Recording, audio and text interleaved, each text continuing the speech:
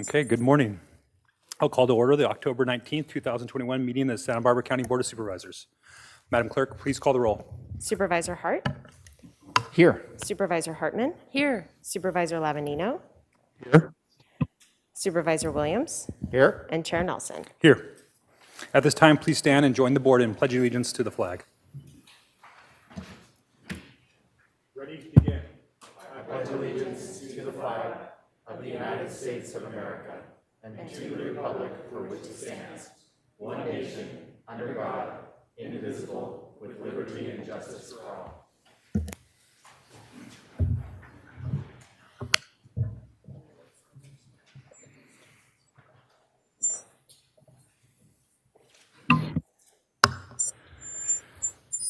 Before we proceed with our agenda today, I'm going to turn it over to Supervisor Lavanino, who would like to make some remarks in remembrance of former 5th District Supervisor Joseph Centeno.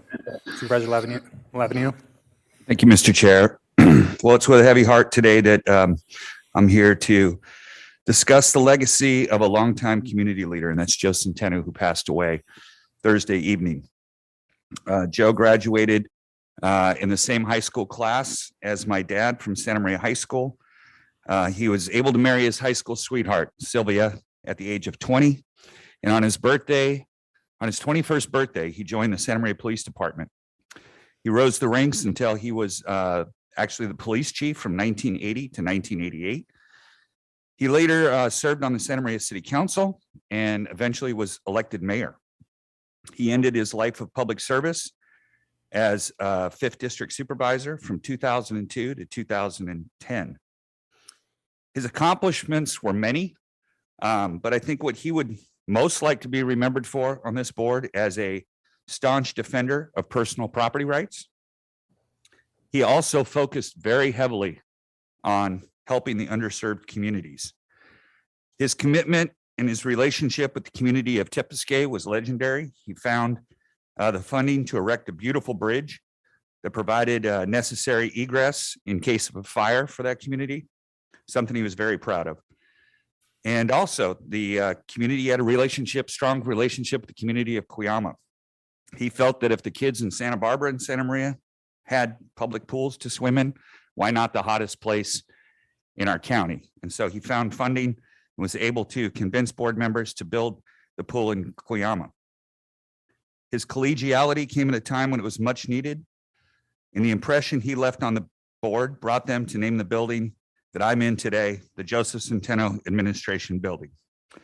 He will be missed, but will not be forgotten. And he will have, there will be a mass on October 25th at 9:30 at St. Mary's of the Assumption Church in Santa Maria, a place where on Sundays, Joe could be found in typical Joe Centeno style, very quiet, in the back by himself, keeping to himself, and praying for those communities that he helped serve. So if you could join me in a moment of silence at this time.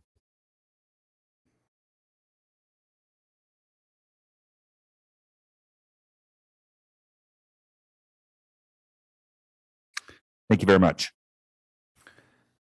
Thank you, Supervisor Lavanino. And as a young man who grew up in Santa Maria Valley, Joe Centeno was always a titan and someone to be looked up after, and he will be missed.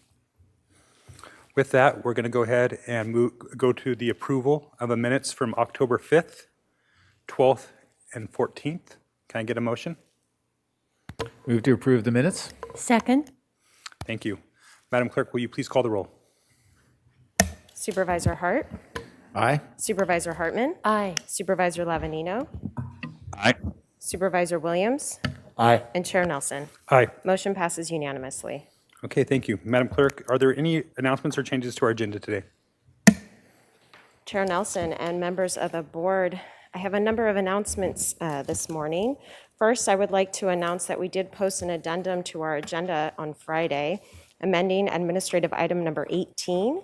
This is sponsored by Supervisor Hartman. It is an honorary resolution to adopt a resolution of commendation Honoring Paul Ladwig upon his retirement, and that should read the Department of Social Services, after 30 years of faithful and distinguished service to the citizens of Santa Barbara County.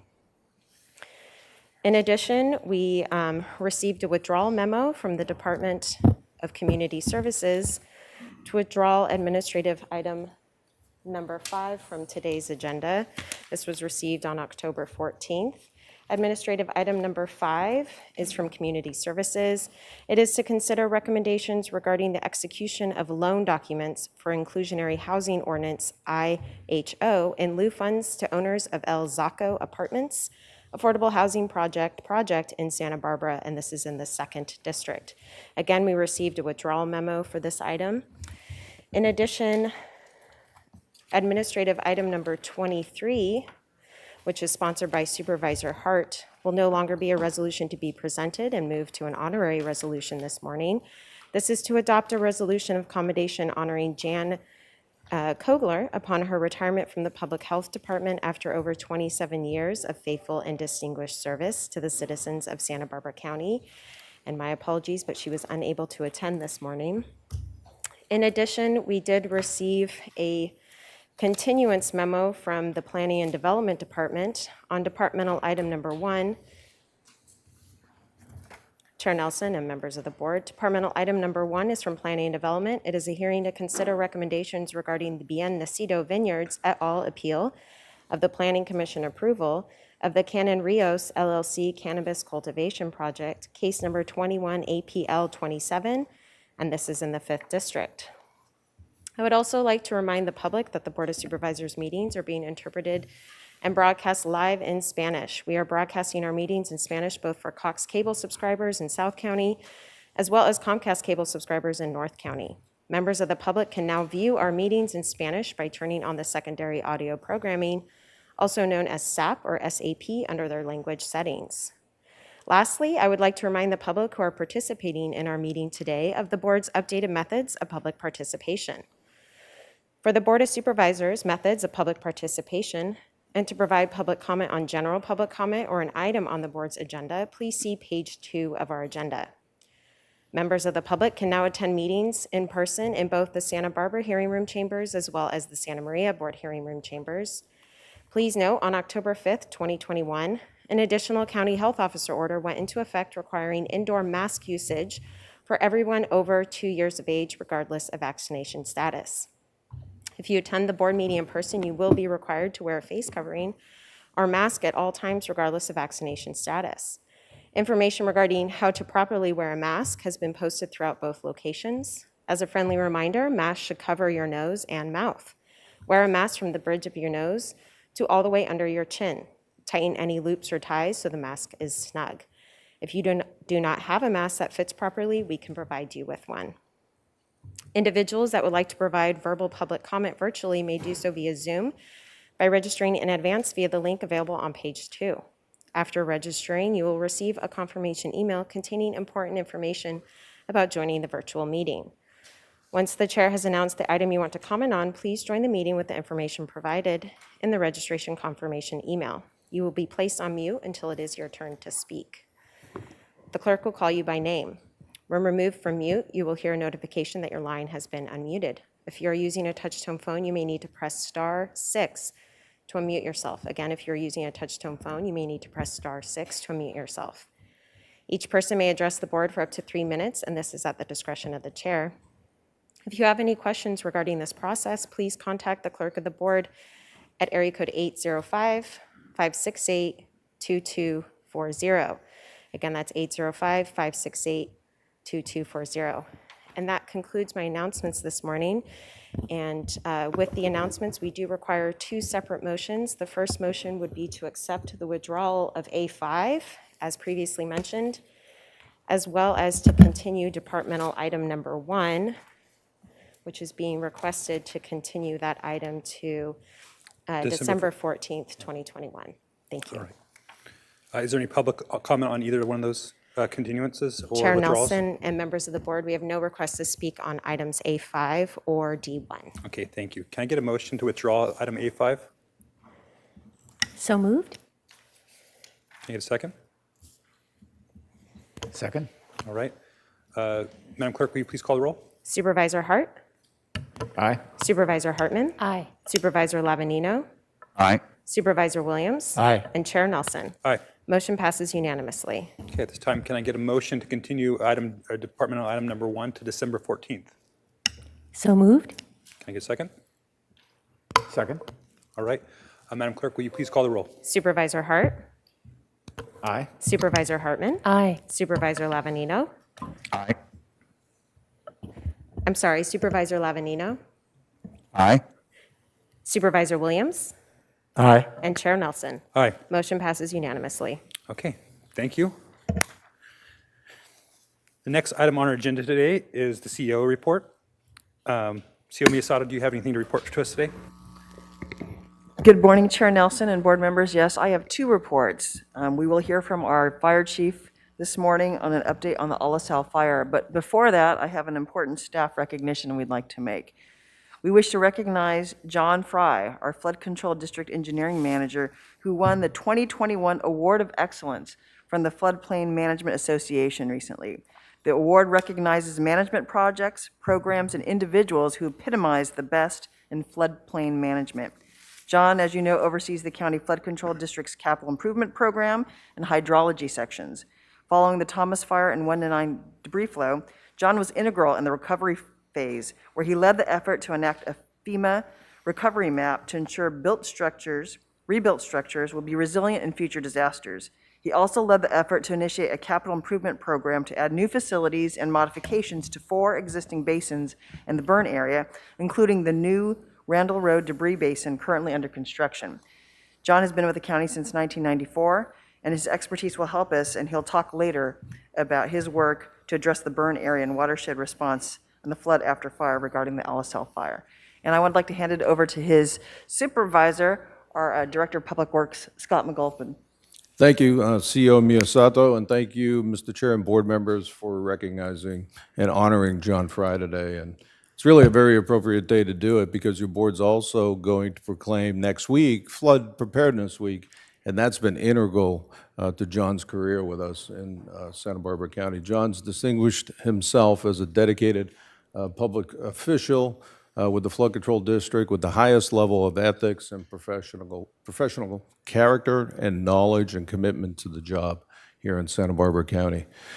And as CEO Miyasato mentioned, over the last 3 decades, he's been involved in a number of emergencies and has been responsible, him and his team, for putting out outstanding projects to protect all the communities that we serve in Santa Barbara County when it comes to flooding. So it's quite an honor for us to have John receive this award for California, Arizona, Nevada, and Hawaii for this region.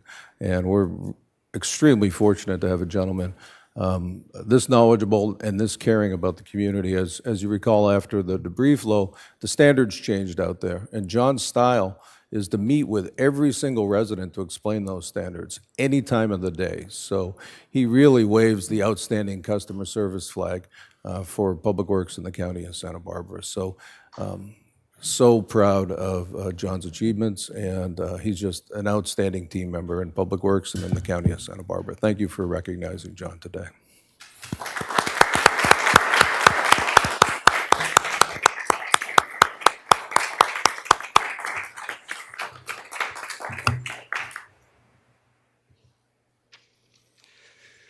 Thank you very much for this honor, which would be difficult for me to accept, but that it really recognizes the excellence exhibited by our entire group. So proudly on behalf of them, I accept this. It is coincidental that next week is Flood Preparation Week, an annual occurrence in coordination with our state partners. Timely that it coincides with the Olisal fire. Much of our educational outreach is devoted to the fire flood cycle that we know of all too well. Again, thank you very much.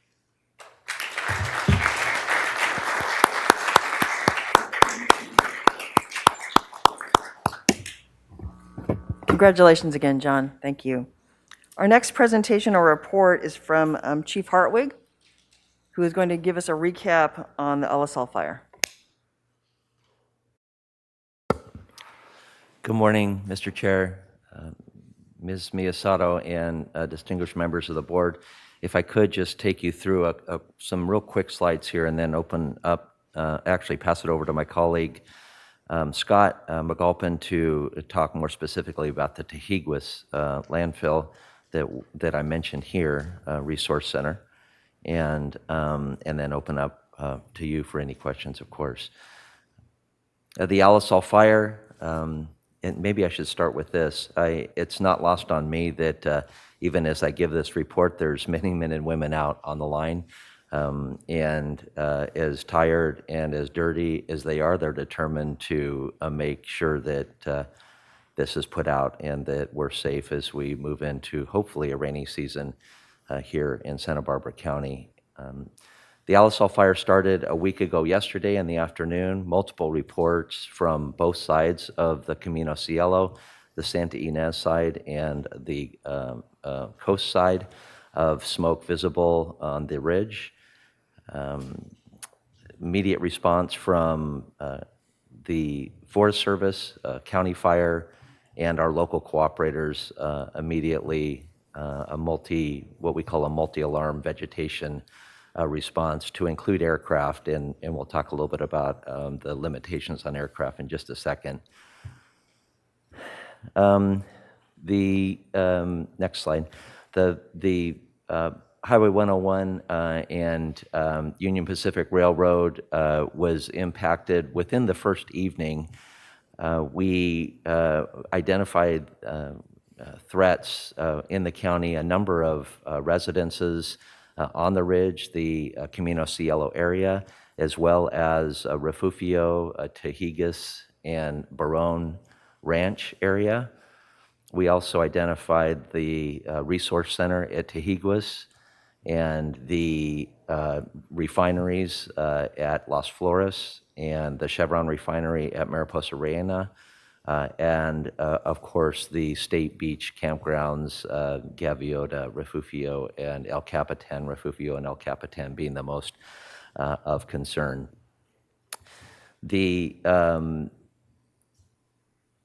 I do have to say that the fire moved remarkably fast, and we often are able to get in front of the fire on closures and evacuations. In this case, because our resources were focused so much on evacuations and getting people out of the way of the fire, we did very little and were able to do very little direct line construction or direct fire attack in the first few hours of the incident.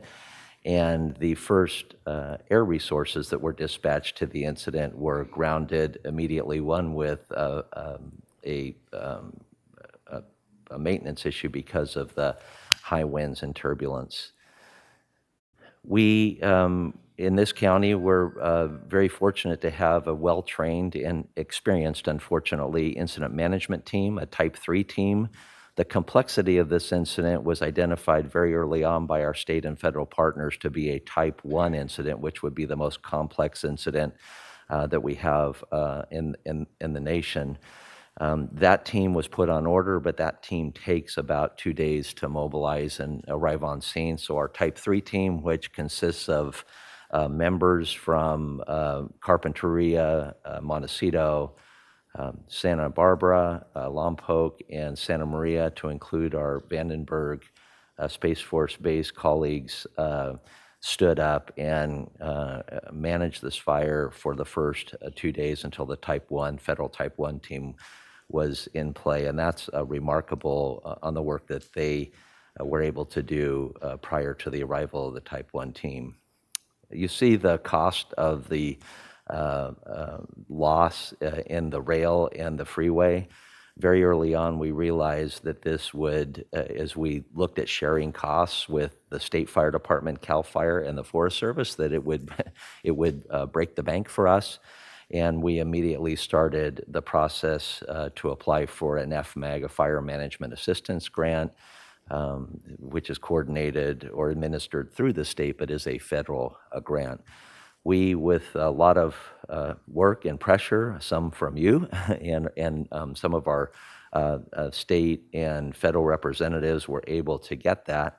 And that simply covers 75% of local government costs in fighting and controlling an incident like this. And so it makes it much more manageable for us to pick up the remaining 25%. That's in firefighting costs, and I think on the damage to Tehiguas, I'll save that for Director McGulpin. There was an interesting story. I think everybody's read it. At this point, I do think it's a good illustration of how fast this fire moved and our inability to close down the transportation corridors before they were impacted. That evening, that Monday evening, Public Safety Director Cash from Guadalupe was coming down to a meeting here in the South County and was caught by fire coming across the freeway and came across a motorist of a tractor trailer that had blown off the roadway and then subsequently caught fire.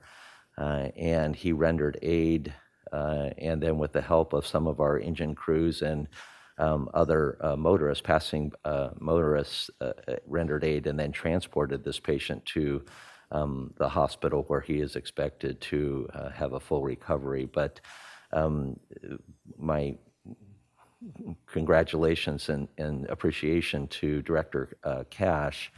Also, just an illustration of how crazy it was that first evening.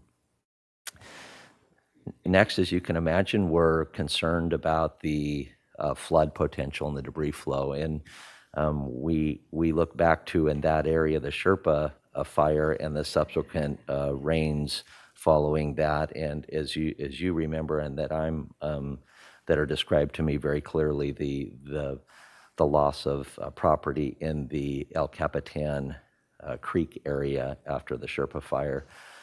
This watershed is larger than the watershed affected from the Sherpa fire, or every bit as large, and we do expect some of the same concerns or flooding issues in the Refugio Canyon area following this fire as well. We do have what we call BEAR teams, Federal Bear Burn Area Emergency Response Teams on scene, and they're working with the state WERT team, which is the Water Emergency Response Team as well. The MRF, the Materials Recovery Facility, I don't have a lot of detail on that, but I know Director McGulpin does. Within the first evening, though, and in fact, that afternoon, we set up a structure response in that area because of the value of those two buildings there, specifically the MRF itself. And a lot of really hard work, I can tell you, went on that evening with under very challenging circumstances, personnel and fire equipment there, but with little to no water, which really made it challenging. And I have to say, Director McGulpin's staff, a non-firefighting staff, was there doing everything they could themselves as well to keep that facility intact. And for the most part, it was. And you'll hear more in a little bit about that. Just by the numbers, and then I have a couple updates as of this morning.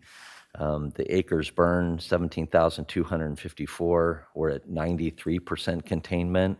At the height of the incident, we had 1,700 fire personnel.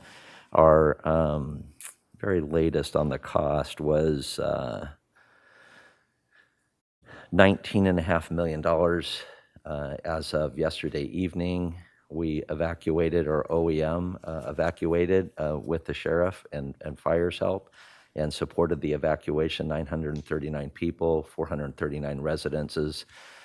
We did the damage inspection specialist this morning gave me an update of 10 residences destroyed, 1 residence damaged, and a number of outbuildings and sheds, but we don't have that exact number yet this morning. Injuries, 1, no fatalities to the public or our firefighters. As I mentioned, the FMAG was applied for and received. You declared a state of emergency, and we're working now with our elected officials to urge the governor to declare a state of emergency on our behalf, a state of emergency for California on our behalf, so that, again, we can access grants specifically as we look to rebuild and repair the Tahigas Resource Center. Repopulation is underway. We have County OEM has a returning home and flood after fire packets you can get from OEM and in personnel throughout the fire, as well as readysbc.org. Red Cross is also in the area. I got to see them yesterday on multiple locations in the Refugio Canyon area where we incur most of our loss. And then, of course, have engaged with Red Cross case management. I'm going to thank you before I pass it over to Director McAlpin for your support. I get a lot of texts and messages from you all, specifically the board members, saying, great work and tell us what you need. And you give me everything that we need, and the great work that you express, I make sure I pass on to the men and women who are out there. I wanted to leave you with one statistic as I pass it over to Director McAlpin. In vegetation or wildland fires in the state of California, firefighters are as likely to die if they give their life in the fight of those fires outside of their jurisdiction as they are in their own jurisdiction that they have taken an oath to protect. And it's humbling to me that when we ask for help, they come willingly, and then they put themselves between danger and our own community members. And so my hat's off to the men and women, again, who make that their choice each and every day that they show up to work. I have no other on my end, and if I could, Chair, I'd pass it over to Director McAlpin. Please, Director McAlpin. Thank you, Chief, and good morning again, Mr. Chair and board members. Chief did a great job explaining how the fire got into Tahigas. It was shortly after the fire commenced. It came racing down into the canyon, and we experienced 2 active fires in the facility. The one you see on the screen there, bottom right, is the biofilter, which is adjacent to the materials recovery facility, or the MRF. And the second fire, about 300 yards to the left of that bottom photograph, was our green waste or our mulch facility. You may recall when you went up to Tahigas a few weeks ago for the ribbon cutting, we went right by that facility. So we got the MRF out. I believe the fire was out on Saturday, and as the chief mentioned, we had to actually go in on the east side and cut a 30-foot opening to allow a loader to get in there to remove the fuel. And then there was an interior wall. Once that fuel on the eastern side was removed, we were able to cut into the interior wall and get into the second bay to clear the fuel as well. Our thanks to the fire crews, my team, and certainly D&E Construction, who were on scene to save the MRF. The MRF is behind all that smoke, and that's where all the equipment is to separate our trash and our recyclables and our green waste and food waste in this community. Significant investment in that facility. So it was a heroic effort by those folks to protect that facility. And in addition, the one you don't hear about at all is the anaerobic digester up on top of the hill. The fire teams camped on that throughout the nights, Monday, Tuesday, Wednesday, because we have a sister biofilter up there as well. And that facility was unscathed, thank goodness. So in addition to those 2 fires, we also had fires on the slopes. So we have some erosion issues and slope stability issues we need to take care of. But we have a landfill gas system as well, and it's pretty much a PVC system, and it's like a spider web of pipes that run along the slopes and deliver the landfill gas to engines to create electricity to put on the grid and also to power the MRF. We had 6 to 7 wells that ignited on Monday evening. Those fires were put out in the morning. Majority of the PVC piping used to deliver the gas has melted, so we have to kind of reconstruct that facility, and I'm happy to say we have some contractors on site now. We thought we were going to have some supply chain issues with acquiring the PVC pipe. A lot of these contractors have some of that on the shelf right now, so we can start getting that system back together, because we can't actively open the landfill yet because the methane is not being extracted. So it's starting to build up in the landfill, and it starts to come up through the earth. So it's kind of a workplace safety issue at the moment. So the sooner we can get that landfill gas system back online, the better it'll be, because then we can start actively taking trash. So today we are hauling our trash to Ventura, toll and landfill. Our recyclables are going down to Gold Coast, and then our green waste and food waste is going to Agriman. So we're doing that now. So we certainly have some revenue losses and some additional costs because of the fire. Adjacent to Tahigas is, as you all know, is Brown Ranch. That's our buffer for the landfill. It's also where we do our mitigation work for the landfill work. So I'm happy to report that it looks like most of our mitigation in the main channel of the creek survived. The tributary work that goes up into the little finger canyons, most of that burned because of the slopes in Barone. I don't know if those were taken in Barone, but that's pretty much what Barone Ranch looks like right now. So there's going to be some slope stability and erosion issues, I think, this winter that we're going to have to deal with as well. And then on the and I was talking Parks this morning as well. They have a new bridge in there. We also have a bridge in there. Bridge engineer was out to evaluate it yesterday. So the wood features on those bridges pretty much were burned through the fire. So those are going to have to be fixed as well. On the transportation side, we are very concerned about Refugio Road because that canyon did get quite a bit of fire activity. So we're looking at that. We have 6 or 7 summer crossings up there, so we need to protect those for the winter because we will see some debris and some material coming down in that creek. The lower section where we have our bridge and our first summer crossing, pretty much at grade with the bottom of the creek. So we do have a plan to put about a 3/4 mile diversion in. So our hope is the state comes through with some CDAA funding, which will reimburse us in the same neighborhood the chief mentioned on FMAG at 75 cents on the dollar, and perhaps some hazard mitigation grant funding, which would allow us to put that bypass in and avoid numerous closures this coming winter of Refugio Road. So we got to make sure that those people will be safe this winter and not cut off from the community.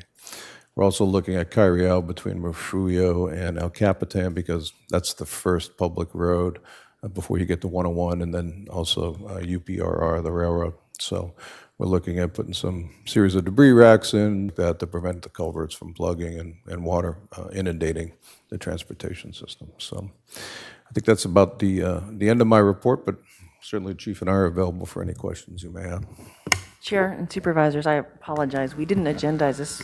This was just a report to the board, and we can come back if you have other questions or for further discussion. So I apologize for that, but this was just a brief report to your board to give you an update.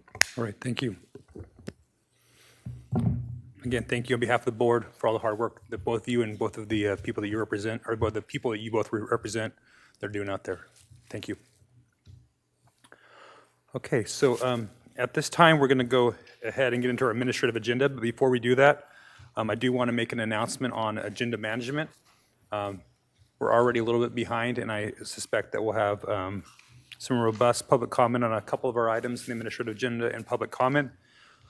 So I'm going to actually move item D2 to after lunch. So that will be heard no earlier than 1 o'clock, more likely to be 1:30. So if you're here for item D2, and that's the sheriff's office item on co-response, that will be after lunch. So for those of you that are in the public or here for that item, it will be later today. We'll be taking item D3 before we move to closed session. So with that, and again, I apologize for those of you who showed up early expecting to hear that item in the morning session. So with that, we're going to move to the administrative agenda. Madam Clerk, do we have any items that have been pulled from administrative agenda? Chair Nelson and members of the board, we have requests to speak on administrative item number 11 from the public. From the public, and Board members, I think we have, I've pulled item A9 and I believe A5. Is that correct? Chair Nelson, members of the board, I believe members of the board have pulled administrative item number 4 and 9. Okay, great. All right, so let's go ahead and get a motion to approve the administrative agenda with the exceptions of items 8, 4, 9, and 11. For the record, 8 has already been withdrawn. Can I get that motion? So moved. Second. Madam Clerk, will you call the roll? Supervisor Hart. Aye. Supervisor Hartman. Aye. Supervisor Lavanino. Aye. Supervisor Williams. Aye. And Chair Nelson. Aye. Motion passes unanimously. Okay, before we get into public and discussion from the board on some of the administrative, we're going to go ahead and move to our resolutions. And the first item that we will be presenting today is item 82. Madam Clerk, will you please read that resolution?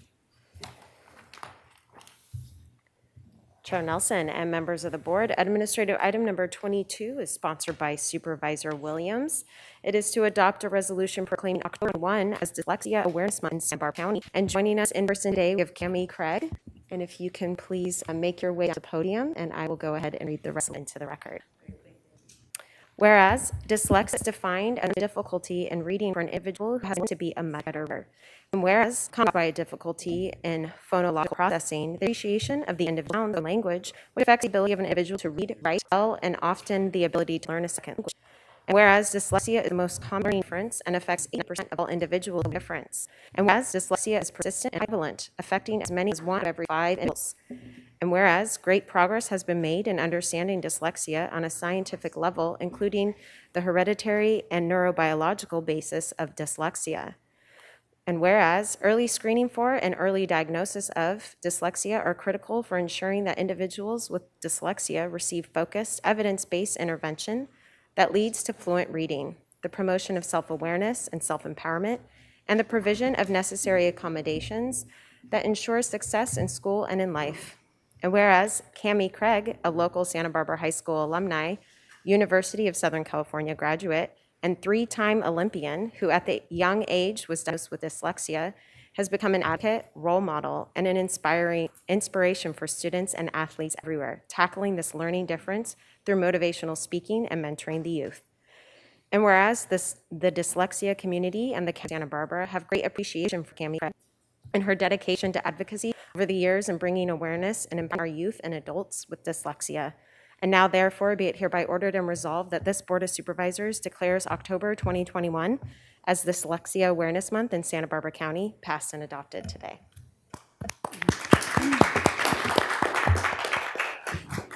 Good morning, and thank you so much for that acknowledgement. Board of Supervisors, thank you so much for acknowledging October 22nd as Dyslexia Awareness Month. I would also like to acknowledge and thank Sherry Ray and Mona Dwight, who are here today, for their endless commitment to the dyslexic community. You guys have been a voice and a support for many who do not have a voice. You both are a force, and you made an impact not only on me, but my family early on in my journey with my learning differences, so thank you.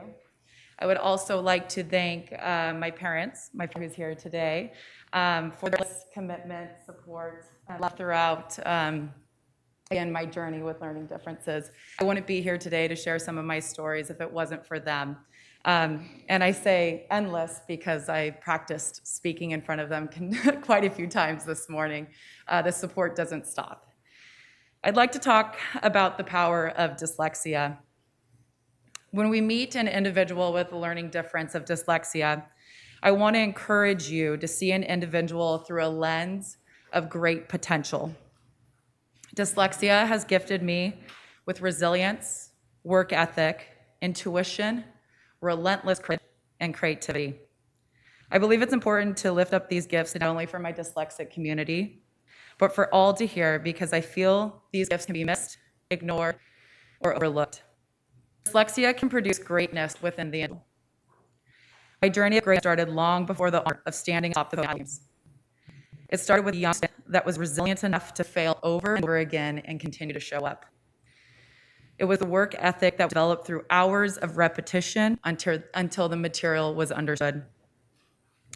It was the intuition created through having to read rather than the paper. It was the relentless courage to put on the emotional armor, enter the classroom each day, and lastly, the creativity to find a way to the finish line, to the end of the finish line. I recently mentored 2 students who were embarking on the process for a dyslexia diagnosis. When they separately shared that they were going through the testing process, I took a deep breath. I knew what they were about to go through. I calmly said, "You'll be tested till your failures over and over again, and your weaknesses will be sought after. It can feel humiliating, exhausting, and it might leave you feeling a bit defeated. But remember during this time, and always, the way you learn is not attached to your self-worth, to your value, your intelligence, or your ability. Dyslexia will not and does not define you, but it will make you the person you are today. Great potential does not come without great support. And I would like you to think about your role when I read this. It takes compassion, patience, and understanding. It takes parents, teachers, coaches, resources, advocates, family members, friends, spouses, and leaders to contribute to greatness. I would like to lift up Dyslexia Awareness Month as we continue to advocate for those who cannot and continue to develop and deepen our understanding and continue our support surrounding dyslexia. Thank you so much for your time today and sharing the mic. Thank you.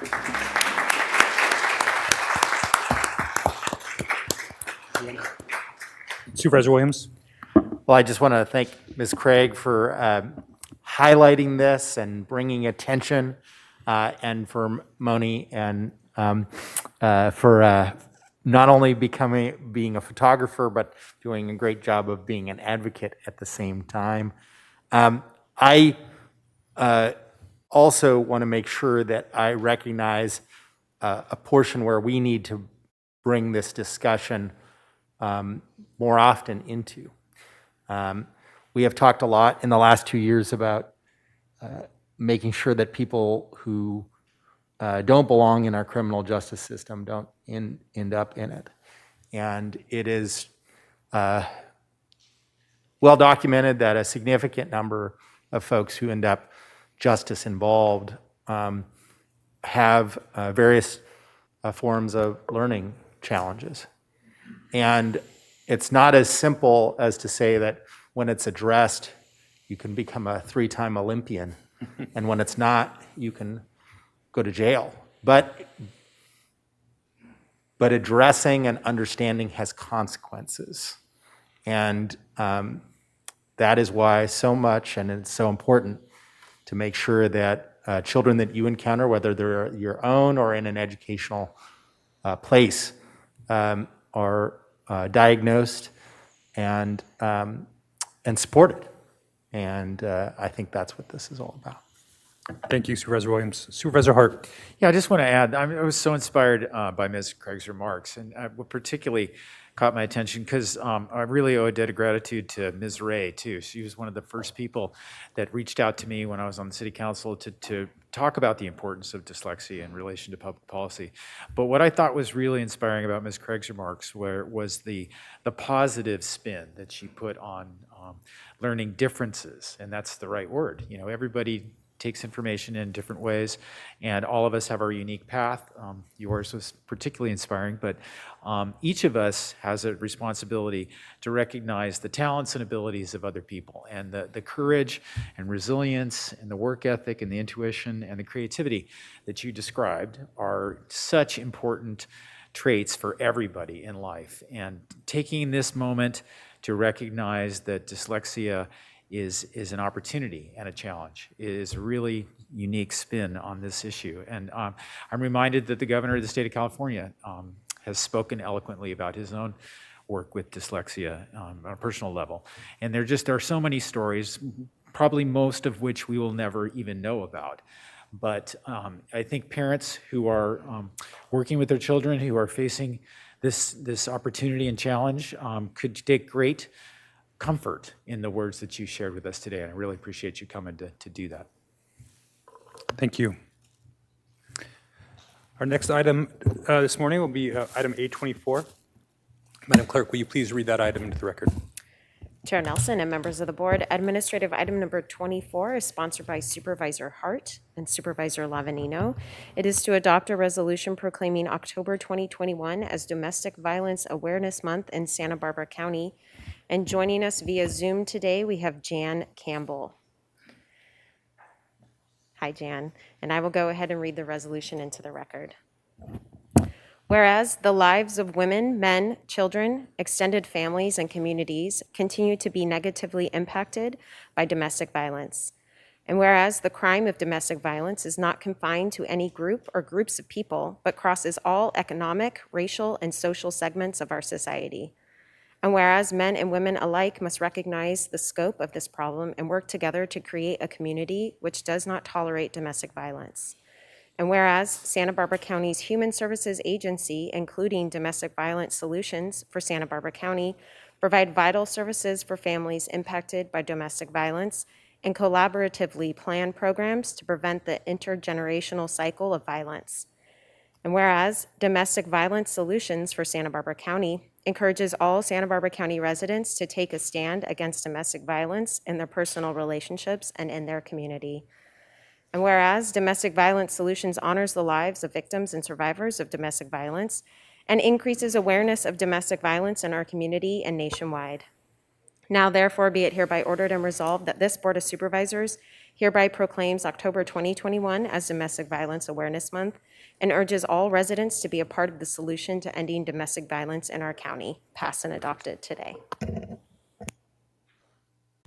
All right, thank you. And I believe we have Ms. Campbell on our Zoom today. Welcome, Ms. Campbell. Yes, thank you so much. On behalf of the board and staff of Domestic Violence Solutions for Santa Barbara County, I graciously accept this resolution proclaiming October as Domestic Violence Awareness Month. And I thank the board and the county staff for their ongoing support. And I just want to read a brief statement about Domestic Violence Awareness Month and its origin and how we at DVS participate. So 37 years ago, the National Coalition Against Domestic Violence convened a day of unity.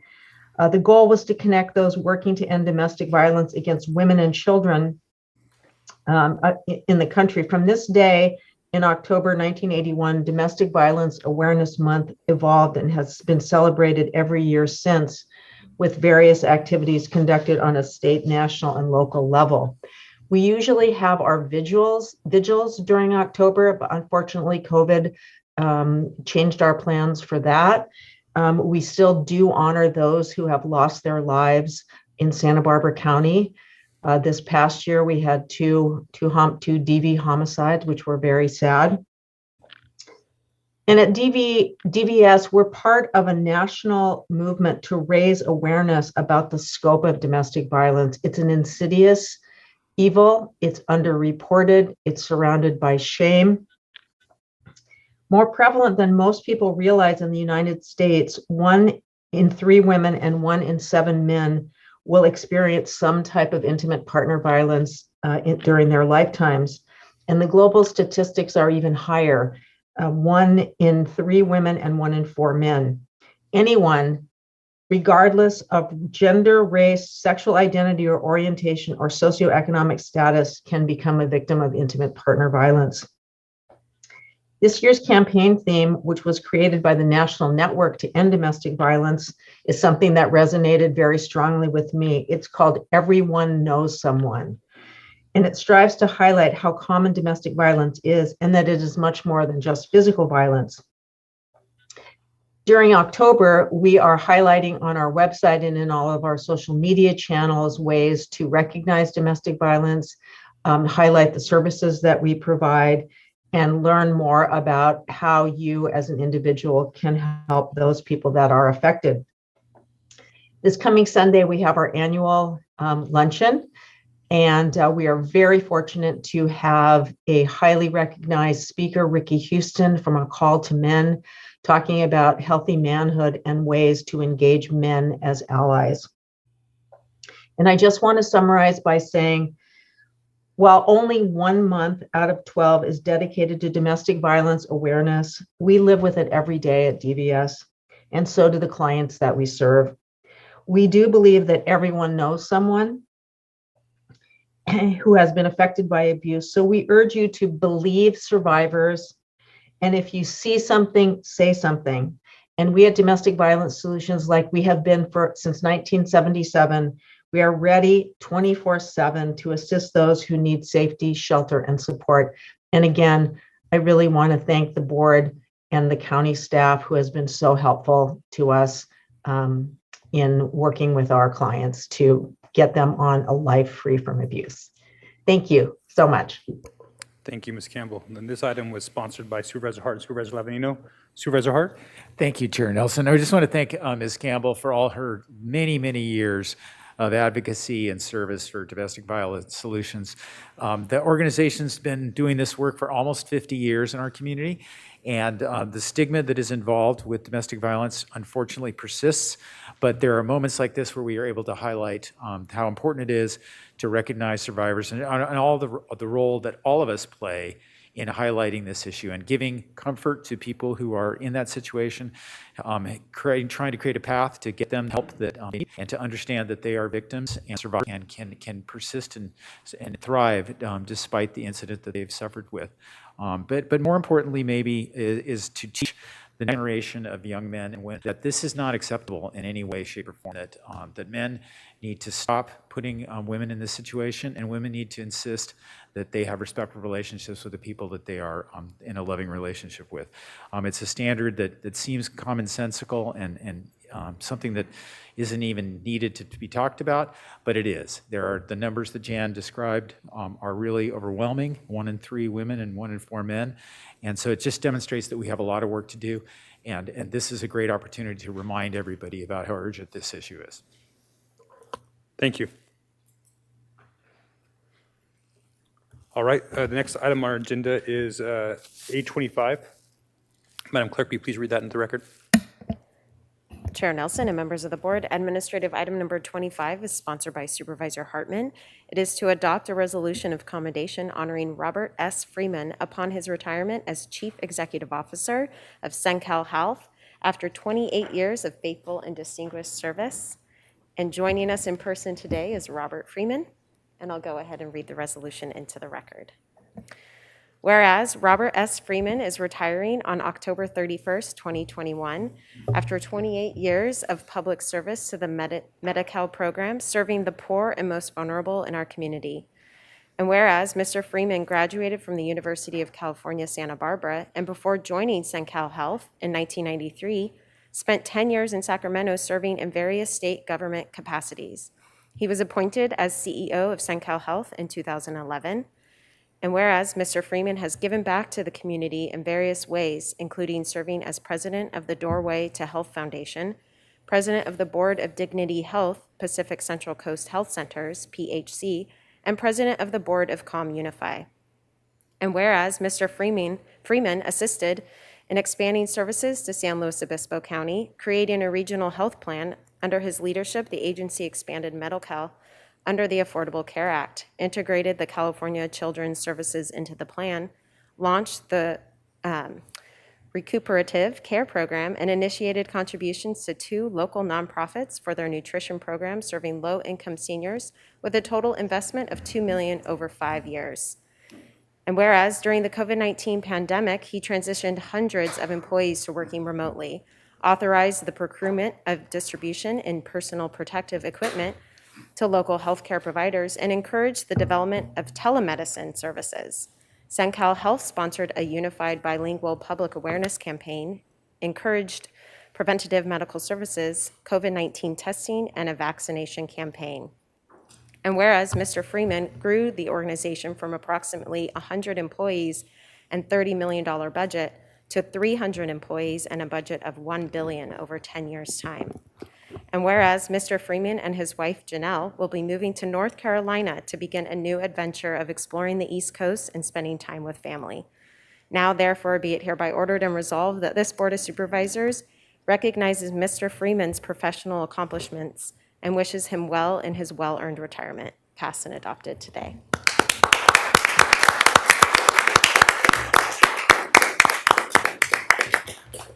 Before we go to you, Mr. Freeman, Supervisor Hartman would like to make a few comments. I just wanted to add, I serve on the SENCAL board, so I've had the opportunity to observe firsthand what an extraordinary leader Mr. Freeman is. And although he'll soon be moving to North Carolina, he's left an indelible mark on on our area, Santa Barbara County. He's really benefited the health of the least, the most vulnerable and the least able to really wend their way through complex health insurance systems. He's been an innovator at SENCAL, and he's really expanded its reach by being involved in so many different community organizations. So I'm really proud to recognize his stellar achievements today, and we're going to miss you, but we wish you well. Thank you, Supervisor Hartman. Mr. Freeman? Thank you, Supervisor Hartman and members of the board. It does sound like I've been busy, but it is a career that I very much enjoyed. And I very much enjoyed where I was able to accomplish my career here in Santa Barbara. I do know through talking to my colleagues throughout the state that this is indeed a special place where the spirit of collaboration and community really overcomes any natural divisions that may happen. I think that a lot of my counterparts wish they were in a community as supportive as this one. I do want to thank your board and the county in general for its support and partnership of the program over the last 30-something years total. This started out as a pilot project that was intended to overcome the fact that Medi-Cal beneficiaries had no access to physician care. And since that time, in the early 1980s, there are now 16 plans like ours throughout the state, serving about 12 million Medi-Cal beneficiaries. So the pilot program that started here back in the 80s has really blossomed into something that is quite significant. So again, thank you very much. I do want to acknowledge the support when Supervisor Williams was an assemblyman. He was a great supporter and defender of our program. I want to thank Director Nielsen behind me, who serves on our board for a long time. And we appreciate, again, the partnership with the county. And I certainly leave knowing that the mission will go on, the organization will go on, and I can move on to other things. So thank you very much for the honor. I appreciate it.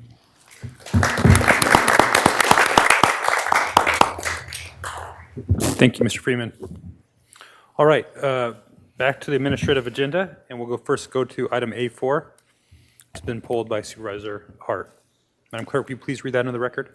Chair Nelson and members of the board, item A4 is from Community Services. It is to consider recommendations regarding a Goleta Beach restaurant concession agreement. This is in the 2nd District, and there is a 4/5 vote required on this item. Supervisor Hart? Yeah, I just wanted to highlight this item. This is a real great opportunity. The previous operators of the beachside restaurant chose to retire after a really long run and a lot of hard work running that restaurant. And County Parks has been going through a process to select a new vendor, and Mr. Lindgren is here to talk about the new operator. But there's a lot of conversation in the community about change, and we want to make sure that everybody understands how this process has come about and what an opportunity it is for a new operator to serve our community. So maybe Mr. Lindgren can give more details.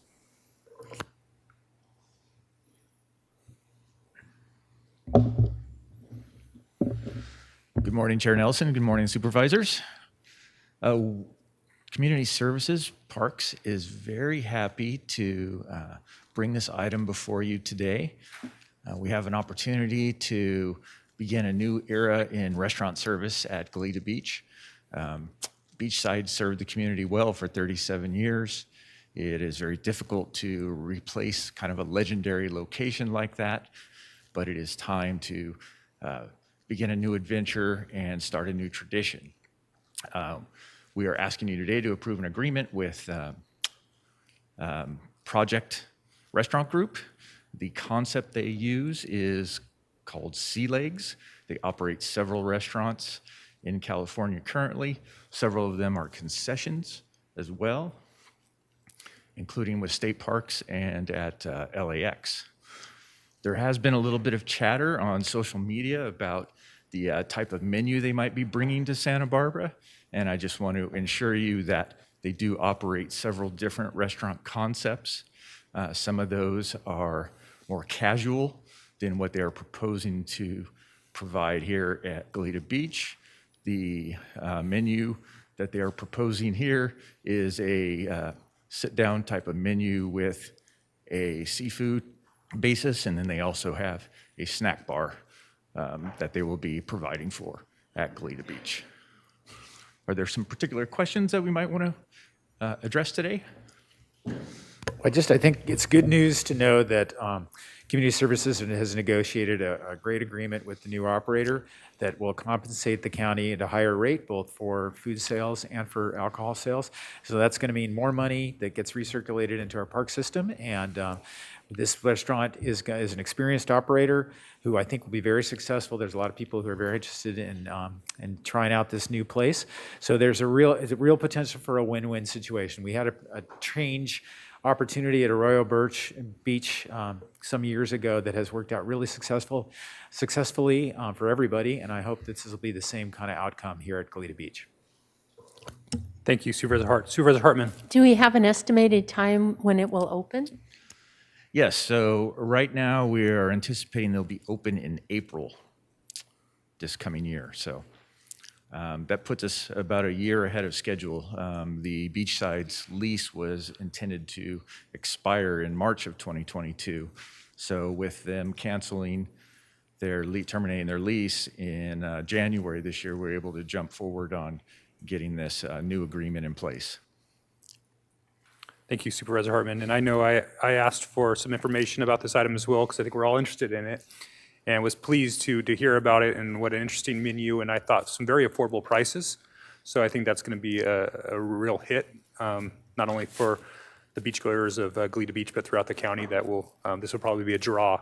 So I'm looking forward to being a customer. Thank you, Chairman. Thank you, Board. All right. Thank you, Mr. Lingren. Any further questions? Let's go ahead and get a motion to approve this item. Again, we need a 4/5 vote. Move approval. Second?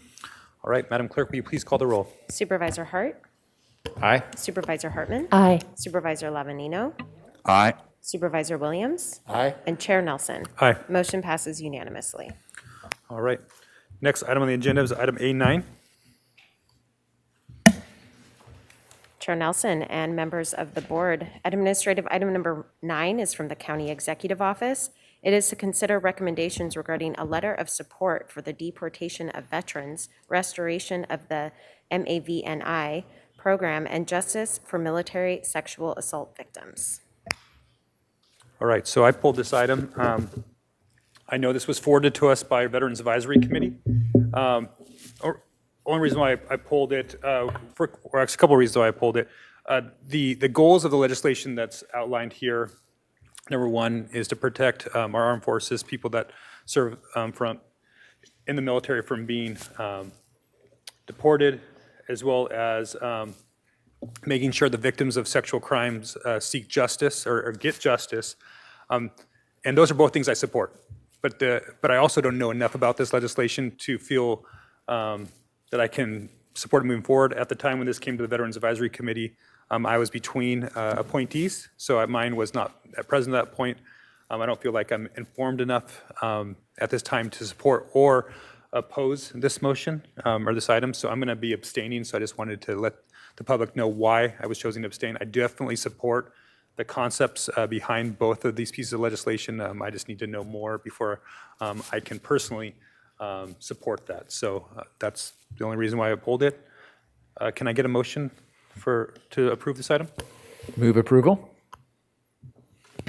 Second. All right. Any further discussion? Seeing none. I'm sorry. Thank you, Ms. McGinty, for being here. I didn't have any questions. Thank you. No worries. Thank you. Appreciate your work. Thank you. With that, Madam Clerk, will you please call the roll? Supervisor Hart, Aye. Supervisor Hartman, Aye. Supervisor Lavanino, Aye. Supervisor Williams, Aye. and Chair Nelson. Abstain. Motion passes 4 with 1 abstention. All right, thank you. And that brings us to our item A11, I believe our COVID item. And just for the public, as I did last week, I'm going to be providing 2 minutes in public comment here to address issues in the county surrounding COVID. This is the item each week that we will be having to allow the board to ask questions of staff if necessary, as well as to give the public the opportunity to make public comment on this item and what's going on that is directly related to the county. Later on, we will be having public comment, and as I've talked to some in the community, that item is supposed to be items on the agenda, or they're not on the agenda, that are under the purview of the Board of Supervisors. I know that some people in the public can be creative on ways of still tying that into COVID, and I will try to show as much leeway as possible, but I would like to try to get things focused as we move this meeting forward. So with that, Madam Clerk, will you read A11 into the record? Chair Nelson and members of the board, administrative item number 11 is from the County Executive Office. It is to consider recommendations regarding an update on the coronavirus disease 2019, COVID-19, and we have 11 requests to speak on this item from the public.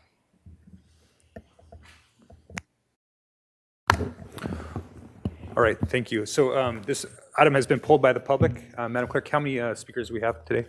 Yes, Chair Nelson and members of the board, we have 11 requests to speak on this item. Okay, and I'm going to go ahead and close public comment on this item, and I'm asked that our first speaker begin. Chair Nelson and members of the board, we are going to begin here in Santa Barbara with Mike Hackett, and then we will be going to Zoom for Dr. Jesus Witten, to be followed by Maria Kestner. Welcome, sir. Thank you. Thank you, Chair Nelson, members of the board. I'm here to speak in support of you all generally as a board and you all individually as board members for the job that you're doing to protect our county and its residents against COVID-19 and this pandemic. I think you've gotten far too much pushback from a lot of people. I like to think of myself as kind of a member of the silent majority. It's not a term I use very regularly because I never was a fan of previous administrations anyway. But I don't know anyone in my group who has not been vaccinated, either church group or social groups that I belong in. I think that the work that you're doing here is extremely important. You need to keep encouraging people to get vaccinated and to take social protections. As a kid in the 50s, I was a member of those who were vaccinated early against poliomyelitis epidemic. These vaccines work.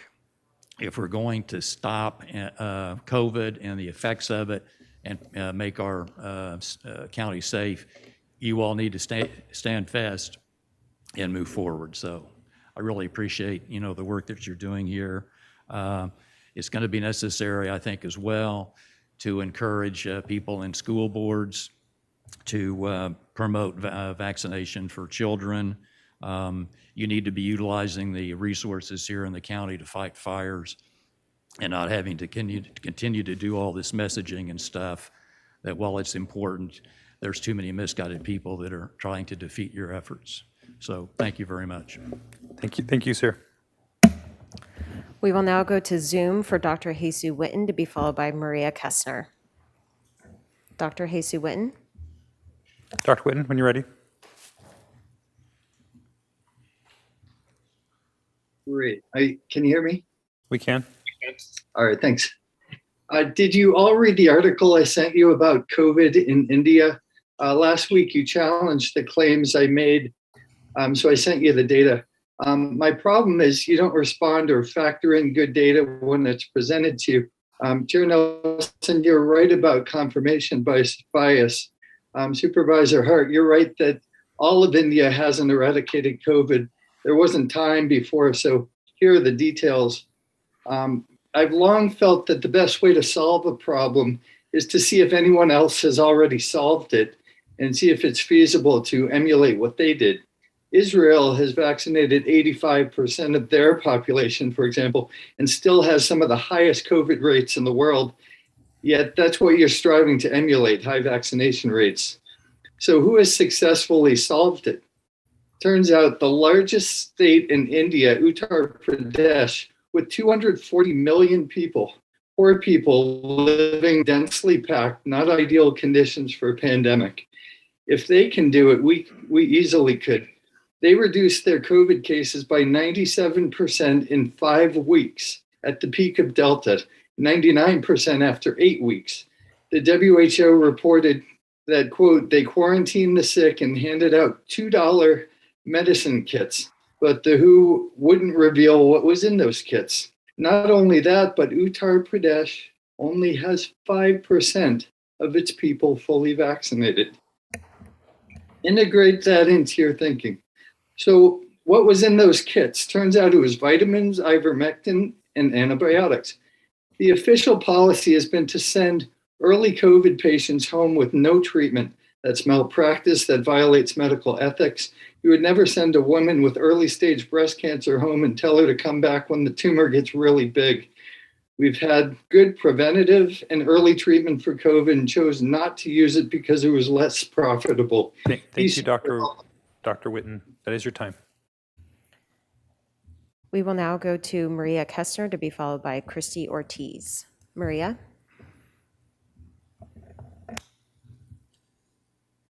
Good morning, Board of Supervisors. I would like to start with a quote from Dr. Ansorg. During the County Supervisor Board meeting on October 5th, Dr. Ansorg made the following comment, and I quote, I have been listening to the public comment week after week, and I would really like to state again today for the record that comments that were shared even again today, they represent the personal opinions of the public speaker. In no way are they substantiated by science. That needs to be understood as somebody repeats a false claim again and again and again. That false claim does not become reality, and I'm concerned that constant public repetitions of falsehood and unsubstantiated claims may actually influence or leave the audience insecure, uncertain about actual facts, and that is a concern to me. Earlier, during that same board meeting, he stated the following, answering a question by Supervisor Nelson about how potent is natural immunity after infection. And I quote, the science is unfortunately controversial. The results differ widely. Honestly, the jury isn't out. In the same session, Dr. Answer claims the vaccine is a blockbuster. It performs so well, considering the absence of long-term studies. And I quote him again, I'm asking city public health every week about more data on this natural immunity, and it can't assure you that it's been looked at. But the data is simply not consistent, and therefore we are not comfortable reassuring people that they are completely safe. Well, apparently Dr. Ansert is the one spreading misinformation while claiming natural immunity is not proven to be effective, while in the same breath claiming vaccines are highly effective. I have a list of 30 studies here which are confirming natural immunity is indeed superior to vaccination, and some of these studies were backed by the CDC and the Rockefeller Foundation. Here are some of the conclusions. SARS-CoV-2 specific cellular and humoral immunities are durable at least until 1 year after disease onset. Number 2, this study demonstrated that natural immunity confers longer lasting and stronger protection against infection, symptomatic disease, and hospitalization Thank you, Ms. caused by Kestner. the Delta variant. Number That is 3. your time. We will now go to Christy Ortiz to be followed by Dr. Amy Smith. Christy? Hello. All right. So hello, everyone. Thank you for your time. I am a health teacher here at a local high school, a mother of 4 and an avid community member. I am seeing the devastating effects of what COVID-19 has done to the health of the teenager, and I'm not referring to the physical effects of the virus. The divisiveness that COVID has caused in our nation has produced a tension in our society and is evident in the classrooms our students are in. As a result, any little disruption pushes the student out of their resilience zone, causing conflict and emotional health disturbances. Many question how these kids are continually bearing the burden of this pandemic when they are not affected by it. They've had their schools shut down. They've been forced to do online learning. They have academic learning loss as a result. Their social health affected with the lack of opportunities, overwhelming mental health issues. Their homes have increasing drug use, and like you mentioned earlier, an increase in domestic violence from all the change that's happened this last year and a half. There's also been a rise in weight gain due to the pandemic. Now they're being forced to mask and now vaccinate just to come to in-person school. The science and data around it is the COVID-19 virus overwhelmingly shows that children have mild or no symptoms. Severe reactions and hospitalizations are rare, deaths even more so. These mRNA shots do not prevent a person from contracting the virus. Those vaccinated against the virus can still become infected and spread at higher rates than the unvaccinated. Those who have contracted it have schools and places of employment as a means to prevent the spread of COVID. I'm concerned that the data and science do not actually give the state and county to be in a state of emergency. This is what is allowing the governor to mandate these vaccines in the schools and workplaces. Please consider the health of our kids, as these vaccines cause adverse health reactions and unknown long-term effects are still to be determined. Please consider the health of the children, as nobody is concerned about them. Thank you. Thank you, Ms. Ortiz. We will now go to Dr. Amy Smith, to be followed by Peggy Wilson. Dr. Smith?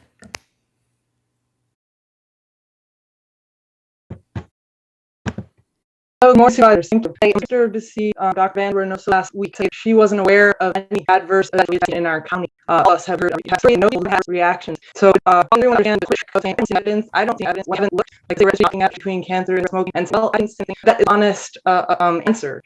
To know if something is safe, you have to actually look and check tests. And that's why vaccines are supposed to have long-term testing with controlled studies, not just be proliferated into the public without proper controls and monitoring.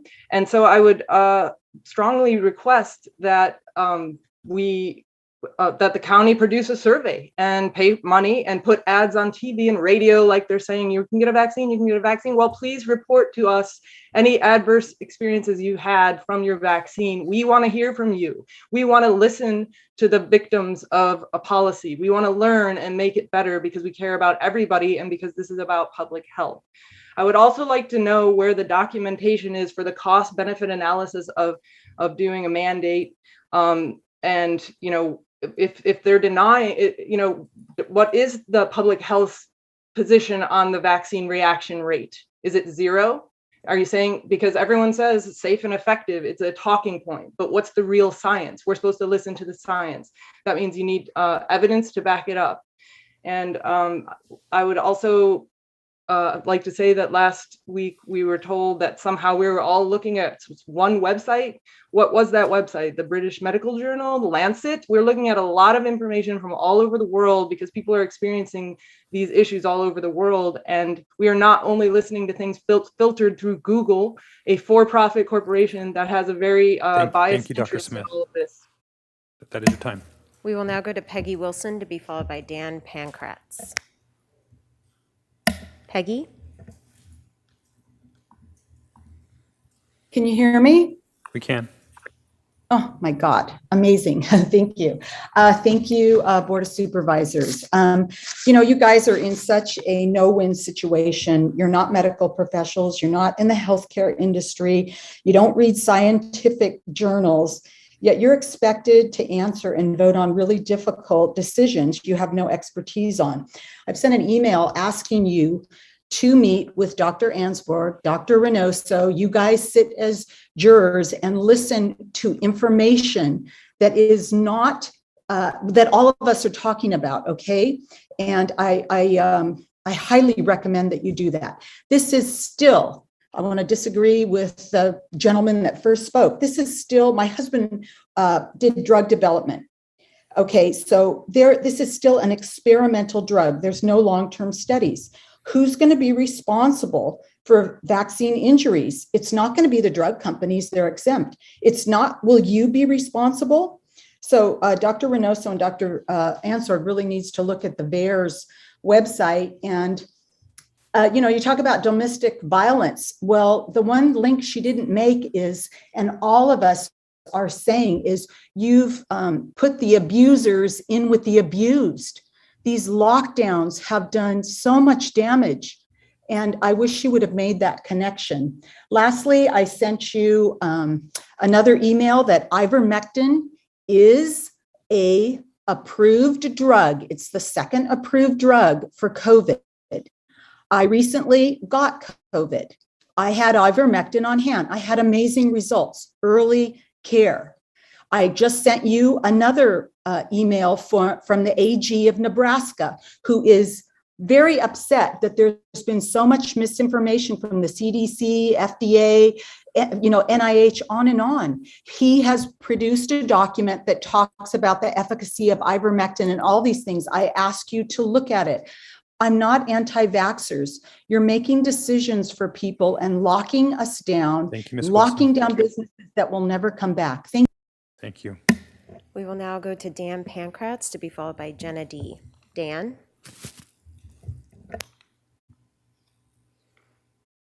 Here I am.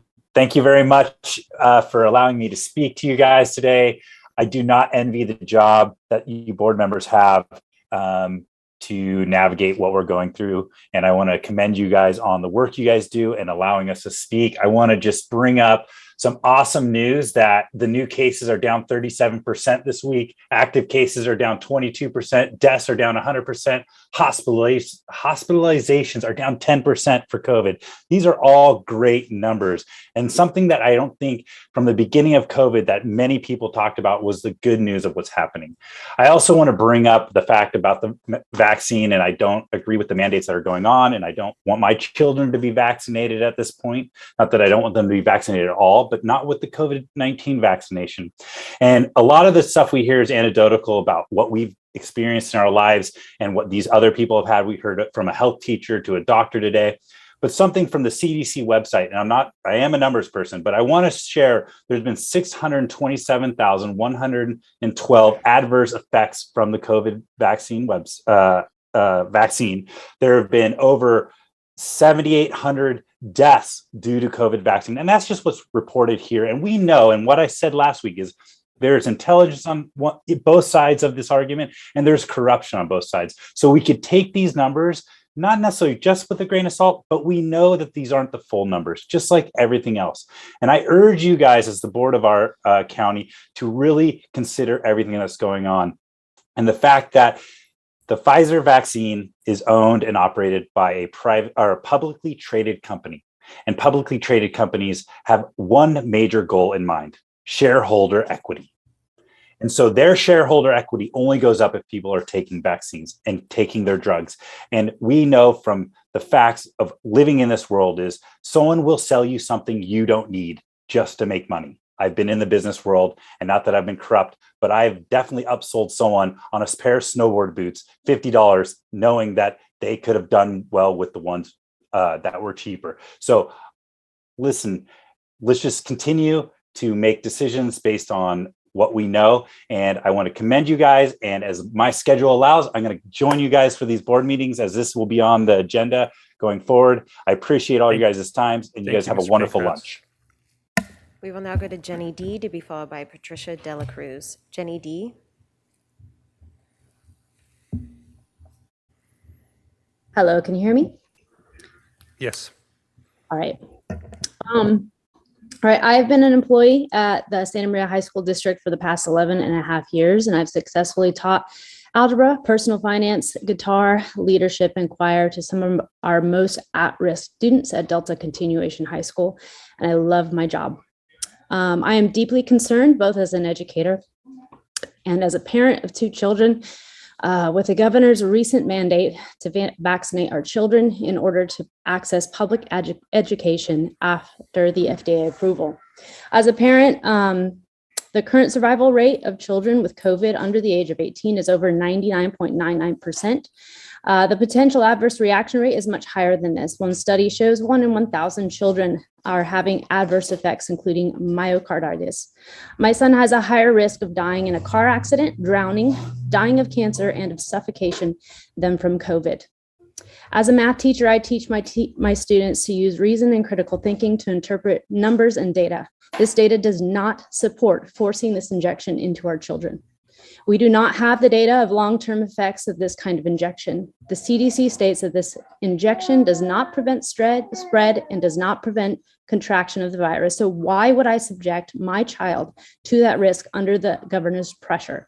I ask you to consider this, to consider all the parents who are concerned about subjecting our children to unknown risks in the name of health. There's a growing number of us who will pull our children out of school in order to protect them from these unknown risks. As a teacher, I have personally chosen not to get the vaccine after weighing the risks of my doctor, considering both my age and my health. However, if the mandate continues, I may have to choose between my job and this injection. I am not willing to be forced into a medical procedure that may cause more damage to my body than the virus itself. I love my job. I love my students. I did the math, and I've worked with over 5,000 of our most difficult to reach students in jeopardy of dropping out of high school, and I've helped them become high school graduates. Please stand with us who are against the mandates. We are passionate to stand for medical freedom. Thank you, Ms. D. Thank you. That is your time. And thank you for your service to our community. We will now go to Patricia De La Cruz, to be followed by James Rothford, who is our final speaker. Patricia?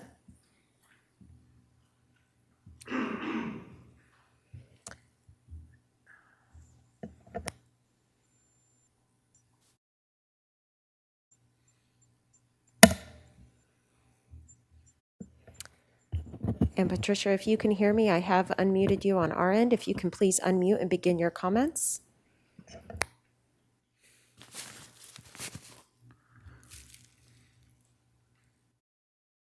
Let's go ahead and go to the next speaker, and then we'll come back to Patricia at the end.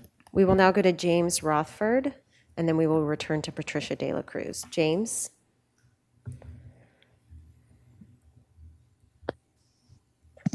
Yes, hello, can you hear me? We can. All right, great, thank you. Again, thank you so much for your time.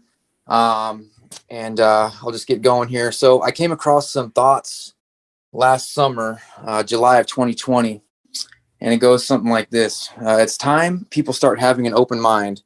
I think you think it's just a crazy conspiracy theory. You are right where they want you to be. It's not about mass. In 4 months, the U.S. transformed into an obedient socialist country. Government dictated what events are acceptable to attend. Violent protests that instill fear are okay, but church services, family funerals, and patriotic celebrations are dangerous. And you bought it without a fight. Standing in a graduation line is a safety hazard. Small businesses were forced to close, but crowds to support the corporate money machine at Walmart, Lowe's, and Home Depot are okay. Come on, it's just a mask and safety precautions. How about a little hush money? Here's $2,400 that we stole out of your paycheck in the first place. Enjoy. Buy something with it from a big corporation. Cash is dirty. We don't give change. There's a coin shortage. Use your card. In 4 months, they convinced you to use a traceable card for everything. In less than 4 months, government closed public schools and restructured education under the guise of public safety. In less than 4 months, our government demonstrated how easily people assimilate to guidelines that have no scientific premise whatsoever when you are fearful. In less than 4 months, our government successfully instilled fear in a majority of the population in America that allows them to control every aspect of your life, including what you eat, where you go, who you see. And the most dangerous and terrifying part, people are not afraid of the government who remove their freedom. They're afraid of their neighbors, family, and friends, and they hate those who won't comply. It's absolutely terrifying to me that so many people don't question authority. They're willing to surrender their critical thinking skills and independence. They just gave up without thinking, without a fight. Do you know what's coming next? It's just the vaccine. Come on, it's for the greater good. Wait until you're told that you can't enter any store or business without proof of the COVID-19 vaccine. Wait until you can't go to public events or get on a plane without proof of receiving the vaccine. To everyone that doesn't believe this is possible, do you understand that government successfully dictated to people when they were allowed to go outside, where they were allowed to go, and how their children would be educated in less than 4 months? Thank you, Mr. Roth. And that a majority of the population... We will Thank you, Ms. now Rufford. That was your time. We will now return to Patricia De La Cruz, who is our final speaker. Hi, could you hear me? We can. Okay, perfect. First of all, well, thank you for allowing us to talk just for 2 minutes. But I just, to be honest with you, with everything that is going on, you also have to be in the same boat. It's like, how is it possible that we are at this stage? I honestly feel like we're back in 1940 when they asked people from Germany and around those countries, like, how did you allow the Nazis to take over? Everyone said, well, we didn't know. We had no idea. First is, okay, put a star on yourselves to distinguish who you are. And then it's like policies and mandates, little by little. And before you know it, look what happened to millions of people. And a lot of them were prosecuted, and unfortunately, a lot of them were not. That being said, it's like you have to have in your heart that there is something wrong here. My father always told us, question everything. You have to question policy. You have to question laws. You have to question mandates. And if you look at history, we're repeating history. How could we sit here and act like we don't know what's going on? We don't have the right to force other people to do something they don't want. Forcing children, it breaks my heart when I pass by schools and I see them running around with masks on. They're not even FDA approved. These are just requests. We don't have the right to tell people that they have to get vaccinated when it's not FDA approved. It takes decades to approve a vaccination. We don't have the right to tell people to put a diaper on their face.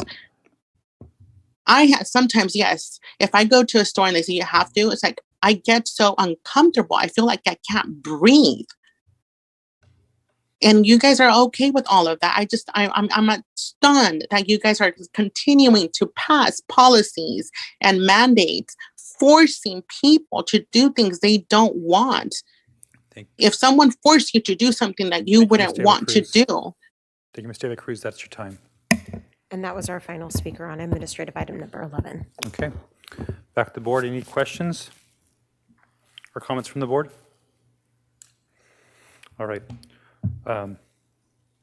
With that, I'll go ahead and take a motion on item 811. Move to accept the report. Second. Madam Clerk, will you please call the roll? Supervisor Hart? Aye. Supervisor Hartman? Aye. Supervisor Levanino? Aye. Supervisor Williams? Aye. And Chair Nelson? Aye. Motion passes unanimously. All right. That concludes our administrative agenda. At this time, we're going to go ahead and move to general public comment. As I mentioned prior to being administrative agenda, please keep this item or public comment to items not on the agenda. And Madam Clerk, can you please let us know our first speaker? Chair Nelson and members of the board, we have 7 requests to speak on general public comment, and we are going to Carolyn Abate, to be followed by Peter Kornbluth here in Santa Barbara. Okay, Carolyn? before we go to Ms. Abate, go ahead and close public comment at this time. Ms. Abate, you have 3 minutes. Okay, thank you. Good morning, everyone. At the October 5th Board of Supervisors meeting, 3 of the 5 board members voted in support of reproductive freedom, also known as abortion, ending the life of an unborn child. We have learned a lot over the decades about the lifelong journey that began for each one of us at our earliest unborn moments and continues to this day. Who among us will be a voice for the unborn? Who will speak in defense of those who cannot speak for themselves? Who is listening for their silent cries? Who can see their tears or feel their pain? Ultrasound images of unborn people show pictures of them sucking their thumb, moving their hands and arms, and kicking their legs. Each newly created unborn boy or girl has their unique and fully complete set of DNA. Each unborn boy or girl also has their own unique face. The next time you look at your face in the mirror, see the reflection of your own mother and father as their DNA became inextricably intertwined to give you your own unique face. An unborn child has their own fingerprints. Ultrasound images also show their beating heart. Look at your own hands and see your own fingerprints. Think of your own beating heart the next time you're getting your blood pressure checked. Unborn boys and girls also have nerve endings, and we know that they can and that they do feel pain and suffering. Remember the pain that you felt the last time you accidentally cut your finger or bumped into a piece of furniture and got a bruise. Each of us was, at one point, an unborn person. Each unborn boy or girl is just as much a person as you and I, with just as much a right to life as you and I. When people stop listening to the voice of their conscience, they become lost, disoriented, and dangerously confused. Thank you, Supervisor Bob Nelson, for being a voice for the unborn and for voting no on the resolution in support of reproductive freedom, also known as abortion. To everyone listening, thank you for being willing to consider these perspectives. Thank you, Ms. Abate. We will remain in Santa Barbara with Peter Kornbluth to be followed by Victor Trujillo. Peter?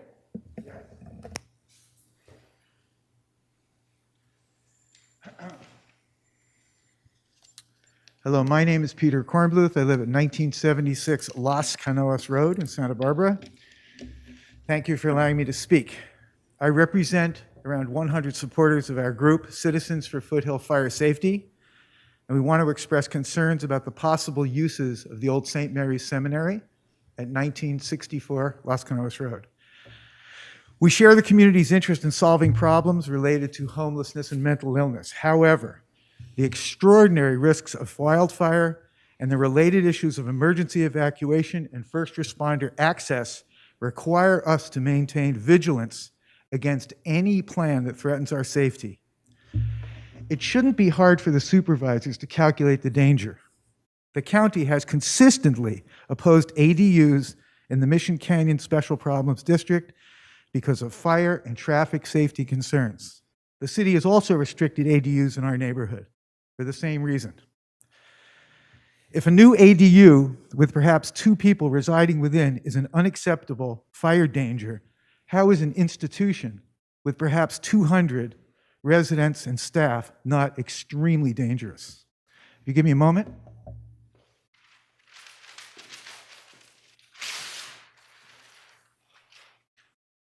I would like you to take a good look at this picture. I took this picture myself on May 6, 2009. It is a picture of St. Mary's. I took this picture while I was watching my house burn to the ground. I would like everybody to take a good look at this.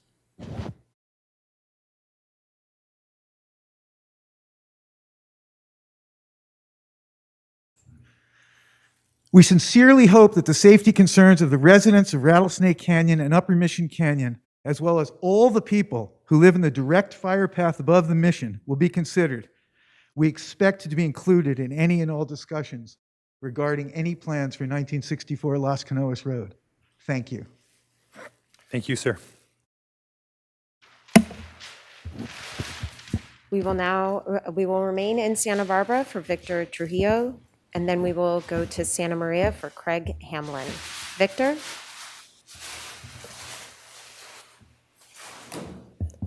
Is Victor Trujillo still here? Let's go ahead and skip Victor. Maybe try him at the end. We will go to Santa Maria for Craig Hamlin, and then we will go to Zoom for Maria Kessner. Craig?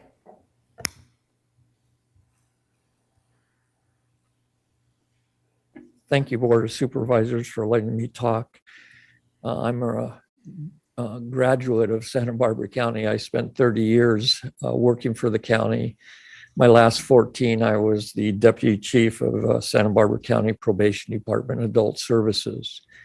After retiring, I started a small church that had focus in 3 areas.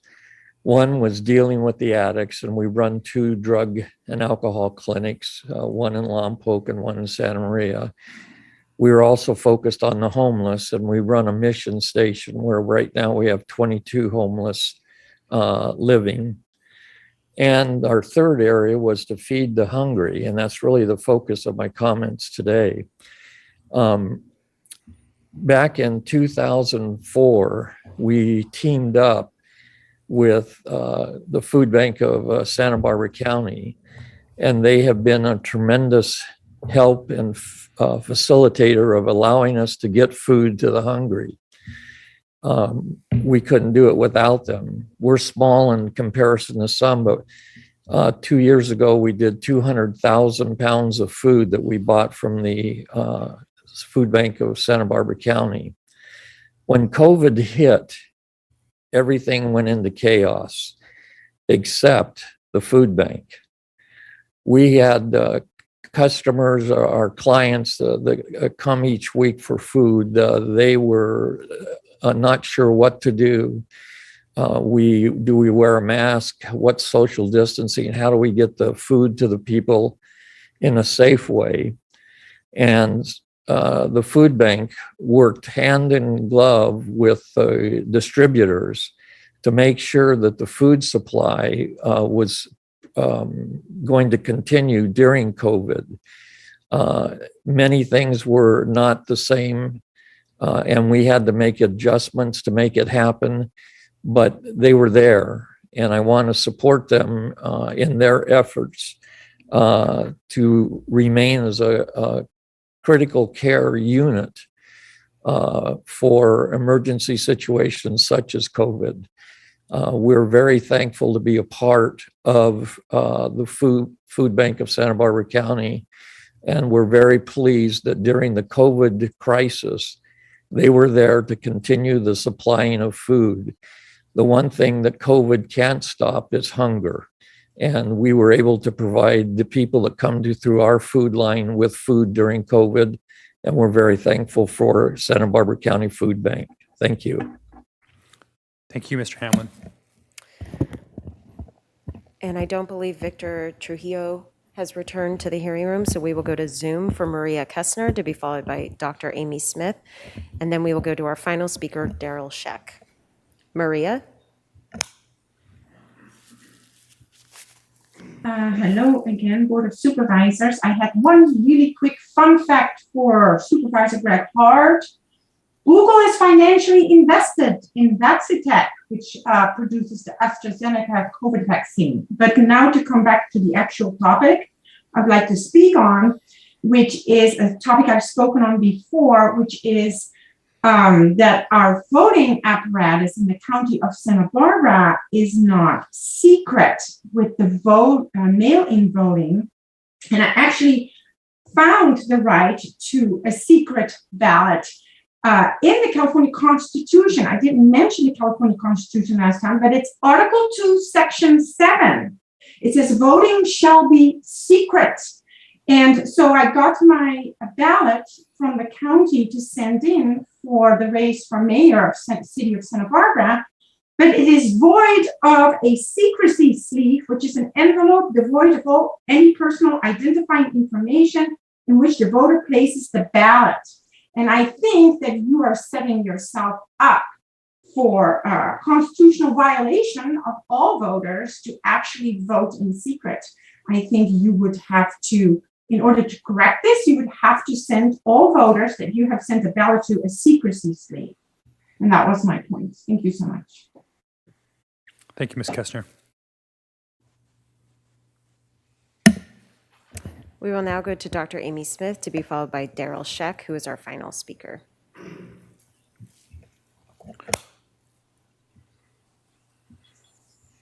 Thank you. I just want to address the topic of speaking at public meetings for the county and how they're managed.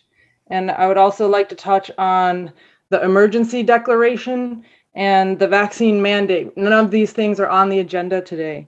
So I hope I will be not having my right to free speech violated or be coerced out of sharing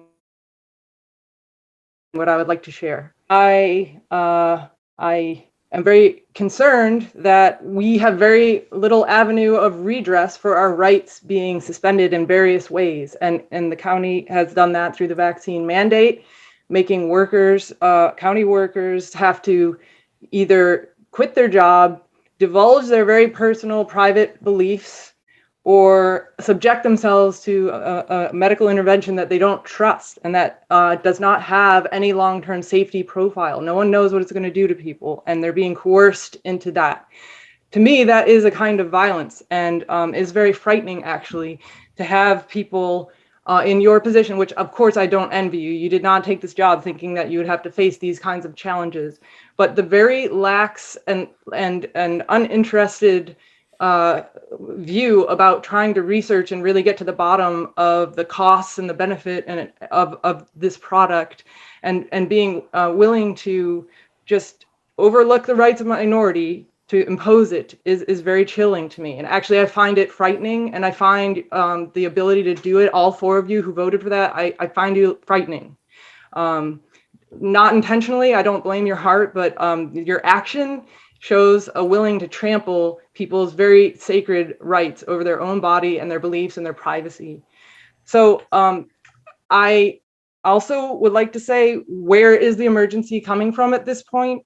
We have a very low case rate. As far as I understand, we've had flu situations that were worse than this, and I would like to see data from the county about that. So when is the emergency going to be stopped? I know Dr. Ansberg cited these categories from the CDC, but is that really an emergency that requires suspending the rights to privacy and bodily autonomy of county workers and driving away qualified people that would be doing very essential jobs to protect us all? This is very disturbing, and I hope I will get an answer from maybe my supervisor, Hartman, that, or whoever is willing to do it. Where is the emergency coming from, and how does that change your responsibility with regard to the health office? That's what's very concerning, because you should be overseeing it. But my own supervisor, Hartman, is calling ivermectin a horse medicine when it was invented as a human medicine. It's obviously not informed. And so this is very frightening that uninformed people are taking our rights. And that's my time. Thank you. Thank you, Dr. Smith. And we will now go to our final speaker, Daryl Sheck. Daryl?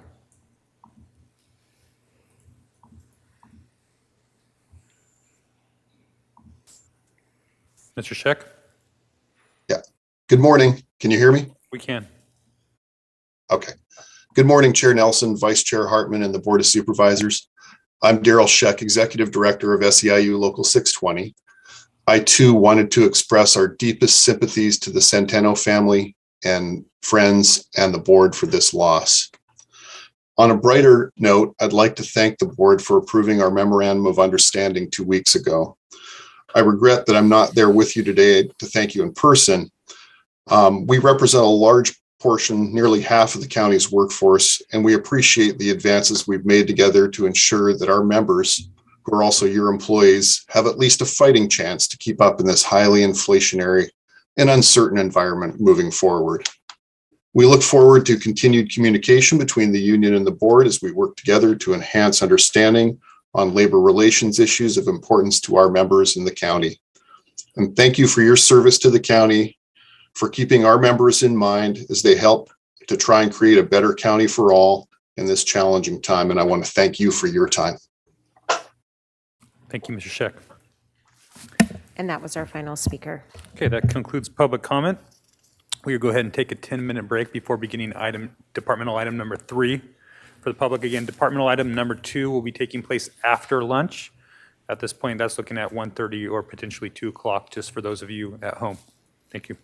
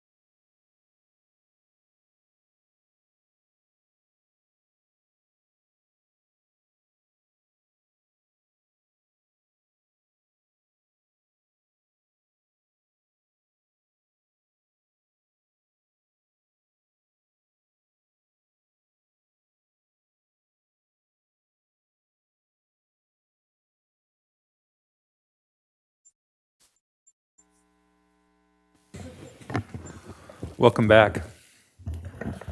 All right, the next item on the agenda, and again, for people that are just tuning in, we're going to go skipping to department item number 3. We will address department item number 2 after lunch in closed session. So, Madam Clerk, will you please read item number 3 into the record? Chair Nelson and members of the board, departmental item number 3 is from the County Executive Office. It is a hearing to consider recommendations regarding the American Rescue Plan Act, also known as ARPA, of 2021 update and eligible funding opportunities, and there is a 4/5 vote required on this item. All right, thank you. We're going to Ms. Anderson, please. Good morning, Mr. Chairman and members of the board. This item is the ARPA funding update and allocation discussion. Before we get started, I would like to introduce Nicole Parmalee, a fiscal and policy analyst in our budget and research division, and our internal ARPA lead. She has been responsible for reviewing the Treasury guidance and collecting all the project data necessary for eligibility review and ARPA reporting. I'd also like to acknowledge our working group with the Auditor Controller and our partners, Jeremy Sturz and Robert Geis. They have been instrumental in developing the eligibility list that will be considered today and finalizing the lost revenue calculation and developing the accounting procedures to manage the ARPA funding. So we wanted to thank them.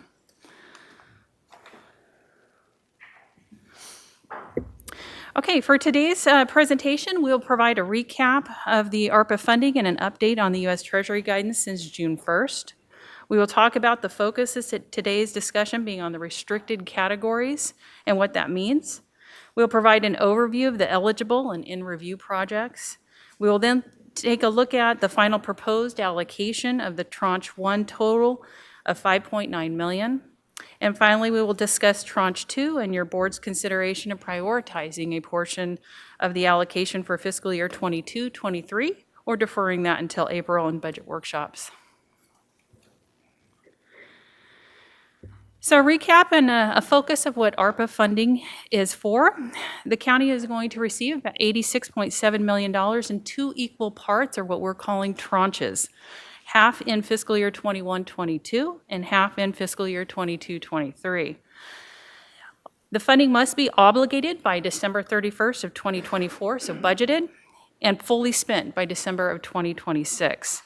The primary intent of ARPA funding is for community recovery needs and COVID costs, with a heavy emphasis on equity, serving the underserved and low-income areas.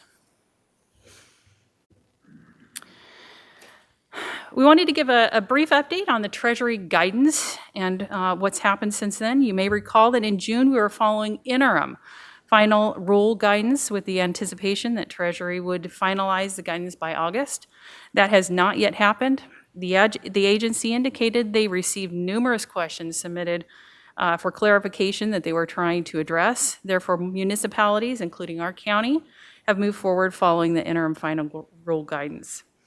The lost revenue calculation has been updated by the Auditor Controller following the entity-wide growth calculation. The amount has increased from the estimate in June from $18 million to $26.6 million. The Treasury did issue new guidance for compliance and reporting at the end of June. This specifically addresses required single audit and federal procurement regulations and initiates quarterly expenditure reporting and the posting of an ARPA recovery plan performance report on our website. County ARPA information is being posted on the recoverysbc.org website for this requirement. And the final guidance and update was on the Treasury's portal. This is for submittal of the quarterly reports and recovery plan issued in early August. Okay, so as a reminder, the U.S. Treasury identified 5 major spending categories of ARPA. Most of the proposed projects fall within Category 1, which includes direct COVID response costs, negative economic impacts, and services to disproportionately impacted communities. The second category is related to premium pay options for essential workers. Category 3 is lost revenue, or what we're referring to as a discretionary category. Category 4 is for investments in water, sewer, and broadband. And finally, Category 5 is for administrative expenses and data analysis. As mentioned earlier, today's discussion is focused on what we refer to as the restricted categories of ARPA, essentially all the categories with the exception of lost revenue. This includes public health response, negative economic impacts, premium pay, services to disproportionately impacted communities, water, sewer, and broadband infrastructure, and administrative expenses. The discretionary category or lost revenue is more flexible for the board and can be spent on general governmental services with few exceptions. It cannot be used for debt, settlements, or replenish reserves. This funding source will be discussed in December along with board priorities. So this table shows the breakdown of the tranches. And I'm going to start with the lost revenue discretionary column and work down. So for tranche 1, lost revenue and discretionary total $26.6 million. We don't anticipate any lost revenue associated to tranche 2 at this time. Allocated to date by your board is approximately $8.8 million of that funding for a remaining balance of $17.8 million.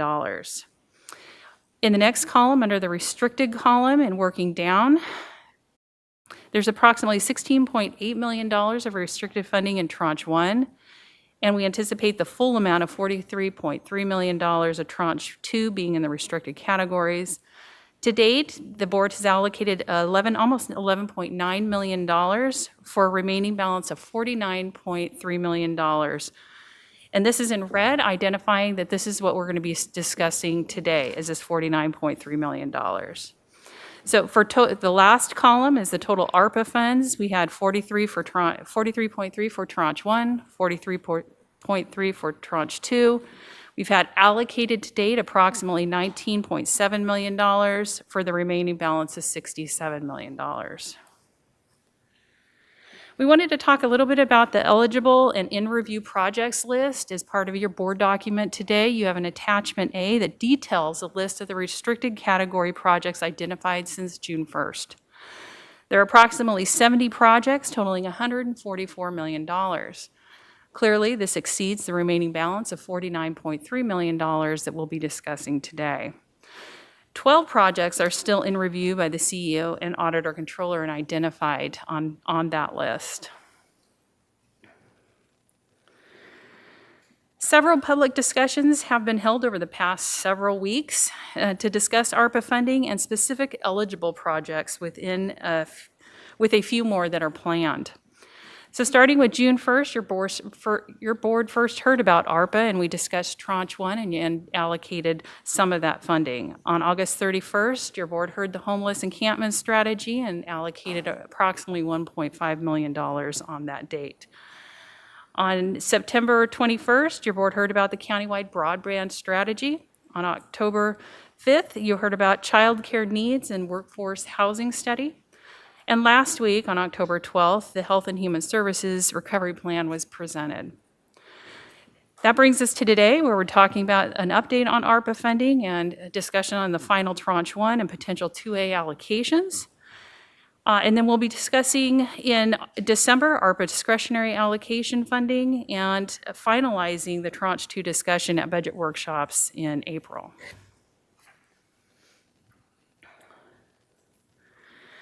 Okay, with many of the project requests identified, staff has prioritized needs under ARPA, leading to proposed recommendations. 2 of the highest priorities are direct COVID costs, and we continue to incur at the jails and throughout our agency for testing and vaccination, and costs for administration and compliance reporting with the added quarterly reporting and single audit and federal procurement compliance requirements. Data and analysis studies that identify gaps in service or provide funding opportunities were also prioritized, as well as urgent infrastructure needs for water and sewer. We also focused on critical health and human services needs identified in the Health and Human Services Recovery Plan that addresses underserved populations in areas impacted by COVID. The Health and Human Services Recovery Plan is a large component of the funding request. Last week, staff brought forward the HHS Recovery Plan and outlined a framework for prioritizing and addressing those needs. The framework includes having projects that provide support interventions to the most affected, incorporate equity and inclusion in service delivery, ensure capacity to deliver recovery services, continuity of critical county services and facilities, and sustainability of programs if continued beyond ARPA, develop innovative, rapid, and inclusive recovery activities. For administration, the item today, we did want to note that there are no budgetary transactions submitted with this board item. Staff will prepare any budgetary adjustments approved today on projects in fiscal year 21-22 as part of Tranche 1 and submit those on a subsequent agenda. Most of the projects today require a majority vote, but a few are denoted in Tranche 1 that a 4/5 vote is needed for transfers out of the general fund. These are primarily reimbursements for COVID costs and projects with staffing components.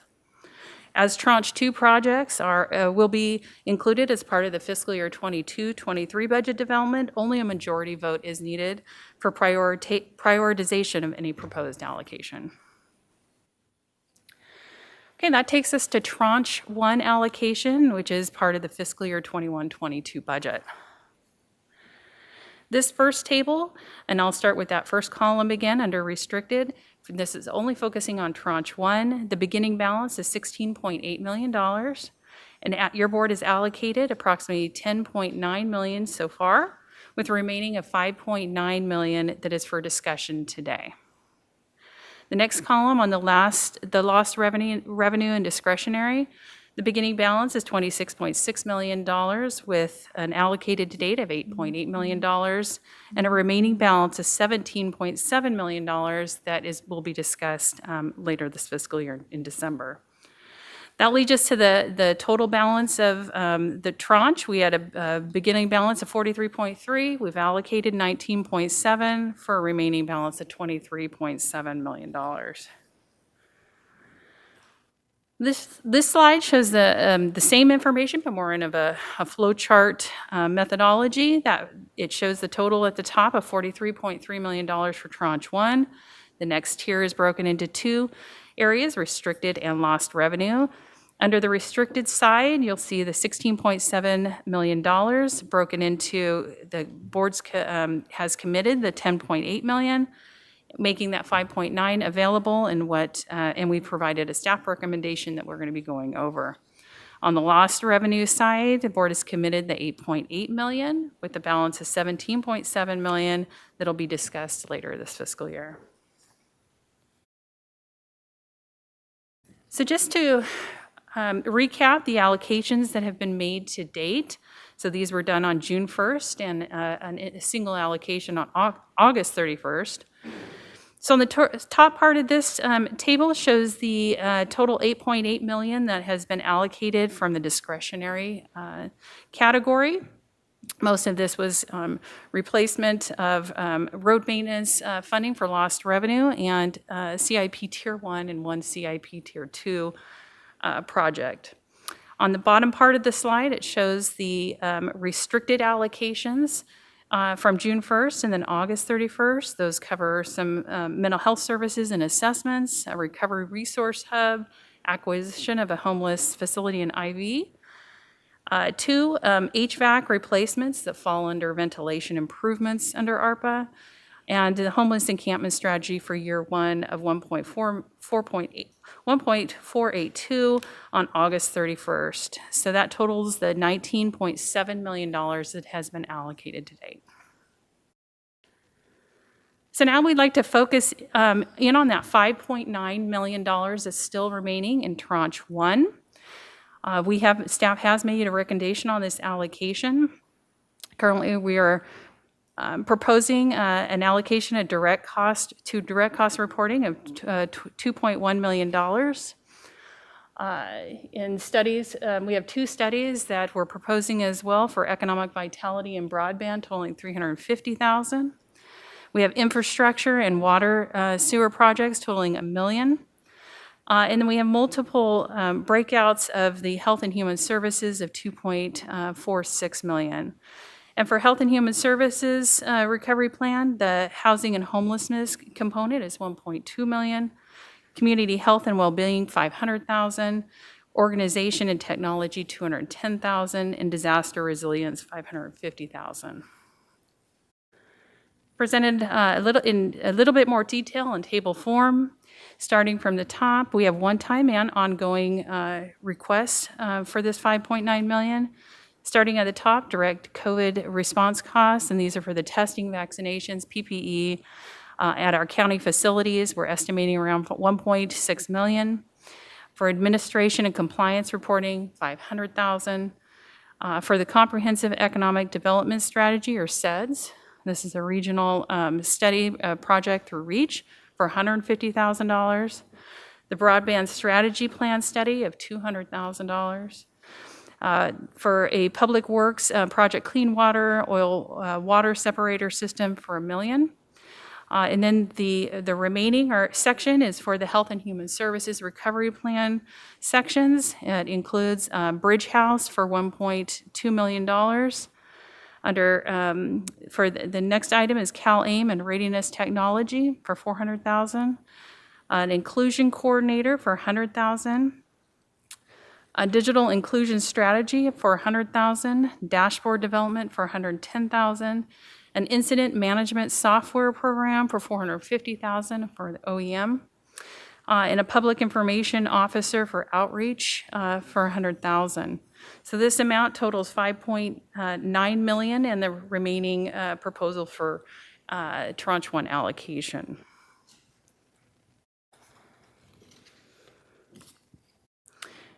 So now we'll talk briefly about the tranche 2 allocation for fiscal year 2022-23. As previously noted, tranche 2 will be included in the fiscal year 22-23 budget development. Staff is recommending a partial proposed priority allocation today under tranche 2A that totals $22.9 million. Leaving a remaining balance under tranche 2B of $20.5 million for consideration in April. The proposed allocation follows the same prioritization guidelines as noted for tranche 1. Staff is continuing to review project requests for eligibility. Additionally, we are looking for potential projects funded by the general fund in the current year budget that may qualify as restricted projects as well. We also anticipate that departments with funding opportunities other than ARPA for projects, especially in the infrastructure areas, will have better clarity on state and federal allocations in the next few months that may be available.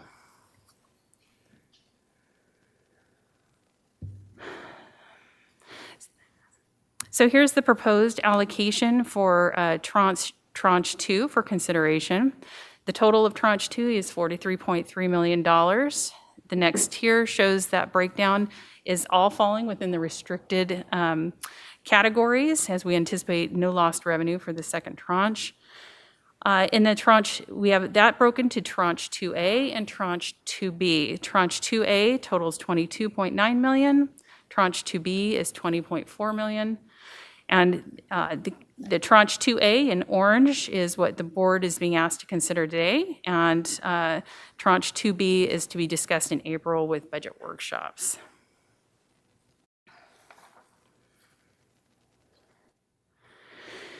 So this chart shows the breakdown of the $22.9 million that staff is proposing.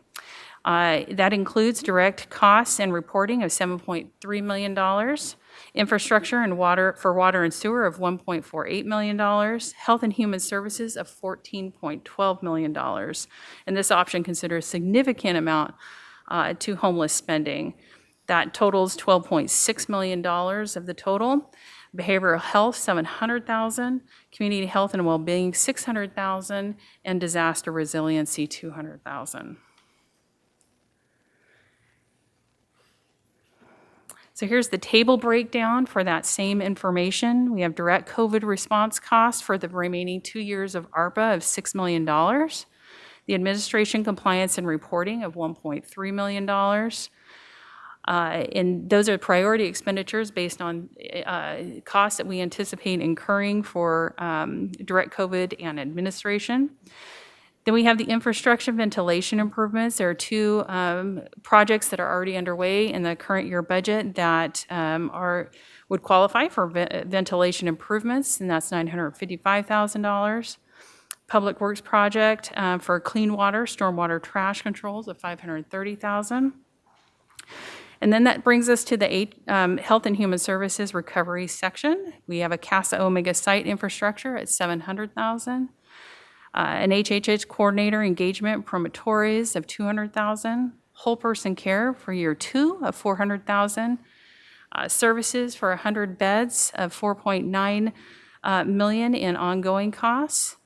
Potential home key match of $3 million. An encampment strategy for the following 2 years of $1.3 million.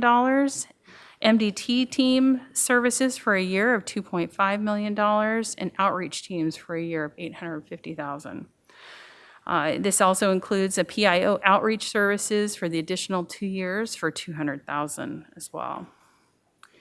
As we recognize that a significant allocation is being proposed to address homeless and housing and homelessness issues, we would like to pause here and briefly have Terry Nisich, Assistant CEO, cover the next few slides to provide further detail on housing and homeless projects and funding requests. Good morning, Chair and members of the board. As noted earlier in the presentation, the Health and Human Services Plan brought to you last week did include significant requests for homeless services. This was predicated on the data that we provided, which indicated that 34% of the number of unsheltered homeless, within our county is increased by 34% over the COVID-19 pandemic. I'd like to walk through this particular slide. We've indicated what has been proposed, what has been currently funded, as well as what's proposed over the next several years, and list the homeless services request of 26.6 over that 3-year time frame. I should note that many of the items requested are a targeted intervention to specifically address what we're experiencing now related to the COVID-19 pandemic, and other strategies are in place to address the board-adopted community action plan. So the first area, as noted, the encampment strategy. Your board previously approved $645,000, and that was specifically for some contract work as well as the encampment coordinator. And then over the next 2 years, that item, that 645 amount is again recommended. The multidisciplinary teams. These teams were initially brought to our county back in 2019 through our Behavioral Wellness Department. These are our intensive outreach teams, which consist of clinicians, nurses, psychiatrists, as well as our public defender's office to do very direct service, not only to our encampments, but also street outreach. The cost of those teams is about $2.5 million per year. And again, through the end of this fiscal year, that remains grant funded. There is a request to fund in the ongoing years in 2A and in the following years. The outreach teams, which are contracted currently, are at a cost of $900,000 a year. The first year, again, is funded through grant funding, and then as an option for your funding going forward in year 2.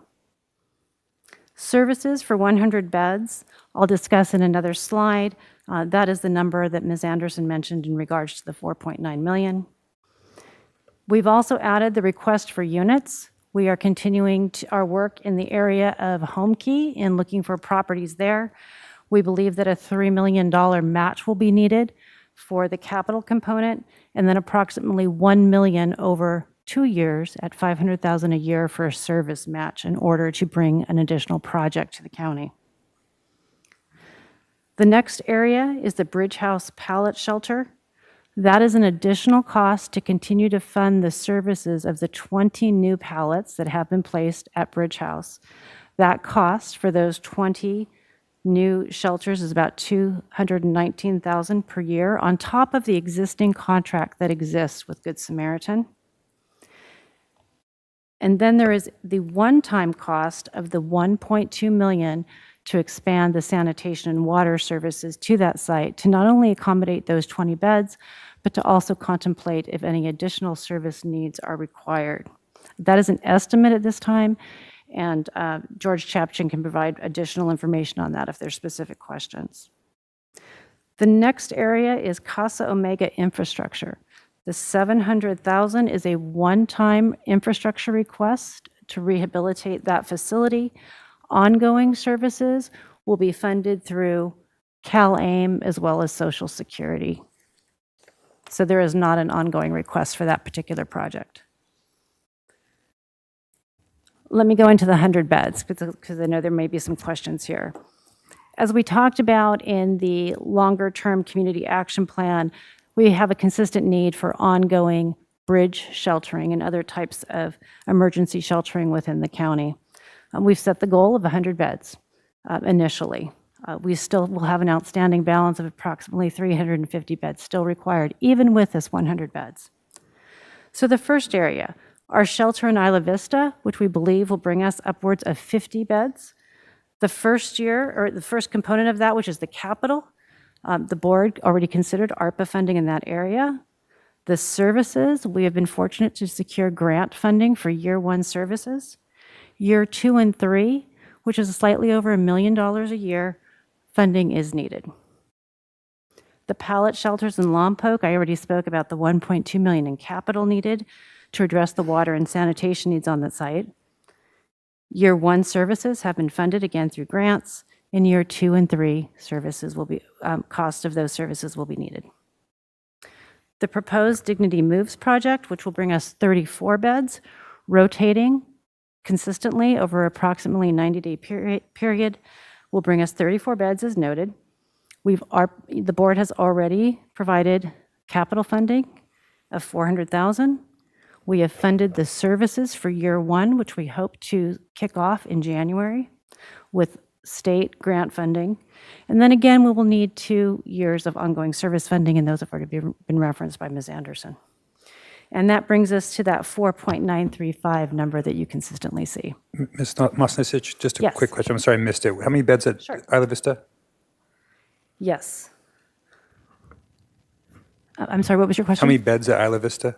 Isla Vista can be upwards of 50 Okay. once we have the additional clearance after COVID. It'll Right. be as high as 50. Currently, it is not at 50. All right, thank you. Okay, the next slide. This is a slide that we often use internally to track what's happening in each of the projects I've discussed today. As you can see, again, we have Isla Vista homeless housing. And again, this is a repeat of the numbers. It's just really shown to the board in a different fashion so that you can see how we're tracking the ability or the availability of funding and where we need to look and for funding going forward. So again, Isla Vista homeless housing, we've listed the annual amount of services, the one-time amount of the capital. And as you can see, as I mentioned previously, we've shown what's currently funded through the end of this fiscal year, what our requested funding is that we've described, and then in the red, unfunded going forward. So that is something we do need to address in the out years. Dignity Moves, you can see again there how we've proposed to fund that when we think that project will start. And the reason at the end you see a black line is because that is a limited term project that will be on that site until the permanent supportive housing project takes its place. And in that arena, if there's a new project, we would be coming forward to the board for policy direction and a decision on funding at that time as well.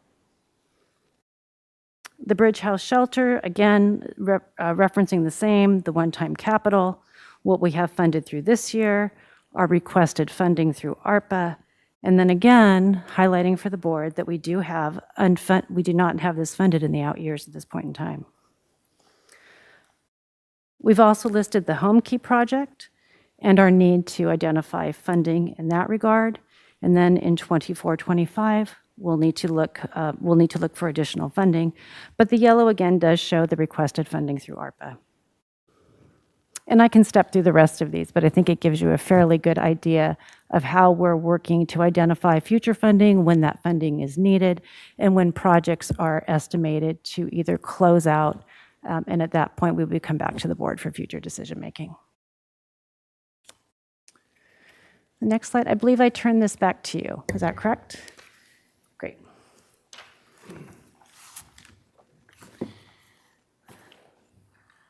So Chair Nelson, members of the board, thank you for that, Terry. We recognize that this is a big component of the request today on both tranches, and wanted to make sure that any questions that you may have are covered. This table is actually directly out of the board letter. It covers the same information that Terry was talking about on those various projects, but in totality, the ARPA request for specifically housing and homeless shelter type projects totaled $26.6 million.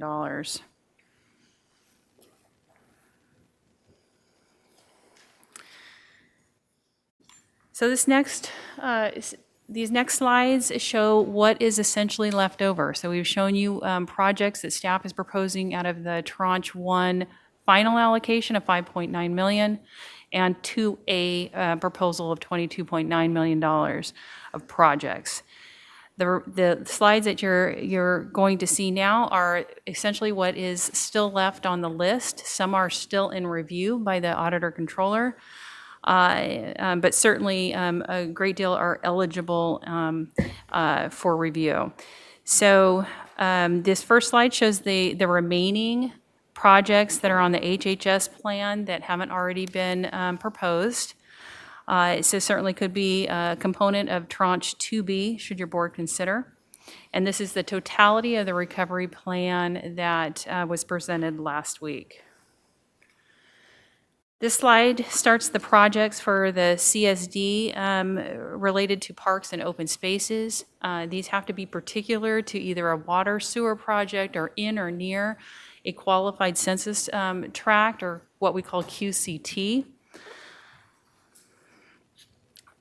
And that totals $39.5 million for these particular projects. There are several that are still in review by the auditor controller. These are the Public Works prioritized list. These total $52.6 million. We know that there is some infrastructure funding that is coming down from the federal and likely state funding as well. So we know that the departments for both CSD and Public Works are continuing to monitor the various funding that is going to be available for projects that would qualify. So these are prioritized projects for Public Works. And this last list are other requests. Several of these are still in review by the auditor controller, but there was a presentation specific to child care relief and recovery for $2 million. A request from the Food Bank of Santa Barbara for pandemic response of $2 million. A county CSD IV community center repairs that's currently in review, but it is in a QCT area for $532,000. Santa Barbara Community Arts Workshop of $485,000. South Coast Chamber Economic Development Strategy for $50,000. A request from WellPath for temporary pay increases for their nurses for $290,000, and a Maritime Collective and Local Seafood Initiative for $500,000. This totals $5.9 million for the remaining requests. The recommended action for this item today covers A through E. We've just completed essentially A to receive the presentation on the ARPA funding update. So we'd like to take the next step and move to consideration and answer questions related to Tranche 1. So if we can take that back to slide 18, and then we'll move through into Tranche 2 and answer any questions your board may have. So here's the staff's proposed allocation of the final amount of Tranche 1, totaling $5.9 million.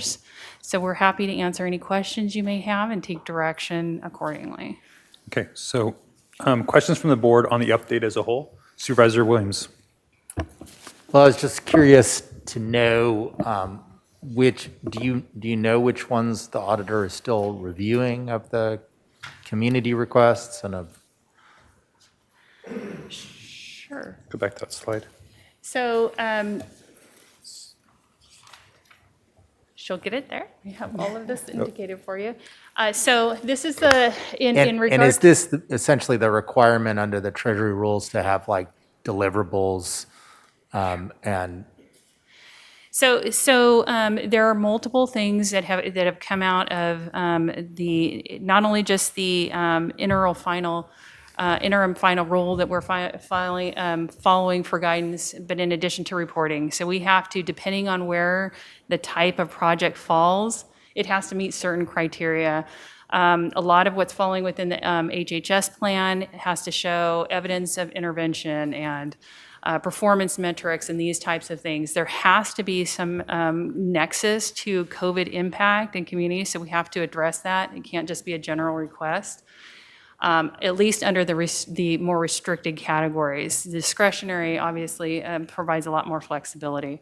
So yeah, we have to evaluate it for how the project is going to be handled. Because this has to follow federal procurement rules, if it's an outside agency, are they willing to meet those requirements? So there's discussion with the entity who may be administering something. We have to get some detail and an understanding of what the project entails really prior to making sure that it's going to be fully eligible and can proceed and move forward. Thank you. And I'm sorry, Supervisor Williams. So any of the projects still in review have an asterisk next to them at the very end. Okay. So we should have answers for these within the next couple of weeks and certainly before the April discussion to be finalized. And and maybe there's going to be a public speaker addressing this, but what is the South Coast Chamber Economic Development Strategy? How does that differ from the county-wide economic development strategy that you're recommending? So that's been a recent request that I do in regard to the comprehensive economic development strategy that's on the tranche 1 list is very comprehensive. We do have REACH here which I think would be good to hear from them to kind of talk about the totality of that regional project. In particular to that project, it does open up funding opportunities both for the county, cities, and participants of this. There's significant funding that REACH was able to obtain to pay for a majority of that project. And I know that that is countywide and regional, and my understanding is the South Coast Chamber request is more focused to the South County area, and we do have a representative from the South Coast Chambers to address that as well. So happy to, if they want. Supervisor Williams, you want that addressed now, or do you want to come back to that a little bit? I can wait for public comment. Okay, great, thank you. Go to Supervisor Lavanino and then Supervisor Hart. Thank you, Mr. Chair. Nancy, you have administration compliance and reporting broken down a couple of different times. Do we have an overall out of the 86.6, what we are spending just on administration compliance and reporting? Supervisor Lavanino, through the chair, great question. We're estimating that to be that if we get a consultant, we're going to have them for at least a 4 to 5 year period to get us fully through 2026 compliance for auditing purposes. So that's going to be a multi-year type contract. It's an estimate on our part. We anticipate it'll be somewhere in the neighborhood of $1.5 million or so. So that's for the entire, so all of our administration compliance and reporting be under $2 million for the entire amount? Correct. Okay. Somehow I read something different maybe I just was bringing in the information correctly. So I appreciate the clarification. Thank you. Absolutely. Thank you, Supervisor Lavanino. Supervisor Hart? Yeah, I don't have a question. I just have a comment. This is really extraordinarily good staff work. I know there's a lot of work that went into getting us here, but this is so thorough and strategic and well-planned.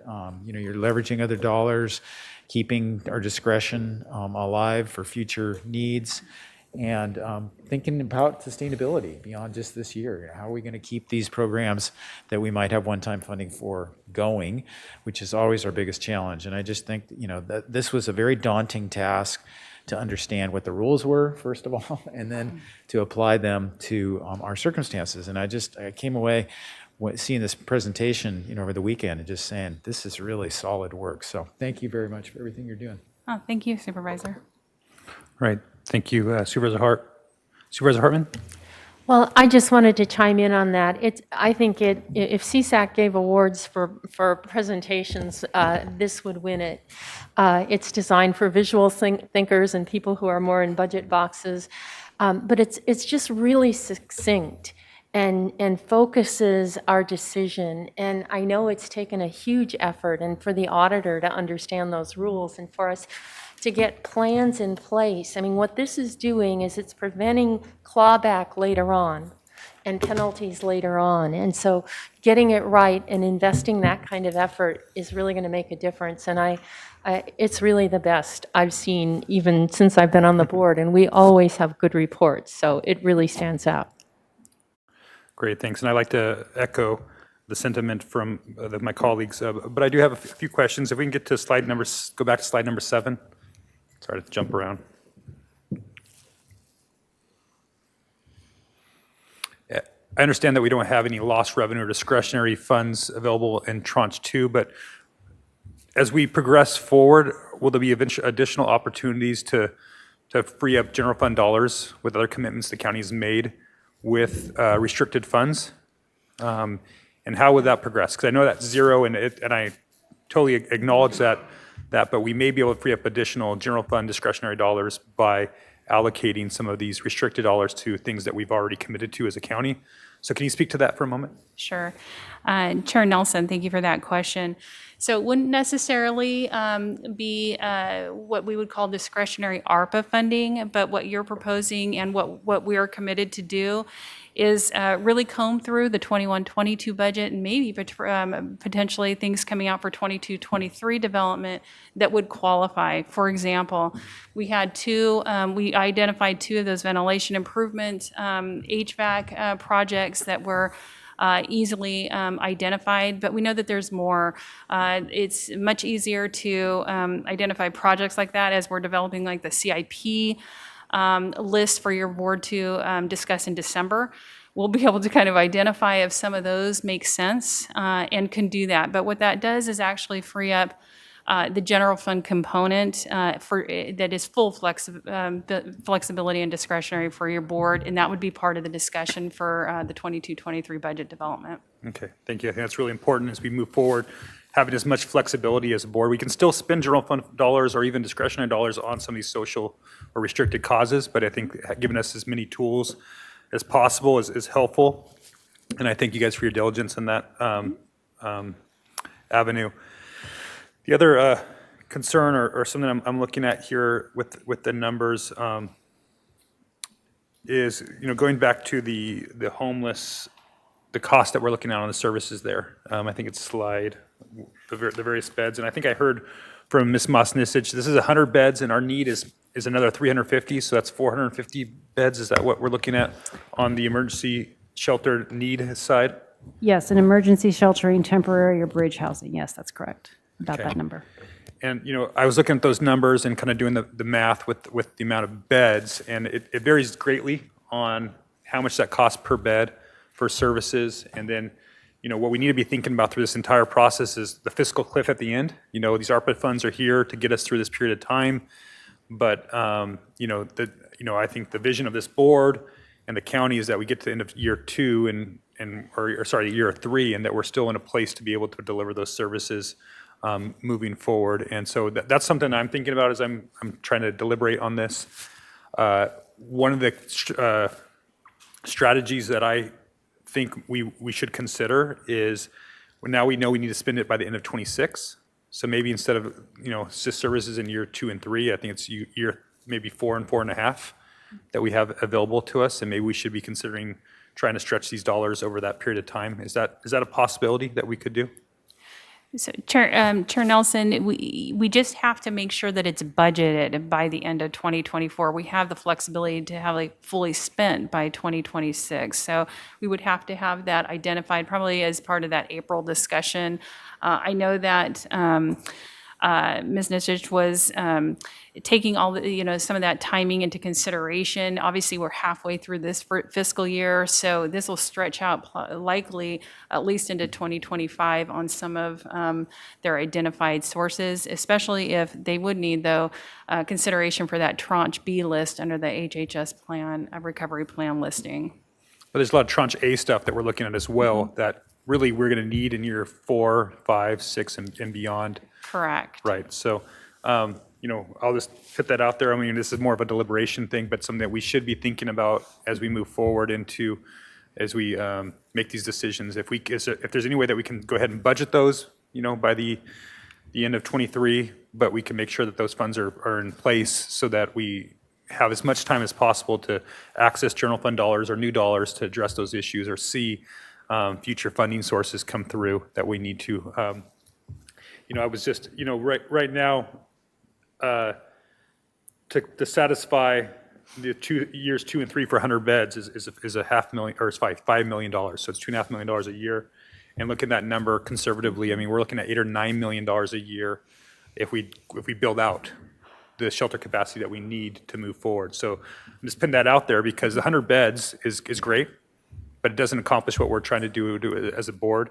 And especially as we build out the services on the multidisciplinary teams, the outreach teams, I'm going to talk about a little bit more deliberations, but, it doesn't do us a lot of good to have all these services and all this outreach if we have no place to put somebody. And as we look forward to spending these dollars, I want to see us spend it in places of capital and, making sure that we have the infrastructure in place so that we can go ahead and deliver those services once we have them available. So again, getting a little bit too far ahead of myself, but I just wanted to mention that in context to the questions related to those shelter beds. So with that, Supervisor Williams. Just sort of a follow-up on yours, is the one-time acquisition costs for the pallet shelters in Lompoc, is that for the property? Chair, I think we have Mr. Chapchian on the call, is that right? I believe I can address that, Okay. and George can jump in. The 1.2 million, is that the question, Supervisor? Yes. Yes, the 1.2 million is a capital cost for establishing water and sanitation services that are required within a year period for the extension of that work at Bridge House. And Supervisor, Mr. Chapman is on Zoom, so maybe he can add if there's anything else to add to that. Glad to do that, Chair Nelson and members of the board. Terry's right, it is for continuation of services. We have a temporary restroom out there in shower facilities. We need it permanent. So we're looking at assessing the site itself and what it can sustain in terms of the number of additional units that water and sewer can sustain out there, and to build that out. Whether it's the current restroom and shower, to either expand that or a standalone restroom and shower. So that's the 1.2 million. And I'm not, this isn't a maneuver to talk about not allocating that money, but is there going to be continued use of that water and sewer at that site in potentially for a lot longer? Or is this a site that we will not use for more than 3 years? Mr. Chapchian, did you hear the question? Yeah, I heard the question. The intent is to keep it longer than 3 to 5 years.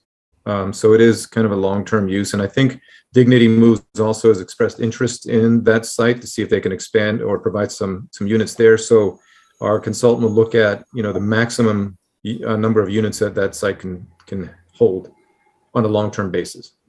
Well, just as we look at future sites, and this is useful to me because obviously these numbers seem to be somewhat affected by economies of scale or some other factors. If they are economies of scale, let me know, because I have been looking for any parking lot, and maybe we need to only look at ones where we can have certain economies of scale when we're not just looking about the acquisition of the parking lot, but the services being performed there.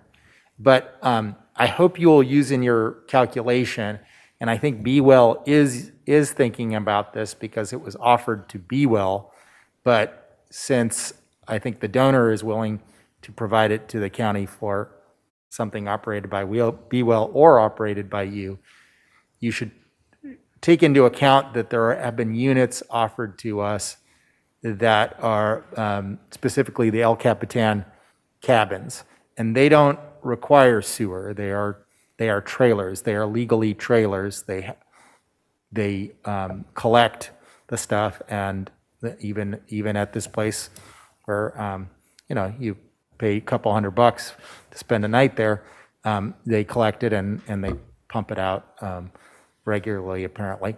And so I just, when we're talking about spending potentially millions on capital, I think it's something that we need to think about for some of the projects. I'm not necessarily saying that we shouldn't do this. I'm just saying when we're thinking about doing another couple hundred of them, I'm not sure that we want to spend capital on all of those sites. Thank you, Supervisor Williams. And I'll have a few more comments and deliberations about that investment as well. But I think if there's no additional questions from the board, I'd like to go ahead and move to public comment. We've got quite a few public speakers, and we are already at noon. So we're going to go ahead and go to those speakers at this time. Madam Clerk, how many requests to speak do we have? Chair Nelson and members of the board, we have 16 requests to speak on this item. You said 16? That is correct. All right. So we're kind of between a rock and a hard place here where we need to get moving through into our lunch hour, but at the same time, I want to make sure that there is ample opportunity for public discussion. This is a lot of money, and there's a lot of people that are invested in this. And so I'm going to still allow the 3 minutes to speak, but I'm going to ask the public to try to keep it concise, maybe to 2 minutes if possible, so that we can have ample time to deliberate and make some decisions on this significant amount of dollars. So with that, Madam Clerk, will you please call the first speaker? And I'm going to go ahead and close public comment on this item.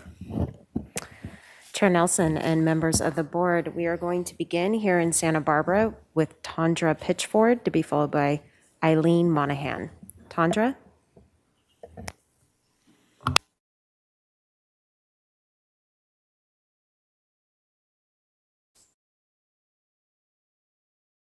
I'll make it short.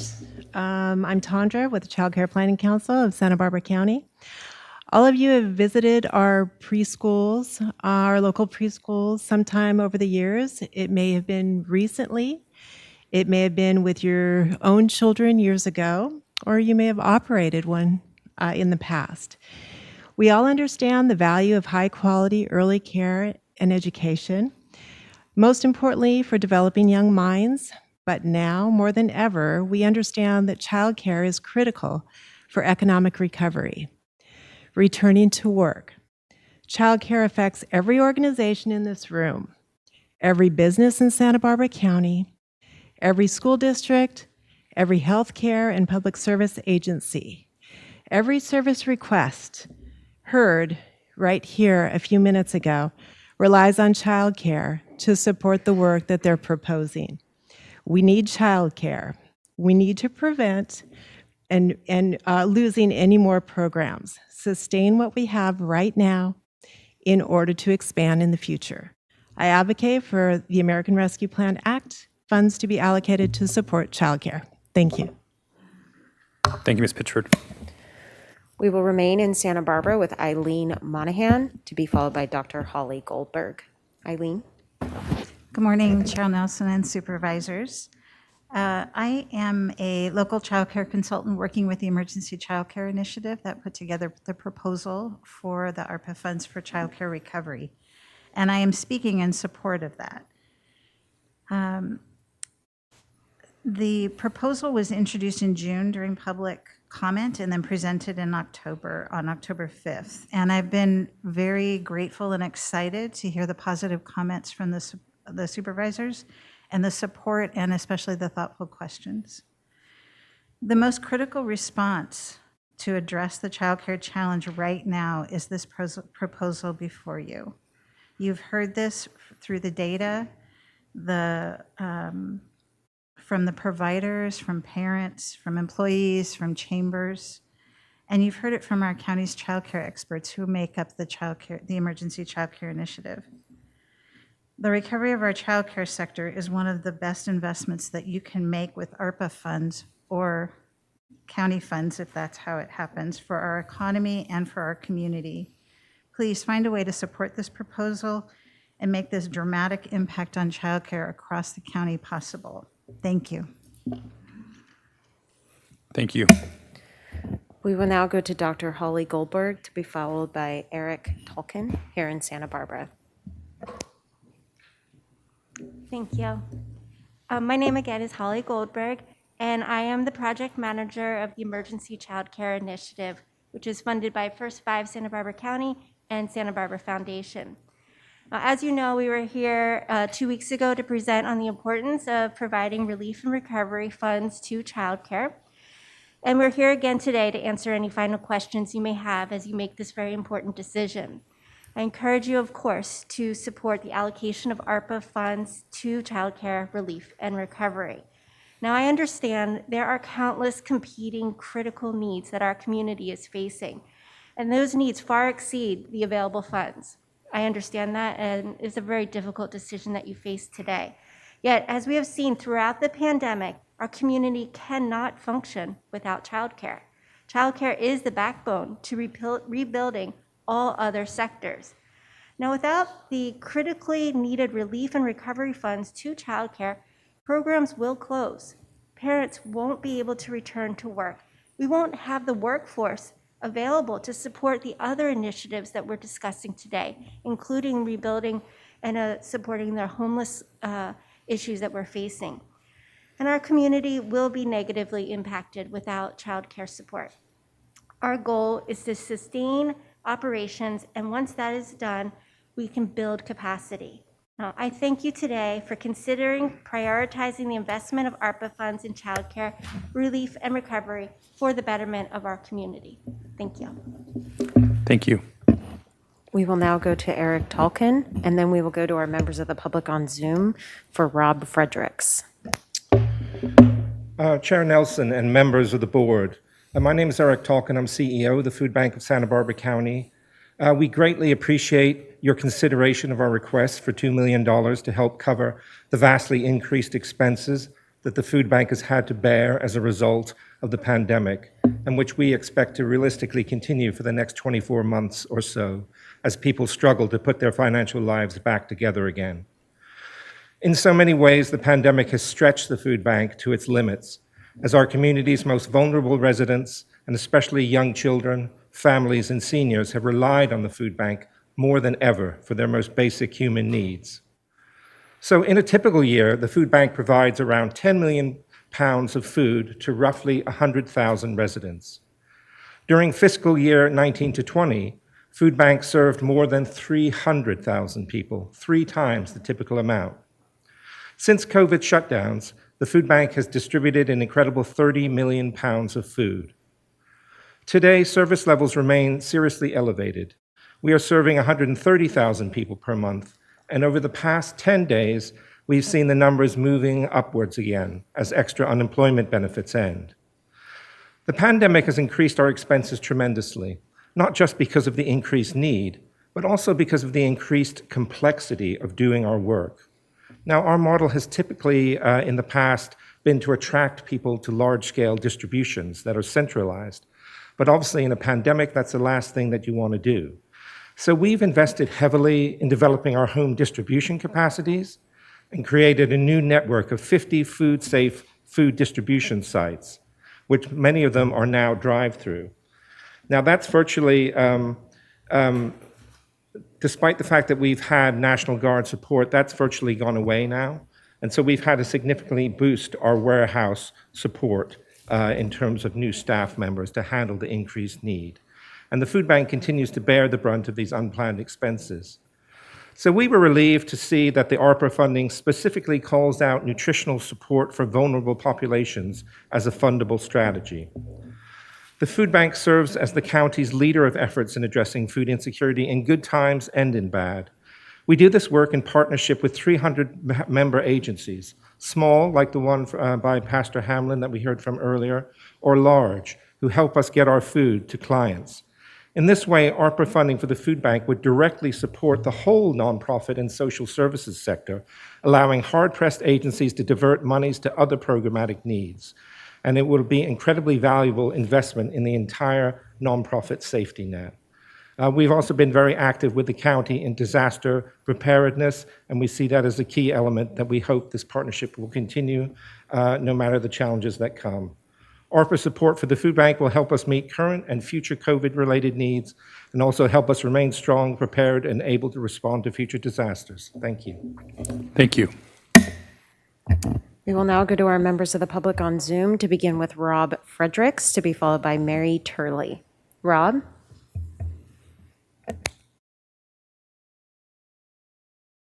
Yeah. Excuse me. Good afternoon, Chair Nelson and supervisors. Thank you for taking the time today to consider these important priorities and allocations for the use of the federal ARPA funds. I also want to thank county staff for bringing this important matter before you. I usually try to stay in my lane and just implement housing solutions with resources we have available. However, as the current chair of the Continuum of Care Board and as the executive director of the City Housing Authority, I would be remiss if I did not advocate and voice support for funding needed to address homelessness throughout our county. I urge you to approve the remaining funding under the first tranche to address homelessness. Previous funding has already shown demonstrable impact on helping those who are without a home. Regarding Tranche 2 allocations, the priorities listed for optional proposed allocations under Tranche 2A are important and worthy projects, but none of them are as important as those that would positively affect one of our county's main issues, and that is homelessness. If we do not effectively address the need for safe, stable, and affordable homes and needed services, we will not be successful, and our homeless issues will continue to get worse.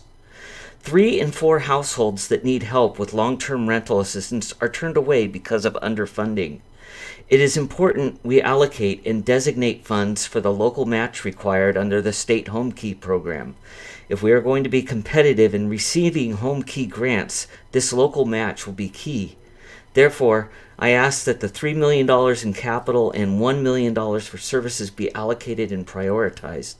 Further, the funding for the multidisciplinary teams listed under the continuation of existing services is also necessary so that we can retain people that need services once they are housed. At the end of the day, the costs of not allocating dollars strategically could lead to continuing negative impacts of diminished health and the cycling of people back into homelessness. I would like to see, personally, more emphasis on permanent housing solutions. Affordable homes are essential to thriving individuals, families, and our community. They are essential to ending widespread homelessness. Thank you again for your consideration for these matters. We will now go to Mary Turley, to be followed by Zeke Sandoval. Mary? Can you hear me? Yes, we can. Please proceed. Thank you very much. Thank you to the Santa Barbara County Supervisors and Chair Nelson for meeting on this important topic. My name is Mary Turley, and I'm speaking in my personal capacity today as a resident of Santa Barbara County to urge the board to prioritize the ARPA funding for disproportionately impacted communities, and in particular, our unhoused population and those on the brink of homelessness. The convergence of the pandemic, skyrocketing housing costs, and the approaching end of eviction moratoriums could be disastrous for this community. When you're looking at the funding, whatever you have discretion on, especially Tranche 2, please consider supporting funds to much needed projects with proven track records of success, such as the service provision for homeless shelter beds, the Home Key match for permanent housing, the compassionate encampment strategy implementation, coordinated outreach teams, and capital projects such as the pallet shelters in Lompoc, the Navigation Center in IV, and the transitional housing in Santa Barbara. as well as services to help emergency housing voucher retainers retain their much needed housing. Thank you again for all the work that's done by staff and you on this. Take this into consideration. Thank you for your efforts. We will now go to Zeke Sandoval to be followed by Davika Stalling. Zeke?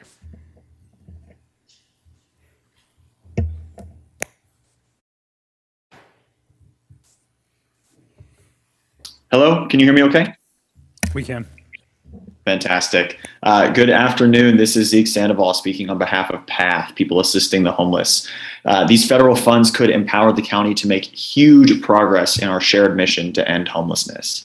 PATH has been on the ground in Santa Barbara for years, engaging daily with our neighbors experiencing homelessness and providing shelter and a warm meal at our site on Cacique Street. We have seen homelessness expand as our housing affordability crisis worsens, made all the more severe by this pandemic and its economic effects. The American Rescue Plan is a once-in-a-generation opportunity to reverse this trend. So we strongly support the county's proposed homeless housing and shelter projects, like historic investments in interim housing, like pallet shelters or tiny homes, permanent housing, like Project Homekey and other developments, and expanded street outreach and supportive services. By prioritizing housing and supportive services, we can patch the gaps in our housing system, bringing in more people from the streets and alleviating a burden that falls disproportionately harshly on communities of color. So we're excited that this board has the plans and now the means to make these goals a reality. We encourage the board to prioritize these plans for ARPA funding at the earliest possible juncture and are eager to leverage our statewide experience and expertise and support. Thank you so much. Thank you. We will now go to Davika Stalling to be followed by Dr. Lee Heller.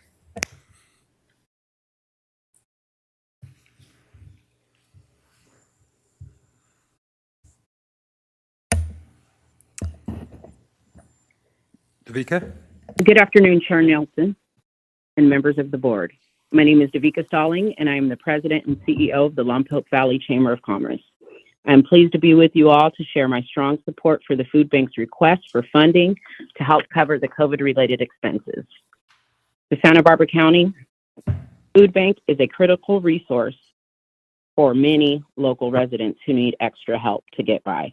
The food bank does its work day in and day out, serving more than 100,000 people in our county every year.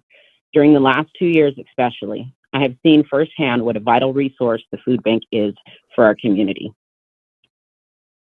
Prior to taking my current position with the Chamber, I was the director of the Lompoc Boys and Girls Club. The amount of suffering we saw during the pandemic among the thousands of children and their family members we serve was unimaginable until it actually happened. I had the privilege of opening our club as an emergency distribution site, serving an upward of hundreds of needy families in the Lompoc community on a daily basis. Many of the programs and services these families counted on for their daily needs closed due to the pandemic and social distancing, but not the food bank. They pivoted and adjusted themselves. With their leadership and support, we were able to get the very basic necessities of life to people who are desperate after losing their jobs, not knowing what the future held, not having sufficient funds to feed their family, and being afraid of the virus themselves.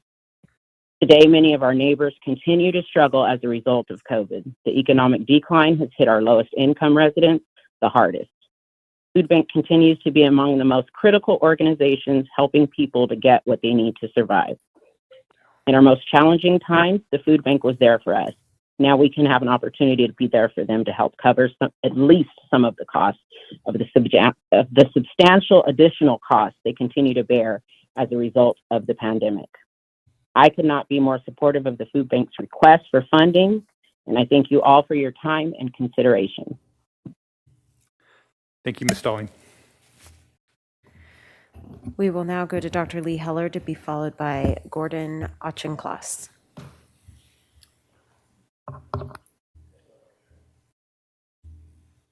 Chair Nelson and members of the board, I want to thank you for the opportunity to speak to you today and to say that I'm going to be echoing others to speak in support of dedicating ARPA funds to provide services to disproportionately impacted communities, including those experiencing homelessness, and to assist the extraordinary outreach that the food bank has provided since the pandemic began.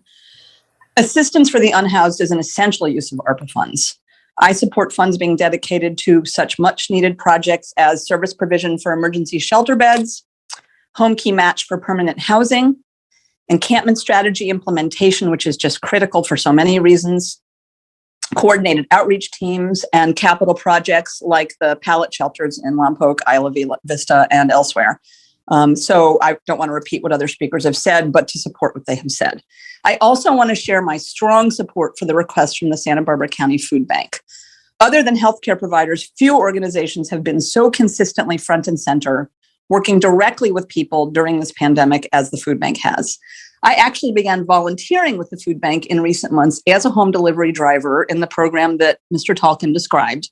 And this program is amazing in what it has accomplished. They literally had to transform their model for service as most of their key partners had shut down during the pandemic. They launched major new programs, including the 50 safe distribution sites. They created this new home delivery program. And to be honest with you, it's a wonderful opportunity to make sure that people stay safe in their homes while getting the food that they need. Feeding people in times of disaster is something we all need to care about. And the food bank has been a huge partner to the county in this effort and spent an enormous amount in doing so. So I hope that you will fully fund their request. Thank you. Thank you, Ms. Heller. We will now go to Gordon Auchincloss to be followed by Michael Burton. Gordon?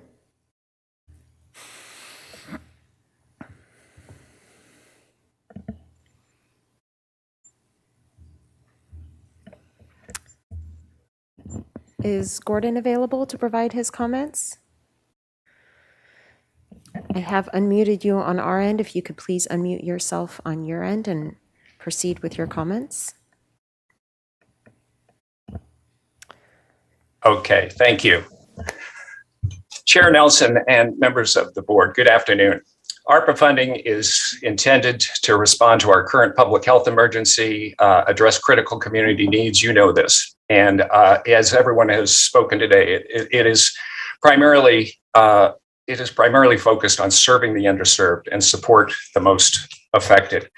I cannot think of anything that fits this description more than the homeless issue that confronts our county. As we all know, it's a human crisis and a public health and safety crisis, and indeed a community crisis. On August 31st of this year, the board acknowledged the urgency of this issue and recognizing in the encampment strategy that it is dangerous for people to live unsheltered.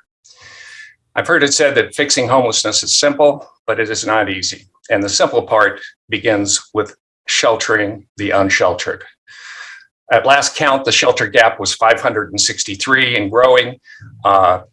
Using bridge housing in the future is the obvious end to providing the most effective need for these individuals. I'm urging you to fill the shelter gap today. Today, this problem is fixable and affordable. I know on your agenda today in closed session, you'll be talking about the St. Mary's project. I urge you to look at that carefully and of course include neighbors like Mr. Kornbluth in your discussions. But today I want to just emphasize that I have personally spoken to each of you about a plan called the Bridge Solution, provided you and staff with this idea to fill the gap with quick and affordable homes, tiny homes, such along the lines of dignity moves. The plan provides for funding costs of less than 1/2 of the ARPA money the county is receiving.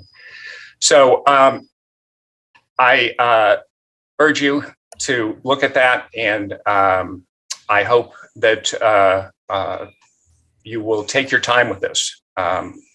Filling the shelter gap would be a game changer, and there is no reason to rush into this. We have the ability and the funding today to quickly and compassionately create manufactured bridge housing for those on our streets experiencing homelessness, addressing the danger for everyone when people live unsheltered. Thank you very much. Thank you.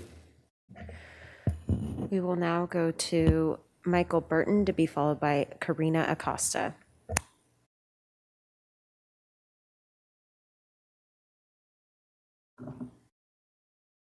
Good afternoon, Chair Nelson and members of the board. I'm speaking today on behalf of the nonprofit Beginnings and the many social service agencies in our county that address homelessness and mental illness. We urge our Board of Supervisors to prioritize funding for programs that address mental illness, reduce homelessness, and provide ongoing services to people without a home or those who have transitioned into housing. I'm here today to share some statistics and trends about the primary populations we serve: people who live in their vehicles, veterans experiencing homelessness, and low-income individuals suffering from mental illness. We've observed a substantial uptick in the number of people requesting our mental health services. Through our community counseling center, we served 27% more people this year than we did last year, and attribute this to an increased need for mental health services as a result of the COVID-19 pandemic. Unfortunately, our center has had to put clients on a 2-month-long wait list because the need is so high. The increase in the prevalence and acuity of mental illness, especially among the very low-income population, means more people in our communities are vulnerable to losing their housing and the relationships and support structures that keep them afloat. Each one of us has observed how homelessness has increased and become a lot more visible in our communities. Both our safe parking and supportive services for veteran families program have risen to the occasion. Each program had record-breaking years in terms of the number of clients we've housed. We housed 190 people during our last fiscal year. We served 34% more veterans experiencing homelessness over the past year than we had in the year before, which is also a record-setting year for us. For our safe parking program, the only program dedicated to people living in their vehicles, we've also seen an uptick in the number of people requesting our services along the South Coast and also in Lompoc. In just the past 3 months, requests for services have tripled. We've also seen more seniors and people who are chronically homeless enter our program than ever before. Over the last year and a half, homelessness has continued to increase, and more families throughout our county are vulnerable to becoming homeless.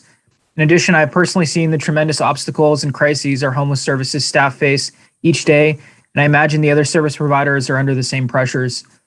We need more funding as a community to address homelessness, to not only support our clients, but also the staff and organizations. While there are so many social issues we need to address in our county, we're hopeful the Board of Supervisors will prioritize mental health and homelessness services programs and make funding available for the critical services that social service providers can need to continue their important work. Thank you. Thank you. We will now go to Karina Acosta to be followed by Chuck Flax. Karina?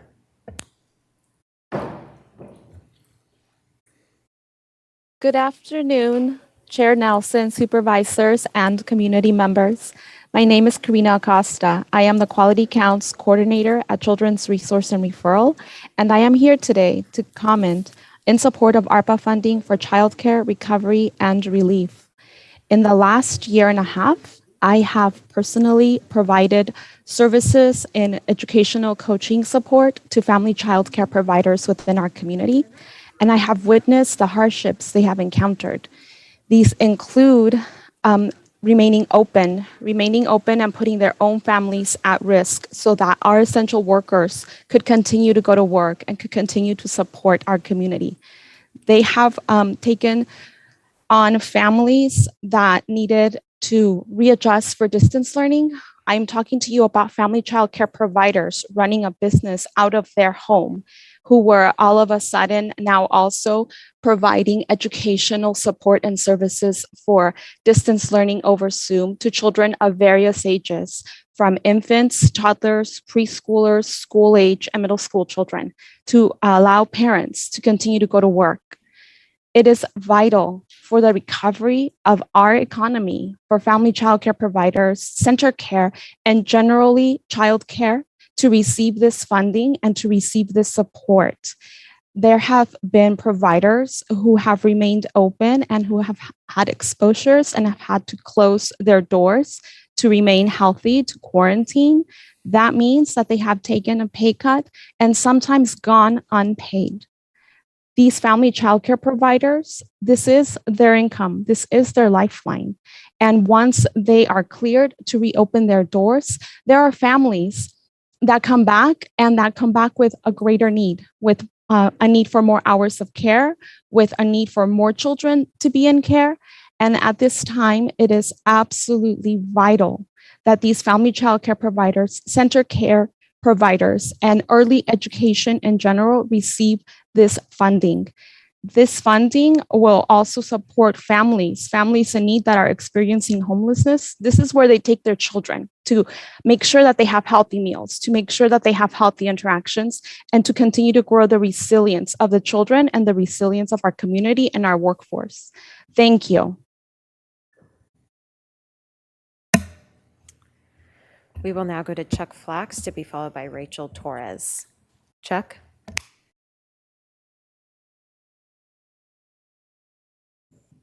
Good afternoon, Chair Nelson and members of the County Board of Supervisors. Thank you so much for allowing me to speak.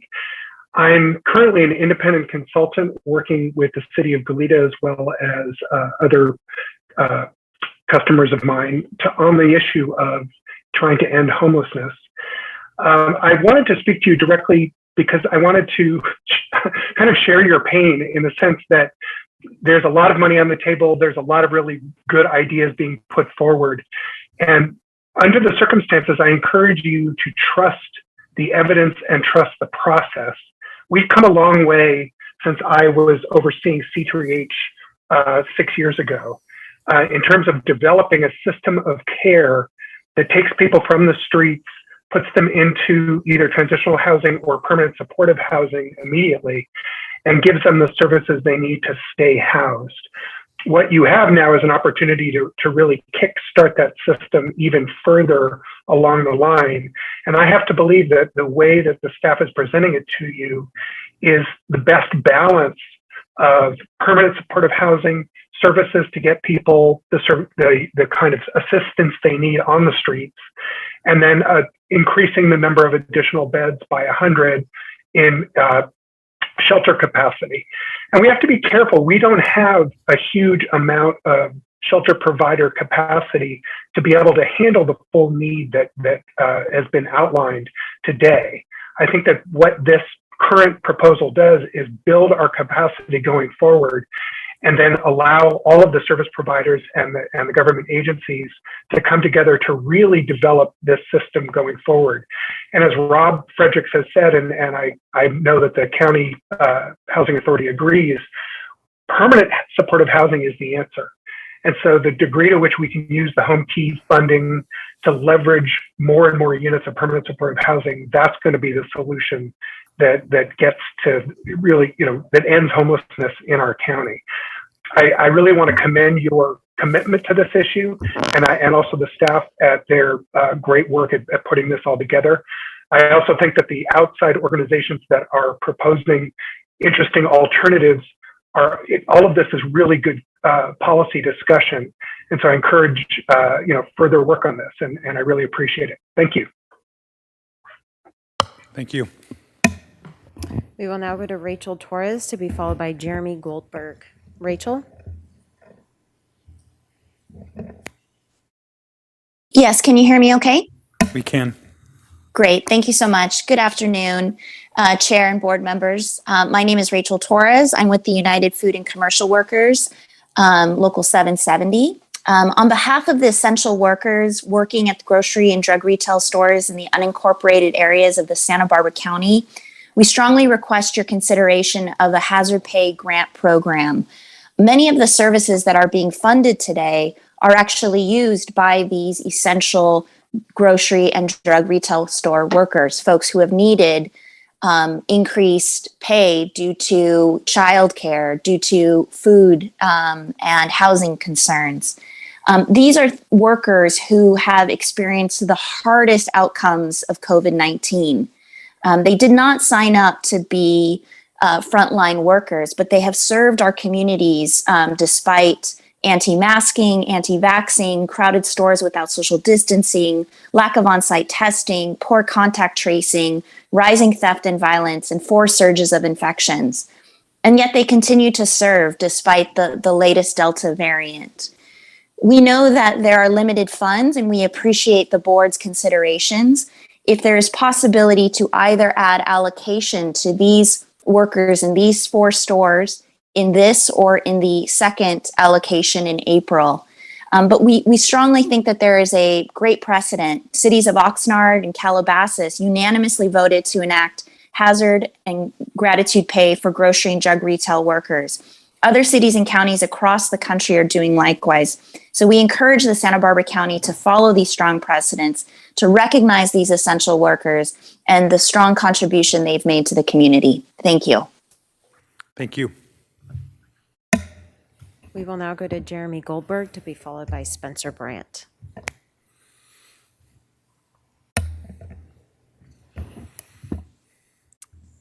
And Jeremy, you are on a touch-tone phone, so if I did unmute you. Oh, perfect. Great. Thank you. You could proceed with your comments. Hi, good afternoon, supervisors. My name is Jeremy Goldberg. I'm the executive director of the Central Coast Labor Council, representing over 70,000 unionized workers on the Central Coast. It's an important moment for American workers. It's become apparent to me that the kind of path to broad economic recovery goes through our working families. In my conversations with several of you in the past, it's clear that I think you understand that as well. Our Labor Council and its affiliates strongly recommend using American Rescue Plan Act funds to make direct payments to workers at the front line of this pandemic. Those funds will stimulate the local economy and be a boon to hundreds, if not thousands, of local businesses and restaurants. Retail food and drug workers could have stayed home for the last year and a half, collected unemployment, had more money in their pockets, and less risk to the health of themselves and their loved ones. But most didn't. These essential workers met the moment and ensured that as safely as possible, our communities, families were fed. They came in day after day at personal risk. Many got sick. Some did not or still haven't fully recovered. All there to keep grocery and drugstores functioning before we had plexiglass windows and mask mandates to keep us all safe. As the risk ramped up last summer and fall, fewer and fewer retail food and drug companies continued paying their employees hero pay despite record corporate profits and tens of millions of dollars worth of goodwill that they had gained by promoting their hero pay policies.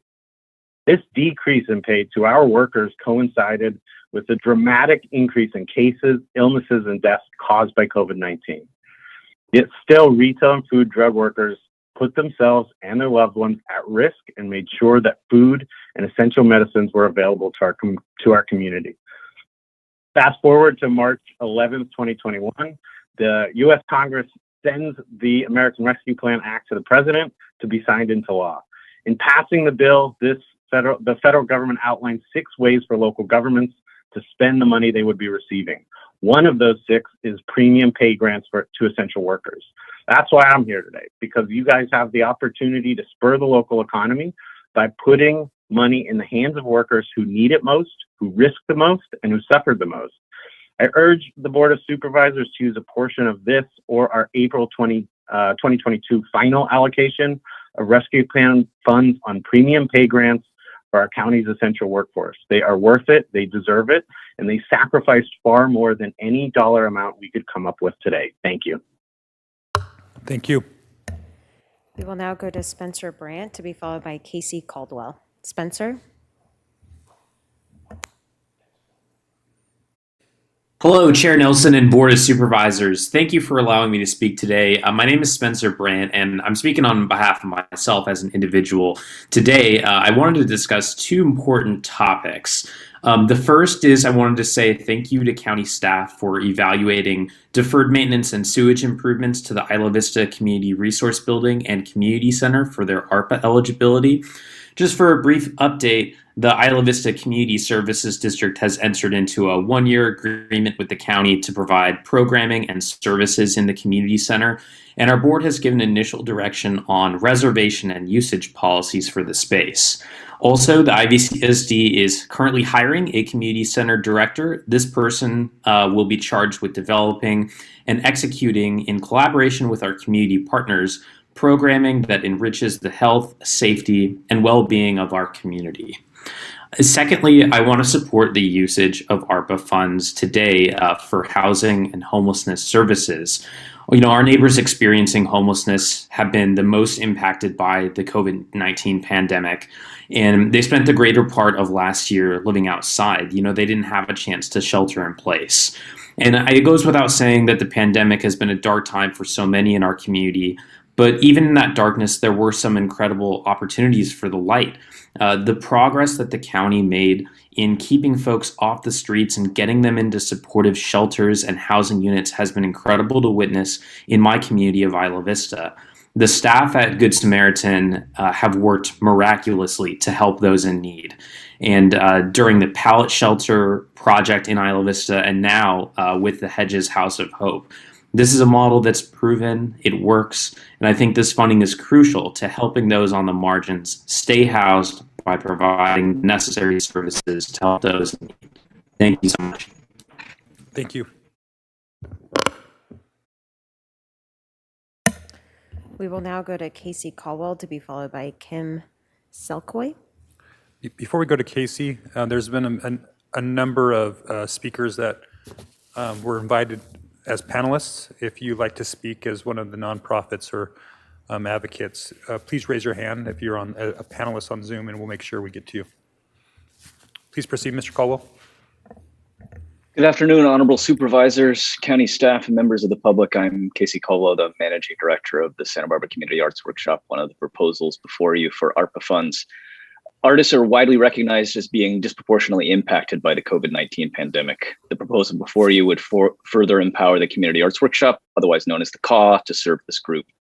In surveys conducted by Californians for the Arts last year in 2020 of artists and cultural organizations, 88% indicated that they had lost income or other arts-related revenues. Artists are 3.6 times more likely to be self-employed than any other worker. Californians for the Arts found an estimated $14.2 billion loss of revenue for creative workers in California in 2020, and that 16% of creative workers in California now had no savings. These are precarious circumstances, and it's no different in Santa Barbara County, but during COVID-19, the CAW was able in its own particular way to help. The CAW provides affordable space to artists to do their work and show their work in what we discovered was a facility incredibly well suited to COVID safety, with large rolling garage doors allowing for abundant airflow. To give a few examples, the CAW empowered local artists to continue to earn an income. Local photographers, videographers, makeup and costume artists were able to continue to work gigs using the CAW's studio space. The Santa Barbara Center for Aerial Dance was able to continue their work as outdoor exercise due specifically to the CAW's architecture. This established local dance company would likely not have been able to keep their doors open otherwise. And now, as it appears we're emerging from the worst of the pandemic, we have begun hosting the Youth Makers Market, a market specifically for our community's youth to sell the work that they have begun crafting during the pandemic and see how they can begin to make a living from their creativity and craftsmanship. All of this, the CAW is doing in a partially renovated space, and we can do much more. If we can complete needed safety and comfort improvements, the CAW will be able to accommodate more artists of more artistic genres for more months of the year. Without a space like the CAW, many local artists would likely have been much more dependent on government relief, on rental assistance, on social services, but instead we are able to help empower them to do their work and make a living. The CAW also increases the equity and inclusion of our community by providing an affordable space for emerging and established artists of all artistic genres and backgrounds. While we are very pleased the CAW was able to serve the artistic community throughout the pandemic, we must address a final phase of critical safety and comfort renovations to the building. A fire sprinkler system, a heating and ventilation system, the roof needs to be replaced, the skylights need to be redone, lighting and electrical systems need to be redone. We need to make improvements to ADA accessibility and usable exterior spaces. All the architectural plans are approved, contractors are ready. When completed, the CAW will be a fully functional year-round self-sustaining space to serve Santa Barbara's extensive artistic community. We, over the last several years, have provided space for Santa Barbara High School's VOD End-of-Year Art Show, the Youth Makers Market, Santa Barbara Sculptors Guild, countless individual artists, Pianos on State, the On the Verge Theater Festival, the Holiday Parade, Santa Barbara Dance Institute, and these are just a few examples. The CAW is really a gift to the entire community and a vitally needed service by Santa Barbara's disproportionately impacted artists. Our request is to make the building fully usable and prepared. Thank you. Thank you, Mr. Caldwell. That's your time. Thank you. We will now go to Kim Selkoy to be followed by Kip Hallman. Kim? Thank you so much. Good afternoon, Chair Nelson and County Supervisors. I'm the Executive Director of Commercial Fishermen of Santa Barbara. We're so grateful for this opportunity to incorporate fisheries into the ARPA second tranche funding. And we're here because our fisheries are sustainable, renewable resources that can hugely benefit locals and tourists alike. But fisheries were gutted during the pandemic. Entire fisheries like our black cod and urchin fisheries lost over half of their members and are still yet to get back on the water. Normally, fisheries in the Port of Santa Barbara create 500 high-quality jobs, many by second and third generation practitioners of fishing. And it normally adds 35 million in economic impact to our local economy. Our proposal that is before you is to build the Maritime Collective.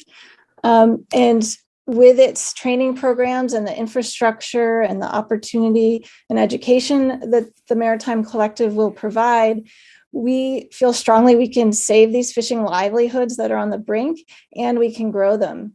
This assistance in turn will give back to the community through food security, diversification of the economy, environmentally sustainable resource use of our fantastic Santa Barbara Channel, and opportunities to benefit from the blossoming blue tech industry.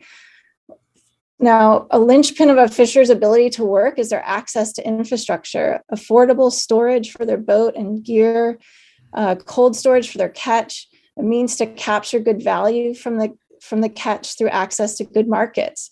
And Commercial Fishermen of Santa Barbara has been working to rectify the lack of these facilities, these shoreside infrastructure pieces for decades now.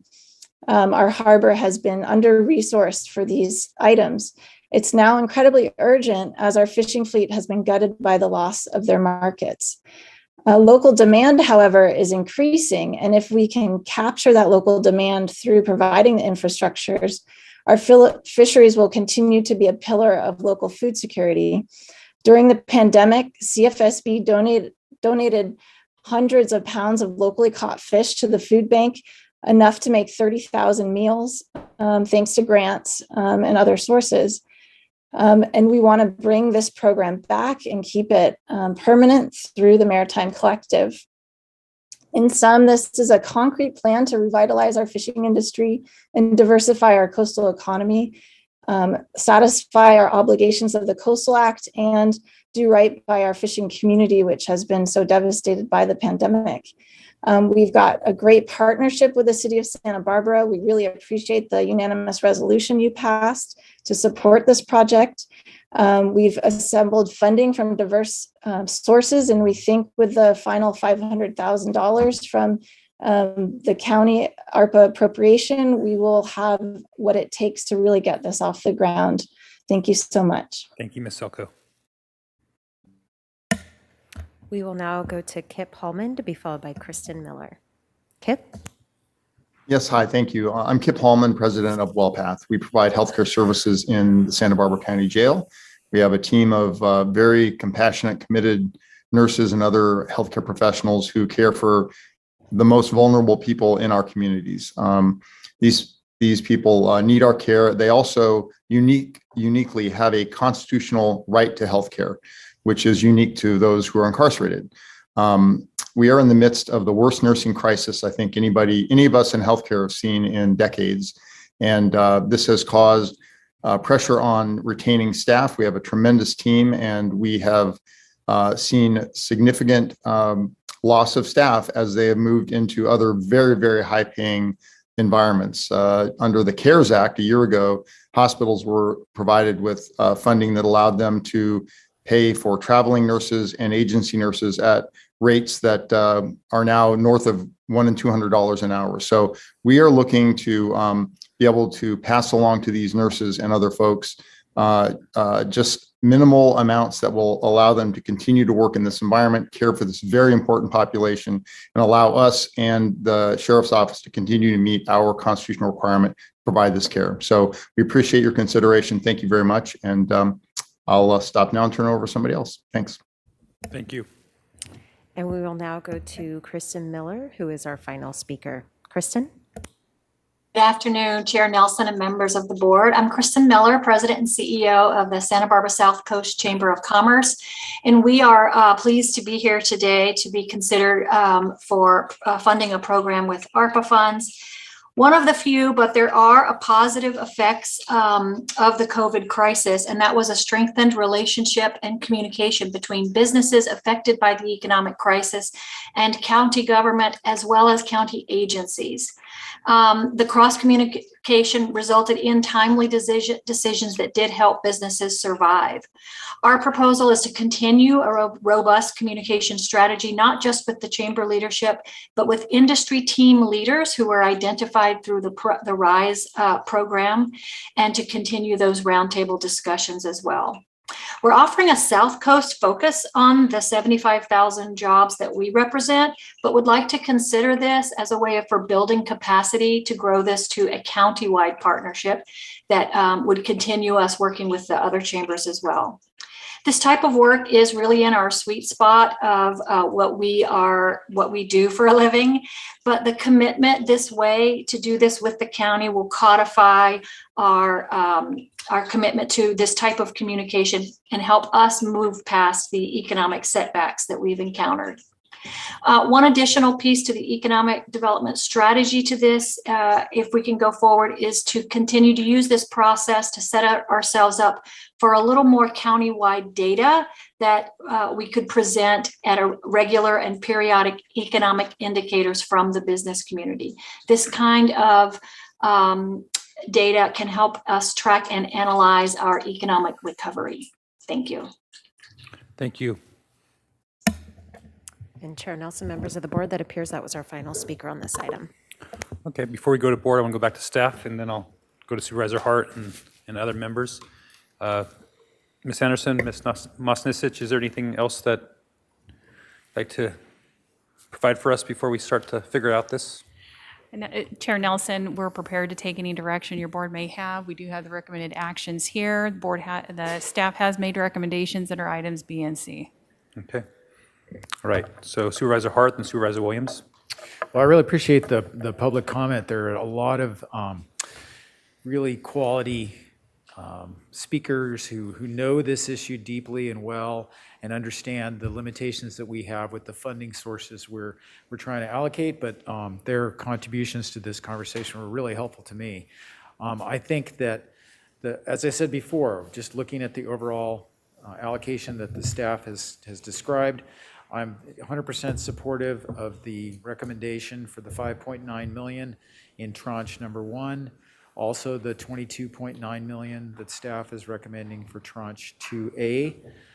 Those are really well thought out, and there's such a significant investment in homeless services in both of those. And in addition to the previously allocated dollars that we had identified for the Isla Vista housing project and then the encampment strategy year 1 expenditures. You know, these are very large percentages of all of these recommended allocations. I think it's close to 60% or certainly over 50% of the total amount of money that staff is recommending that the board approve is allocated for capital investments or services to address people experiencing homelessness in our community. And obviously from the public testimony, from our own life experiences, just, you know, a reality check, this is a critical need that we need to support, and I'm really proud that we're in a position to do that. Thank you, Congressman Carbajal, for helping us get this money to be able to make this impactful investment.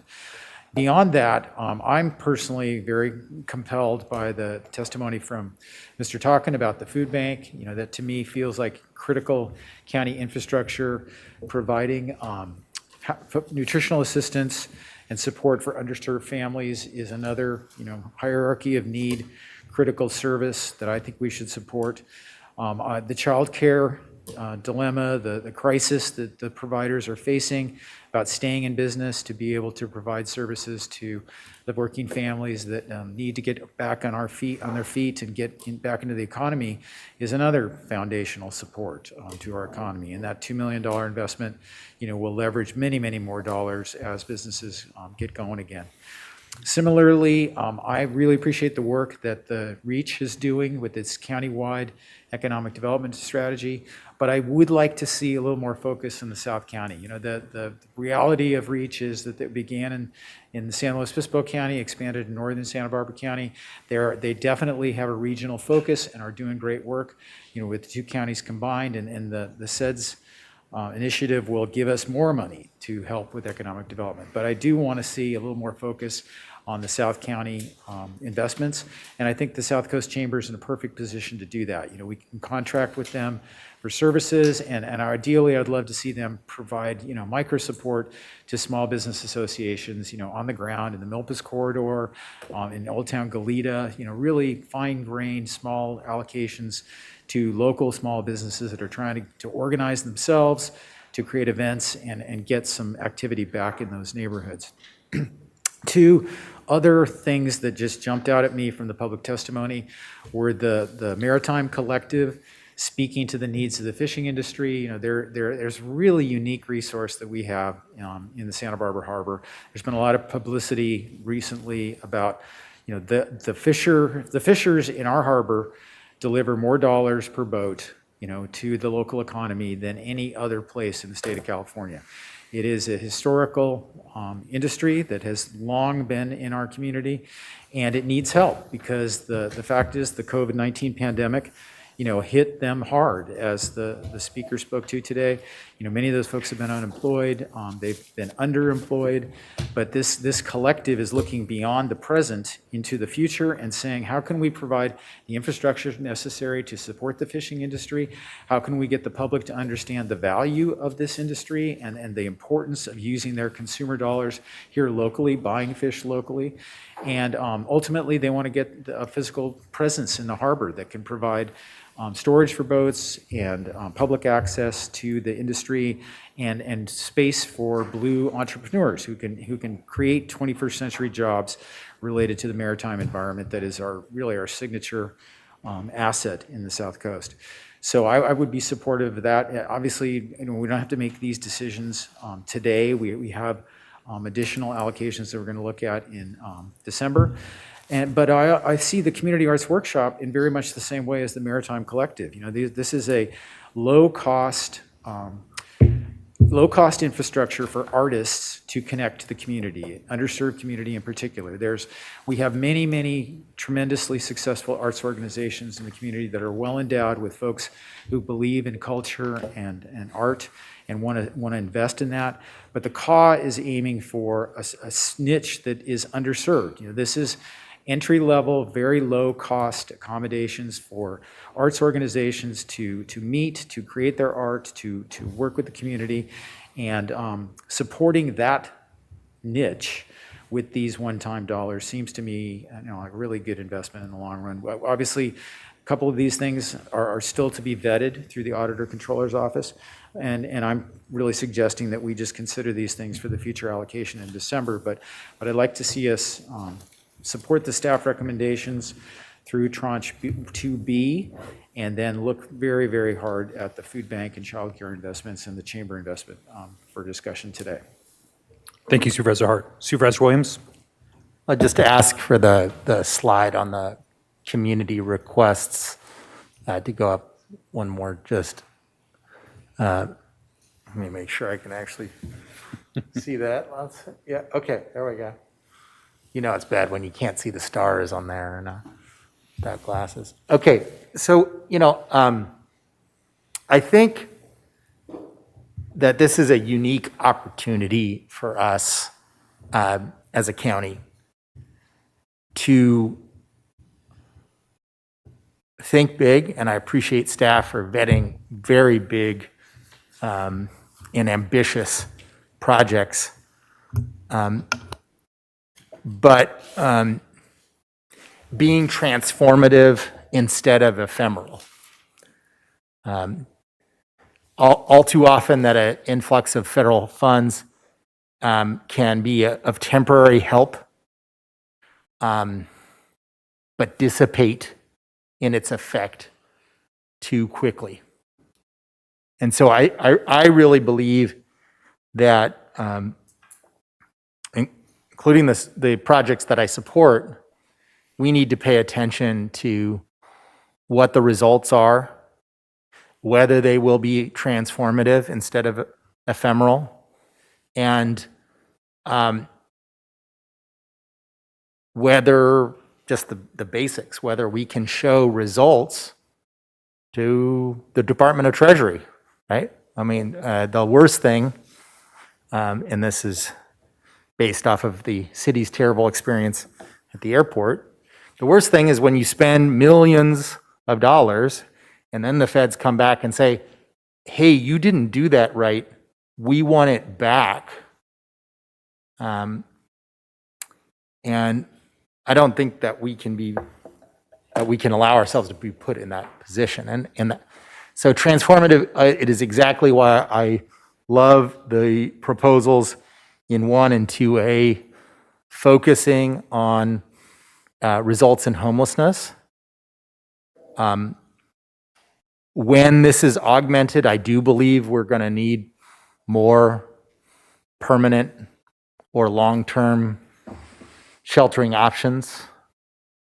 And I do think that we're going to need to get better economies of scale on some of the services because, we can do this, but at this rate, it's not sustainable. I hope that moving forward, and since these are county administered funds and county operated projects, then that is fairly straightforward to do. We can ask for follow-up and for movement on those categories, and I hope we do. So I think I'm prepared to move forward with 1 and 2A as long as we work on some of those a little bit because, I think they're ambitious. A lot of them are necessary very soon because grant funding or state funding that we were using for some of these already is running out. And so it's not just about doing something more, it's even to just maintain our current heightened level of effort. I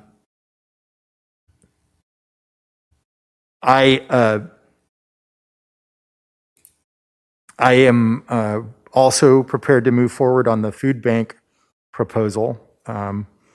I do understand, I think, well enough the results that they will produce.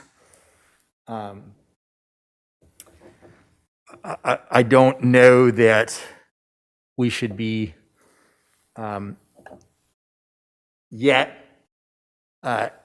allocating money if the eligibility is still in review. But I am open to the projects. But I also want to see if we have some permanent housing opportunities. And let's not forget, June 1st, we talked a lot about, addressing housing and that the county hasn't been doing our part, enough of our part, to address the housing crisis of our constituents.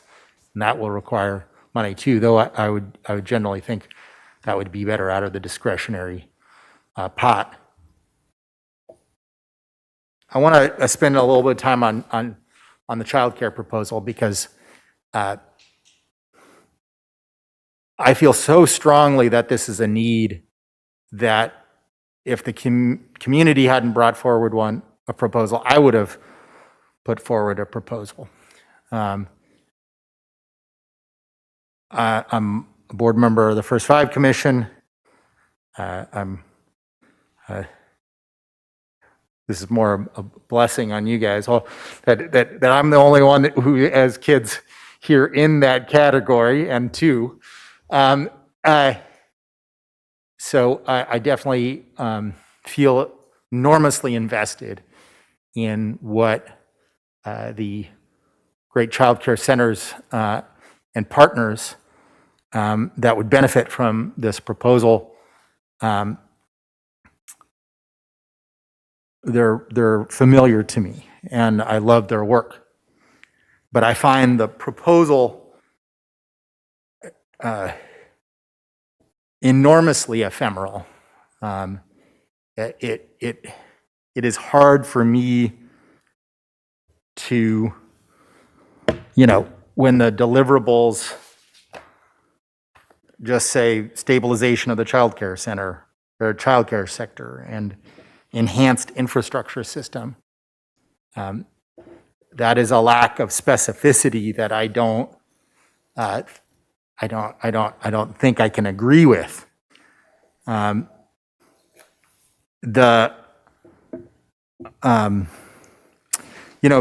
biggest issue, well, let me go to a couple of smaller issues.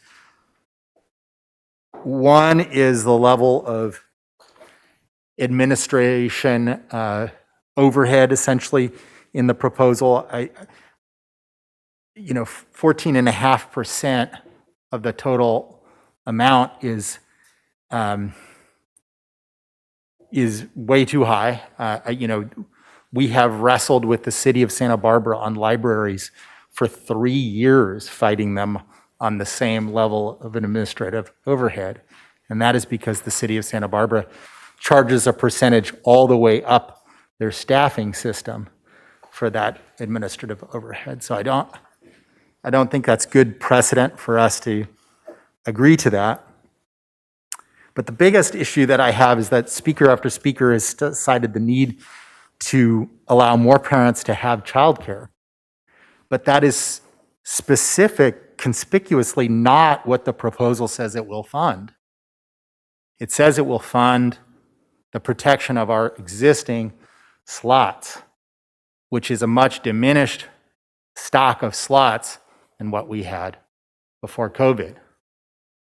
I can understand how, to those in the trenches on this issue, the reduced capacity that the state has dictated, the need to go out for more philanthropy, the need in some cases to raise wages.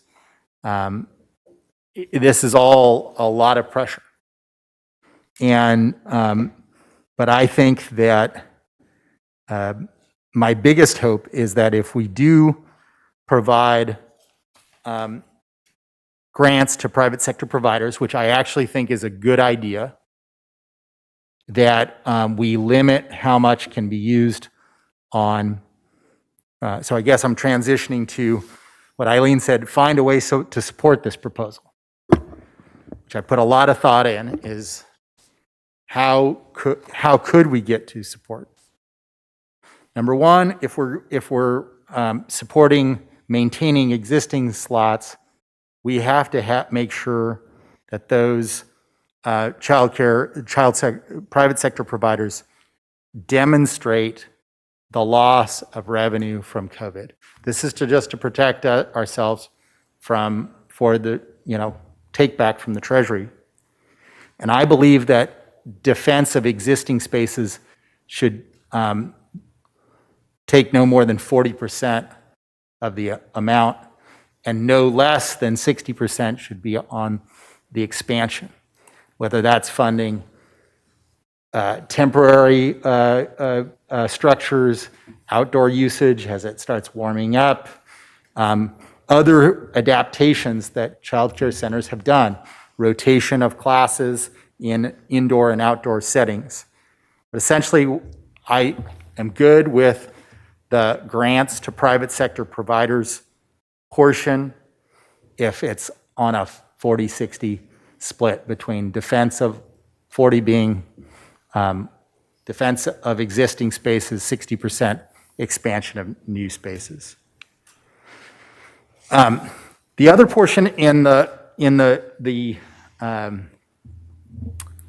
proposal I find a little too general. It seems to me that these are things that are difficult to measure, like technical assistance, support to staff at these centers. I don't know how we can measure that in a substantial way. And I actually think there is a affordability gap that's significant for families. And I believe that the other section besides grants to private sector providers should be direct subsidies or discount for individuals to enter the childcare market. And if that is done in conjunction with impact from COVID, that would adhere to the Treasury guidelines. I hate to kind of like put that much detail, but I think I don't want to be in the position of opposing the thing I want most out of today. And so I and others put a lot of thought to this of how we could find a way to support the proposal. Thank you, Supervisor Williams. We're going to Supervisor Lavigno and then Supervisor Hartman, and then I'll make some comments and we'll try to land the plane. So Supervisor Lavigno. Thank you, Mr. Chair. I'm going to be real brief. I support the staff recommendations that I see on here for 2A. I got to say that we are going to prove one way or another if you can end homelessness or not. The amount of money that we're putting in and the investment that we're making right now, whether between now and 2024, if we don't make significant progress, I think that will end the debate whether or not,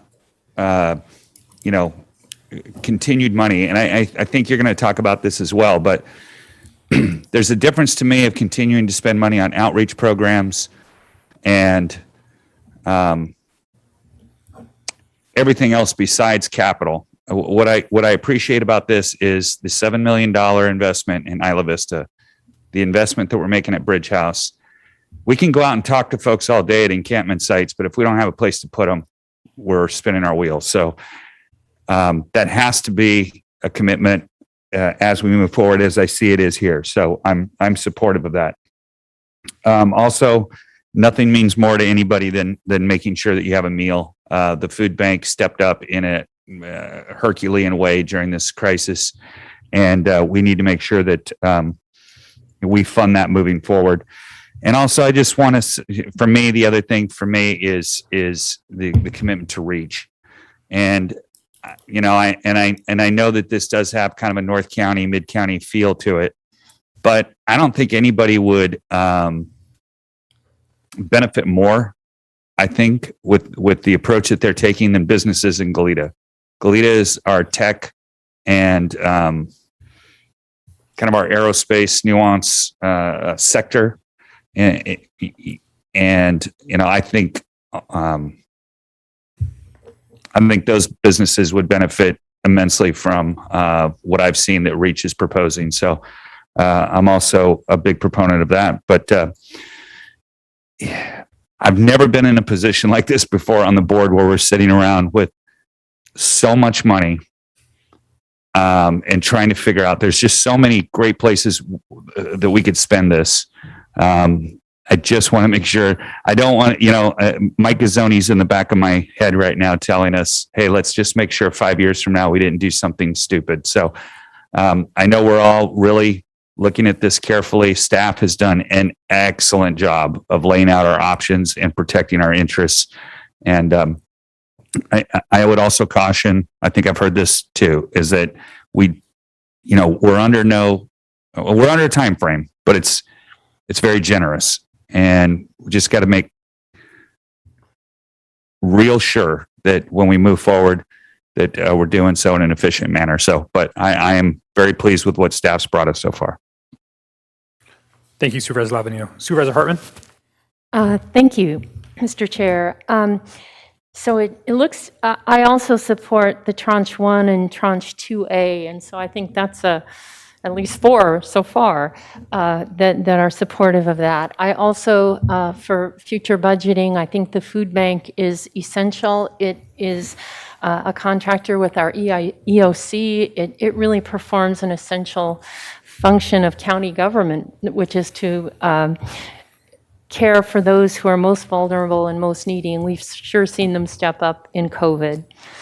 I'd like to talk a little bit about the child care. I had an opportunity to see some of this 5 or 6 years ago when in North County in particular, but countywide, there was an effort to look at family-based childcare and to elevate that by getting them licensed, training, more professionalized. So this was both an economic strategy for usually women who were at home caring for their children. How could we keep them longer caring for other children and professionalize what can be kind of an isolating, lonely experience, and help them economically in their own families, but also provide really needed childcare spaces countywide. And so there was a huge effort given to that, and we have increased both center-based and family-based, and again, elevated licensing and professional training and a sense of camaraderie and growth and where to go for financial advice. And so we've already made a big investment, and this was led a lot by the Santa Barbara Foundation and United Way. And I know the North County Econ Alliance was also very much involved, at least in North County. So we've made an investment, and then we had COVID come, and especially for these family-based centers, they lost, during the shutdown, they lost a really needed income stream. Then they came back, and they had to really find social distancing. And this meant moving outside and buying new furniture and figuring out how to arrange classrooms outside. And it was just, they don't operate on a big margin. And so it really ate into the savings and reserves of these. And now they're hanging on just by a thread.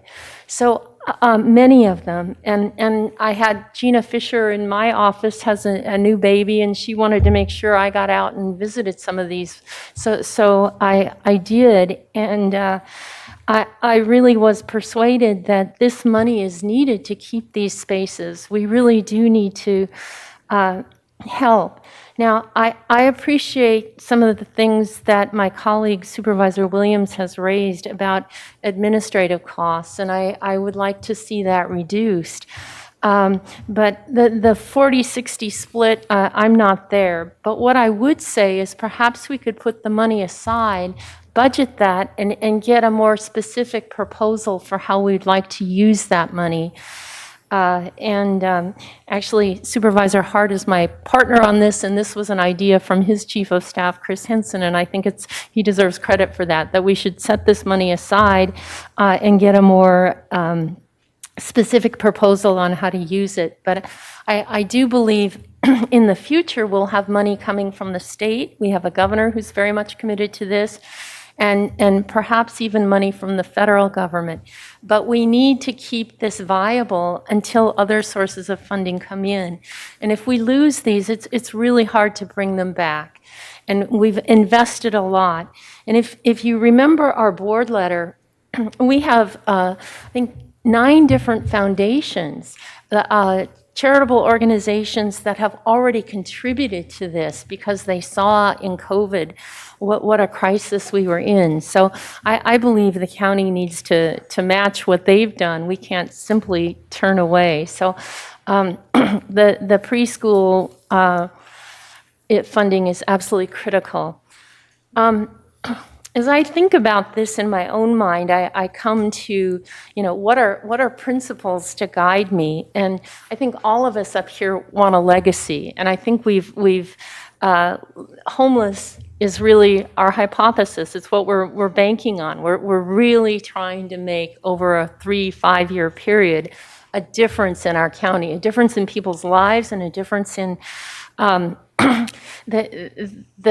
the sense that we care for our neighbors and that they really can find a way out of living on the streets and in their cars and in way overcrowded conditions. So legacy is really important, complying with the federal regulations. And I think our auditor and our staff have really kept us within the boxes. And I feel very comfortable that we're not going to, have clawback. I also think it's important not to use these funds if we can think that we're going to get funding elsewhere. I'd rather use this on something that this only can fund. So, for example, we've set aside some money for a broadband plan, and I'm really glad because we'll need a plan, but we expect that there will be also state and federal money for broadband. So I wouldn't be supportive, for example, of spending more of this money for broadband because I think we can get it elsewhere. I think that may be true in some other areas like water. There may be state bonds, but we really won't know that until a little bit more in the future. So if we can make these decisions later rather than having to make them right now, I think we really can protect the money that we only can use here.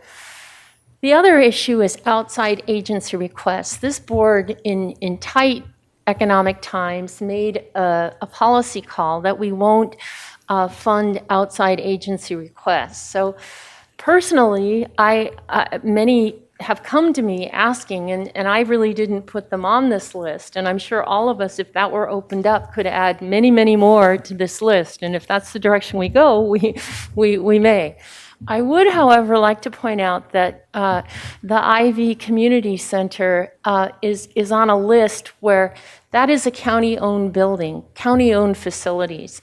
And they have a number of needs having to do with sewer and ADA, and it's not exciting stuff, but unless you get it done, drainage, it really, the building is going to deteriorate. We've already invested some, we've gotten some grants, but there was an inspection done and in great detail and identified these. So if we don't do these things, that building will deteriorate. I believe this building is in a qualified census tract area. It serves a huge community need. It's been something that has been desired in that community and written about for 50 years. And we finally had a ribbon cutting, and people who were in IV for all those 50 years came back for the celebration. But it is, the utility of the building is really reduced unless we can make some of these other changes. And it is a county facility, so I would ask my colleagues to consider that as well. All right. Thank you, Supervisor Hartman. And I'm going to go ahead and make some comments, and I know Supervisor Williams has some further comments as well. But so since we have the slide up here right now, food bank, childcare, those have both been embedded at this point. So these are good with the auditor as qualifying as for restricted funds. Can I just get clarification there? Yeah, Chair Nelson, that's correct. And appreciate the detail on the childcare. If that proposal is going to change, we will need to have the details on that. Okay, and then as far as the Ivy Community Center and the economic development, these other ones that are on this list, are they still in the vetting process, or are they, okay? Correct. They are still in the vetting process. We should have those answers in the next couple of weeks and can report out at the December meeting or the April meeting. Okay, thank you. So I think Supervisor Hartman said it best about the legacy, and that's what we've been talking about here. The overarching theme for myself is lasting impacts. $86 million that we've been allocated from the federal government. That, this isn't money that was just, printed. This is, in theory, debt that future generations are going to have to potentially pay back as taxpayers. Whether that happens through actual taxes or inflation, this is going to be something that's going to impact all of us. So it's really important to me that we are good stewards of those funds and making sure that that what we're doing here builds, repairs from the pandemic, but also builds into the future. Big issues like homelessness and infrastructure, parks, community needs, childcare. These are all things that are really important to me. Capital investments in these types of things are also important. I heard Supervisor Hart mentioned that 60% of the proposal here is going towards capital on homelessness, and I think that is good, and that's what I want to see, because that's also a big issue for me, is obviously homelessness and how we approach this. I'm good with tranche 1. I'm still on the fence on tranche 2A, in part because what I see is a significant amount of funds placed in for services, and I don't think we yet have the infrastructure in place that we need to deploy those services. We're going to have these multidisciplinary teams. We're going to have this encampment strategy. We're going to have outreach. And we're going to have a pinch point at some point, right? I mean, we only have 100 beds here. I don't even see any beds that are created new up in Santa Maria Valley, which is our largest part of our county. So I'm still concerned that we got the cart before the horse on services for that. I think I'm in favor of all the things that we're proposing in Tranche 2A as a concept, but I still think that we need to be spending more money on bridge, shelter options, emergency shelter options. I think we need to get that 100, that's only 22% of what we need. And again, I'm all for the investment, but I don't know how we're going to get the other 350 beds. And I think that if we move past this without getting those 350 beds, I don't, unfortunately, I think what Supervisor Lavanino said about, we'll end the debate. Well, I don't want to end the debate. I want to get it done. I want to be impactful, but we're not going to be impactful unless we have a location with our outreach teams, our encampment strategy, and our multidisciplinary teams to pit those people that need shelter and can begin to get services. So that's kind of where I've got heartburn, and so I see staff kind of jumping around here. CO? Thank you, Chair Nelson. Good points. I just want to remind the board a couple of things related to it. The total need for units is county-wide, not just unincorporated county, it's the entire county. And so that's why the number is so big. And I think of this almost in relation to how we treated deferred maintenance. We were in a deficit to begin with, just like homelessness. We were in a deficit of units to begin with. But this is a huge investment to get us in a more manageable position. But we're not going to be able to solve all of it, us, as a county of Santa Barbara. We aren't. And that's why we have the regional elected leaders forum, we have the regional plan, all of that. So that's one thing.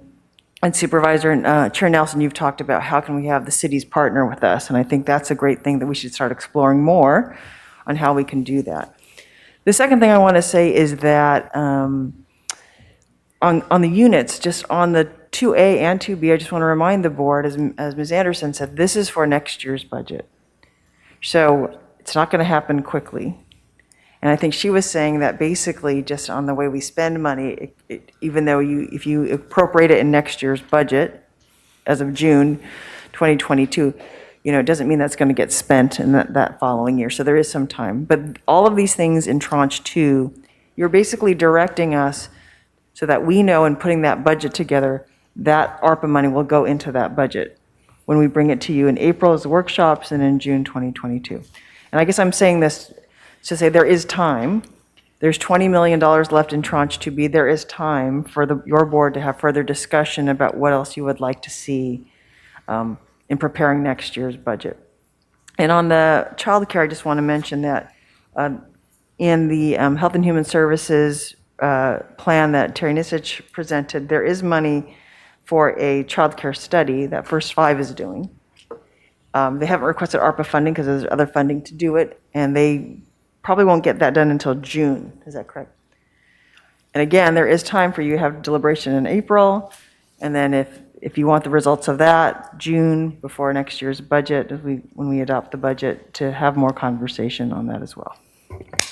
Okay, and I guess I'll get to child care in a second. So what you've said does help me on the 2A. It is a big concern of mine. I think we can't miss that, that we need the capacity, and I'm going to keep banging that drum moving forward. So thank you. The other, a couple of the other issues that we're talking about here, childcare, I think it's a great idea to set aside the $2 million. I think that's a commitment that I think hopefully can get unanimous support. We have the Child Care Planning Council that Supervisor Hart and myself are on. We have the First Five that Supervisor Williams is on. We got that study going on. I think the commitment is important. I think that the board is ready to show that the commitment is here. We still have some preferences, if you will. I know one of the big concerns, though, right now is we look at, but they're in need today. And I've looked at what the state budget had in place. I know there's going to be some money that's going to be given immediately to some of them, somewhere between $3,500 and $6,500 is what I was reading. So I hopefully that can get them to the place where the county's in a position to kind of carry them through some of these plans. I actually am very supportive of some of the suggestions made by Supervisor Williams. And so again, I want to see that some more details on that. And I think that there's an opportunity for all of us to be approached either in the different committees that we're on or individually, so we can get to the, somewhere that we're actually able to deploy that where we all can support it. I don't think that we're that far away. I think we need to vet out some of these stress tests and things like that so we know who really is in need. And I think at the end of this, we want to make sure that we have more capacity. And that's where Supervisor Williams is coming from. And I know that that's something that we've all talked about, is how are we going to do it, not only just the monetarily wise, but how else we going to do with the training and with our land use, that we can promote these policies that will create more childcare moving forward. I'm also, like my colleagues, supportive of the food bank and the work that they've done. It is really, even though it's a South County investment, it's really a regional investment that's going to free up more area in the North County with our food bank up there. I'm glad to see that there's seems like unanimous support for that, and in whatever way we can continue to move that forward. So those are my points, and then I'll at this point, and then we'll go to. Well, let me actually go back to real quick to tranche one. The $1.2 million investment over at Bridge House, I think that still needs to be vetted out a little bit. I think we should definitely put those funds aside. But I think we need to look at, because there's two things happening there. There's one, we need to make the permanent bathrooms for our pallet shelters, but there also need, the Bridge House is a underutilized county resource that could be used for additional emergency, transitional, or permanent supportive housing for homeless. And so I think that 1.2 million, hopefully if we're expending all of that, we're kind of exhausting all those three options and what we can do on that site. And so if that's what the 1.2 million is for, I'm there. If it's just to build bathrooms for the 20 temporary structures we have there, that's too steep for me. But I think I understand it the previous way. Chair Nelson, this is George Chapchin. Sorry, my video's kind of choppy, but yes, that's what it's for. We're going to look at the entire site and what the maximum capacity would be for that site for additional units. Great. I think that's a great investment in infrastructure. And again, the kind of things that we wouldn't be able to do without these funds, right? That would be, it's almost speculative, if you will, but that's an opportunity to grow and to go from here. So hearing that it's not all done today, I can still be supportive of 2A, because I think that's where we're at as a board. Again, I'm going to keep pounding away that we need to make sure that we have the infrastructure in place. One last homeless services point that I want to make. I went through the funding breakdown for the 100 new shelter beds. And based on the amount of units for the services, we're looking at about $2,000 a month per bed on the Isla Vista shelter. We're looking at about $900 a month per bed in Lompoc, and we're looking at $2,500 a month per bed at Dignity Moves. We need to find a way to standardize that. I know that some of our shelters cost different because of the different locations they are on property, but when it comes to services, we should be able to find a way to tighten that up. And that's a number at $2,500 a month per bed. That's not sustainable. We need to find a way to cut that down. We have all these other services we're investing in. So we need to find a way to do that, bring it down to 1,800, maybe have a cap on it so that we can tighten our belts a little bit and make sure that money goes further. So that's my last mention on that. And Ms. Masnasic. Chair Nelson, we agree wholeheartedly. What you're seeing there is truly an economies of scale issue. At the Bridge House project, they already have existing sites. We have 20 additional more, so it's a lesser cost. Certainly at the Dignity site in Santa Barbara County, we certainly wish we had a larger opportunity there. We're only doing the 34. We would love for that to have been larger, but that was the site available. But in the future, we're looking at larger sites to continue to reduce those costs. Okay, well, I think we really need to still squeeze on the services, though. Absolutely. Because I think it's a lot of money there, and we've still got the other 350 beds that we have to provide services for in the future once we get to capacity. So absolutely, I don't want to let runaway costs happen here. I think we can be more efficient with that and scrutinize that to a greater level. All right, Supervisor Williams, and then I think it's Hartman, then Hart. I was going to make a point, and I was going to give a try at something that maybe we can all get on board on. One is I want to speak in support of Supervisor Hartman's point on Isla Vista Community Center. It's really an important county-owned asset, and obviously we need to wait for the Treasury or for the auditor to look at it, but it's something I'm very open to. And I want to put just forward an idea out there.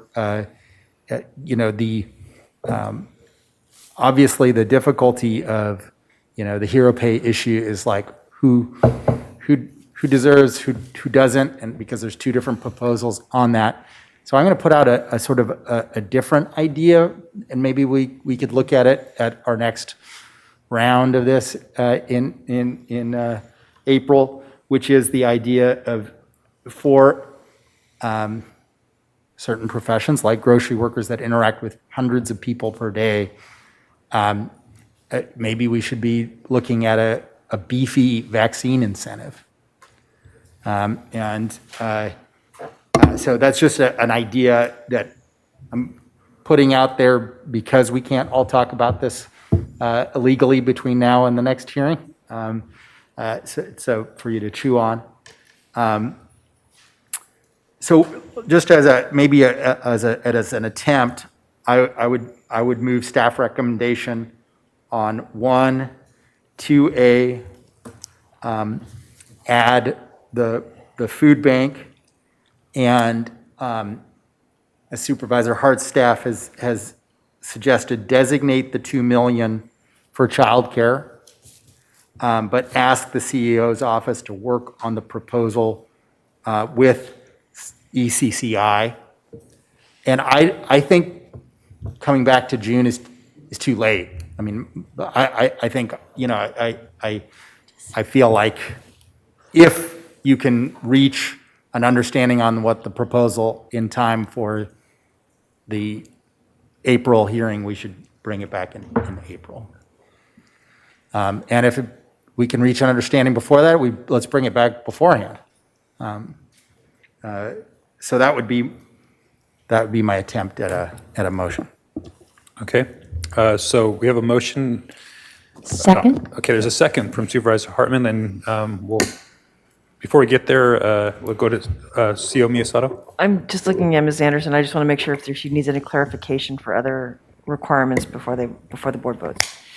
No, just for clarification, Chair Nelson, I'm hearing that the proposal on the table is staff recommendation on tranche 1 of the 5.9 million remaining, in addition to the tranche 2A proposal from staff, in addition to approving the allocation of $2 million towards the food bank proposal, and designating $2 million for the child care with the intent of getting further direction and detail on a proposal that your board will review in April, it sounds like. Is that what the maker of the motion? That is correct. And a seconder? And I think it was sooner, the time is of the essence It idea, is. and that may be something CEO Miyasato has.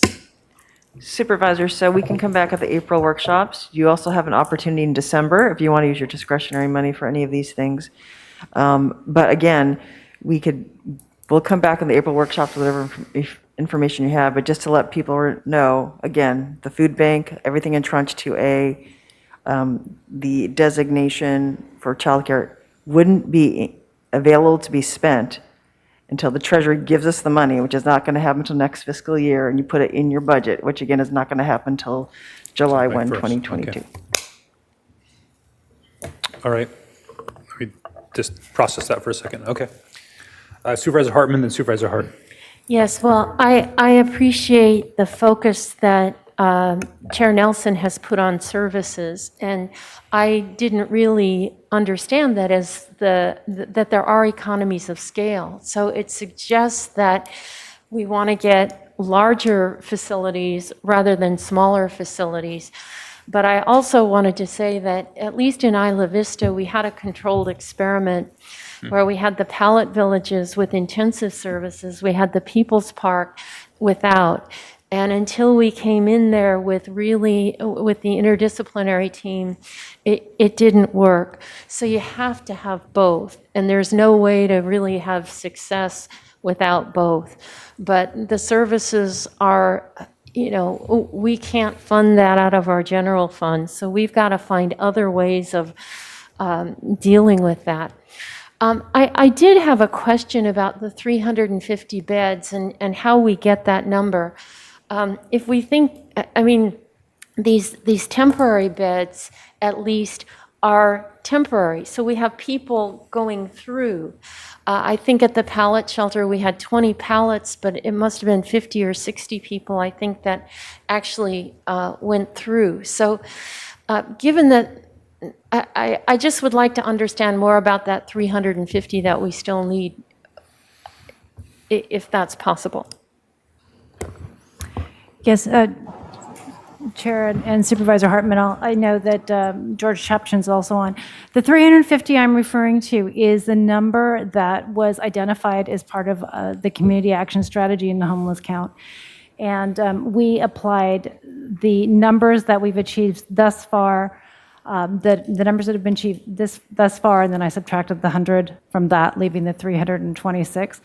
But as mentioned earlier, there is the continuum. The permanent supportive housing has been mentioned frequently as part of this discussion.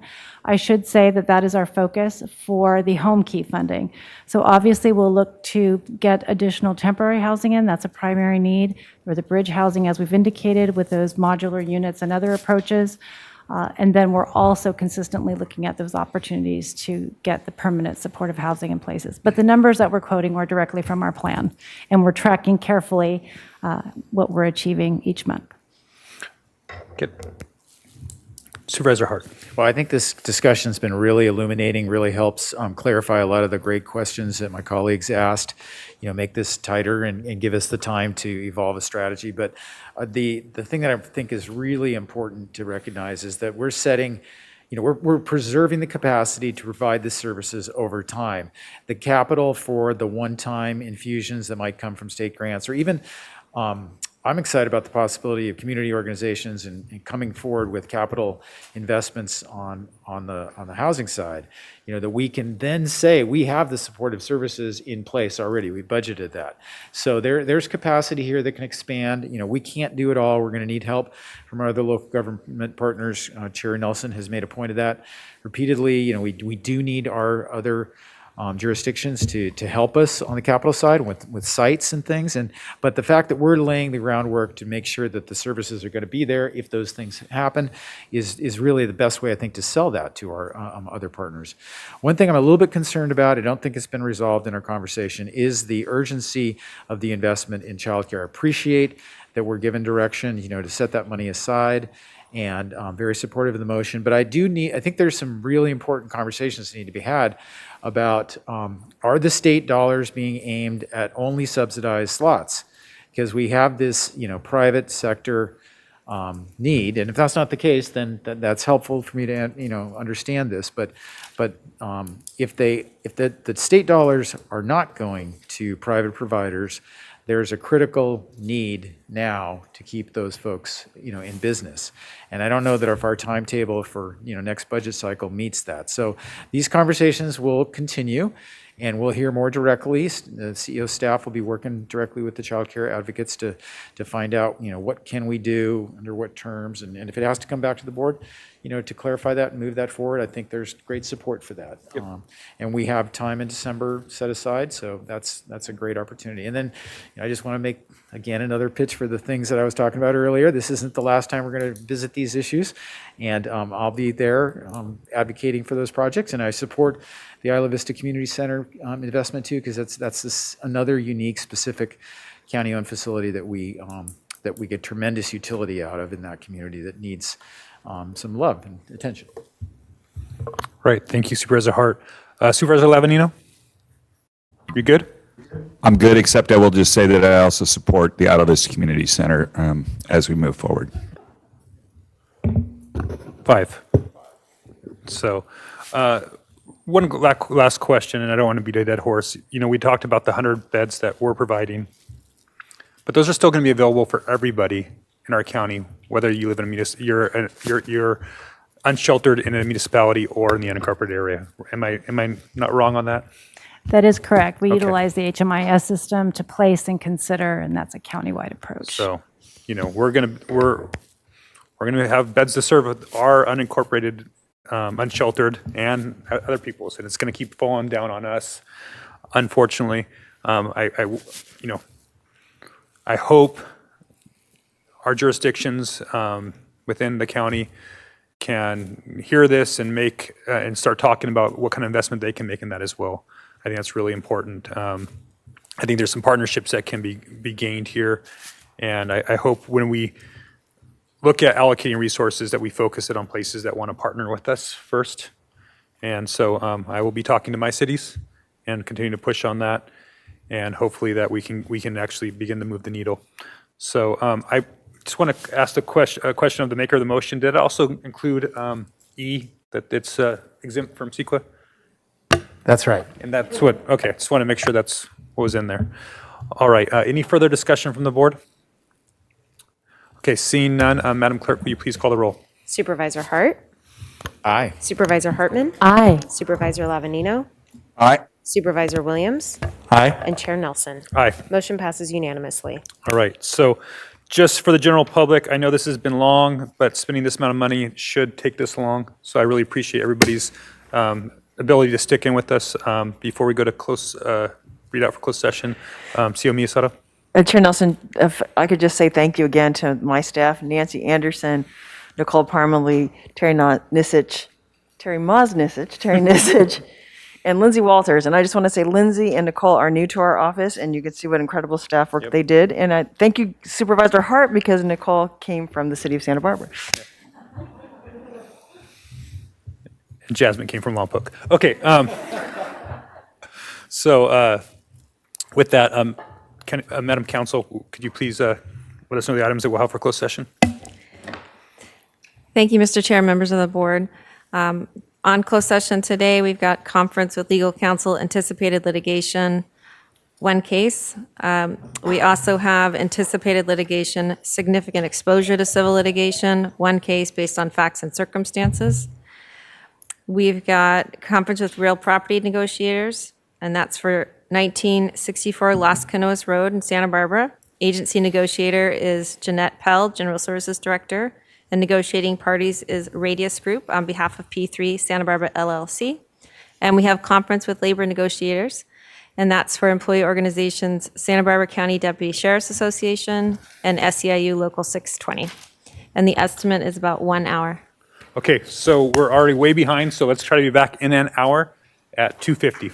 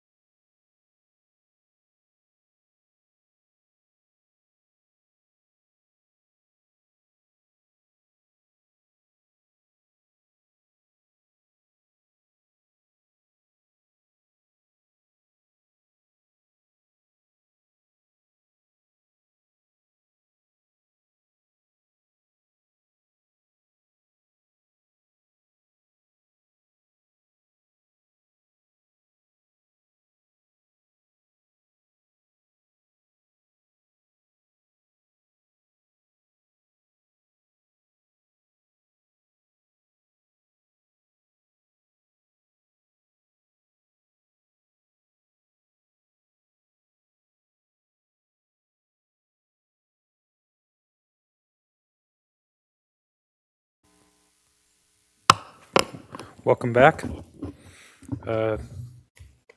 Madam County Counsel, can you please report out from closed session today? Thank you, Mr. Chair, members of the board. The board met in closed session, 2 cases of anticipated litigation, deciding whether to initiate litigation, 1 case, and significant exposure to civil litigation, 1 case. Real property negotiations for 1964 Las Canoas Road in Santa Barbara, 93105, and conference with labor negotiators for Santa Barbara County Deputy Sheriff's Association and SEIU Local 620, and the board took no reportable action. Thank you. The next item on the agenda is departmental item number 2. Madam Clerk, will you please read that item into the record? Chair Nelson and members of the board, departmental item number 2 is from the sheriff. It is a hearing to consider recommendations regarding a presentation from the sheriff's office and behavioral wellness on the county co-response 2020 quantitative and qualitative data and outcomes review. All right. I believe we have Dr. Lee.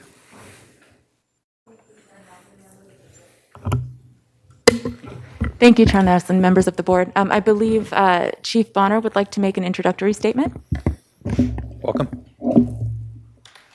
Good afternoon, Chair Nelson, supervisors, as well as all of our community members that have gave us a part of their day today to learn more about the co-response and to provide us with some feedback about the provision of co-response. Unfortunately, Sheriff Brown could not be here today because he's out of state. But I can share with you that he truly understands and greatly values the continued provision of co-response services here in Santa Barbara County. My name is Chief Deputy Craig Bonner. I lead the law enforcement branch for the Sheriff's Office, from which our involvement within co-response is accomplished. It is my pleasure to be here today, along with our partners from the Department of Behavioral Wellness, to share information about the valuable services provided by our co-response teams. And most importantly, to begin the discussion about the future of co-response within our county.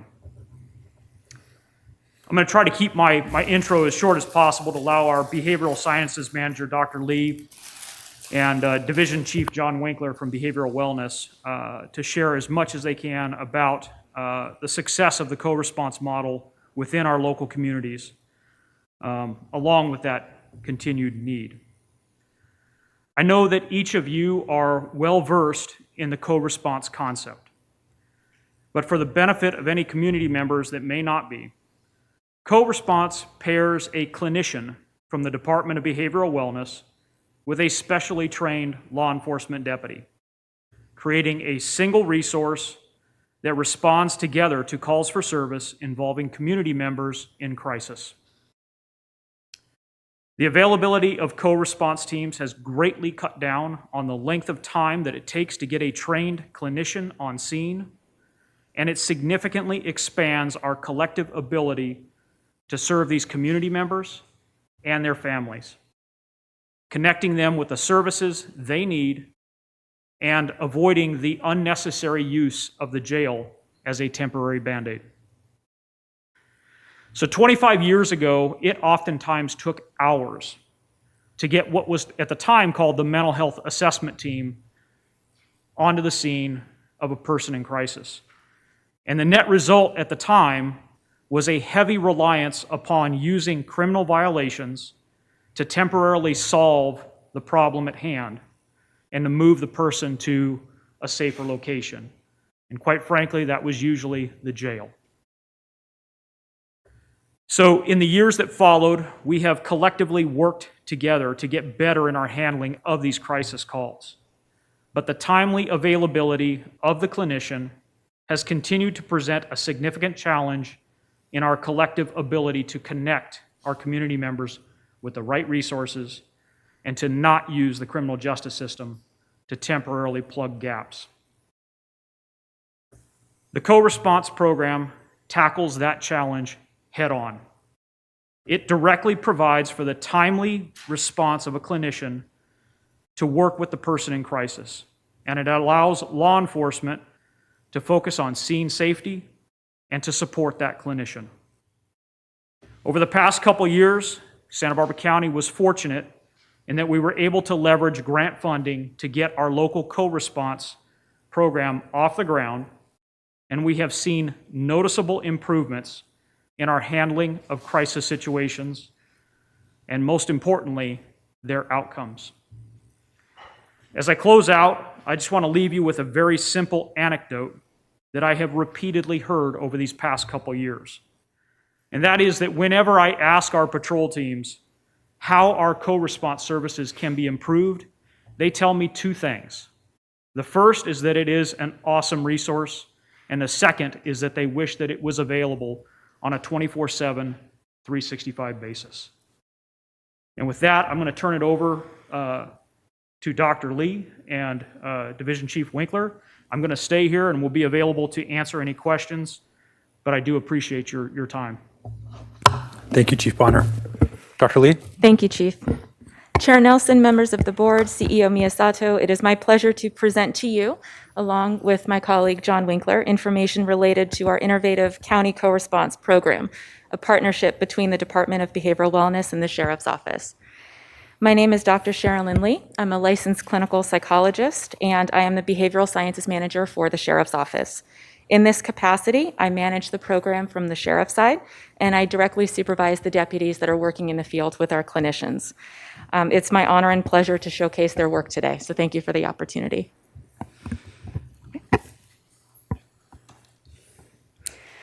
So I'd like to start or set the tone of the presentation by sharing a quote. I am only one, but I am one. I cannot do everything, but I can do something. And because I cannot do everything, I will not refuse to do the something that I can do. There are many departments and persons who work hard to improve the intersection of mental health and the criminal justice system. The County Co-Response Team is one such program that demonstrates the positive impact we can have on the community when departments and persons work together.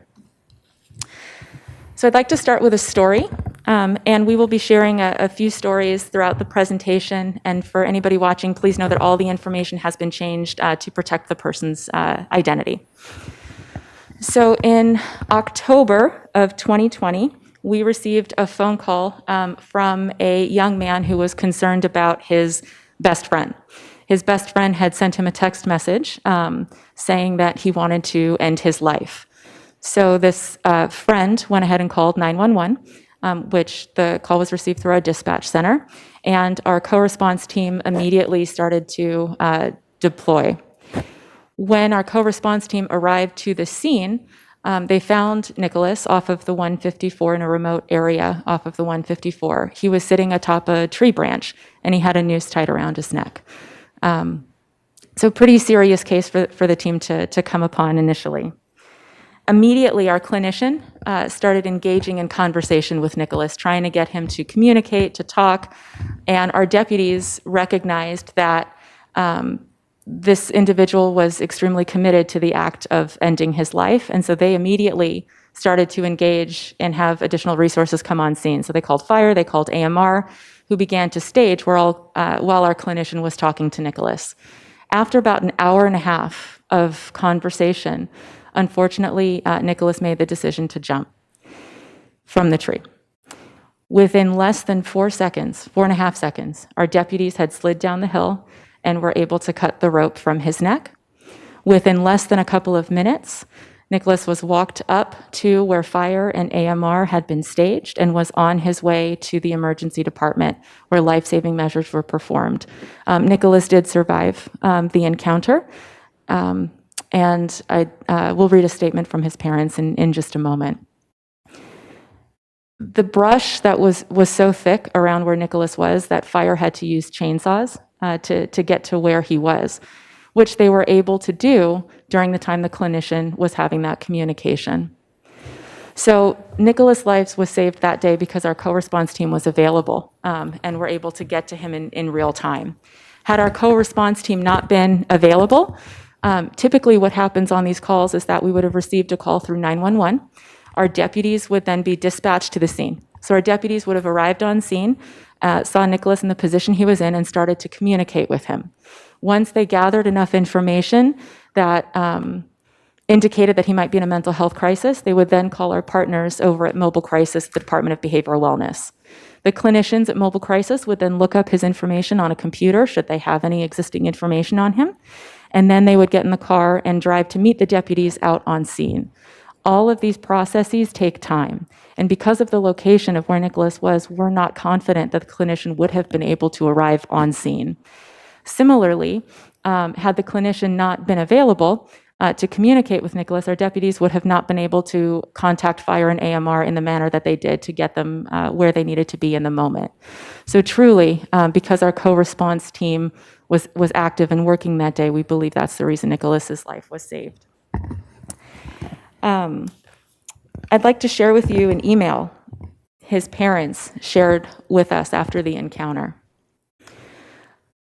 About a week after the encounter, both Nicholas and his parents came to headquarters at the sheriff's office, wanting to meet the deputies and clinicians that talked to him that day. It was a very sweet encounter, and we don't always get that kind of feedback. So the email that Nicholas's parents sent reads as follows.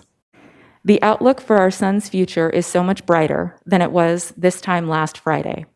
This is due in very large part to the dedication, training, skill, and incredible efforts of your team. The events of this last week, although extremely trying, have reinforced our faith in God and in humanity. Indeed, there were so many miracles and events we believe were divinely orchestrated, using individuals like your team to bring Nicholas to the point where he could find help. Through that help, find healing, and through that healing, find hope. If Nicholas had to go through the painful situation he did, he was in the right place and was saved in exactly the right manner. We want you to know we will spend the rest of our lives and will especially work within Nicholas's life to pay forward to others the care and compassion you showed him on Friday, October 23rd of 2020.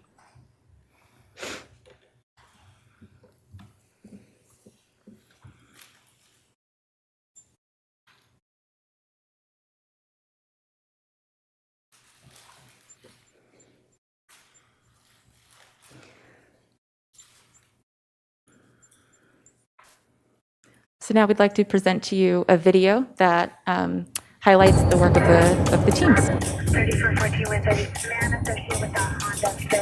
The Sheriff's Office and the Department of Behavioral Wellness have partnered up to respond to mental health crises in an innovative way.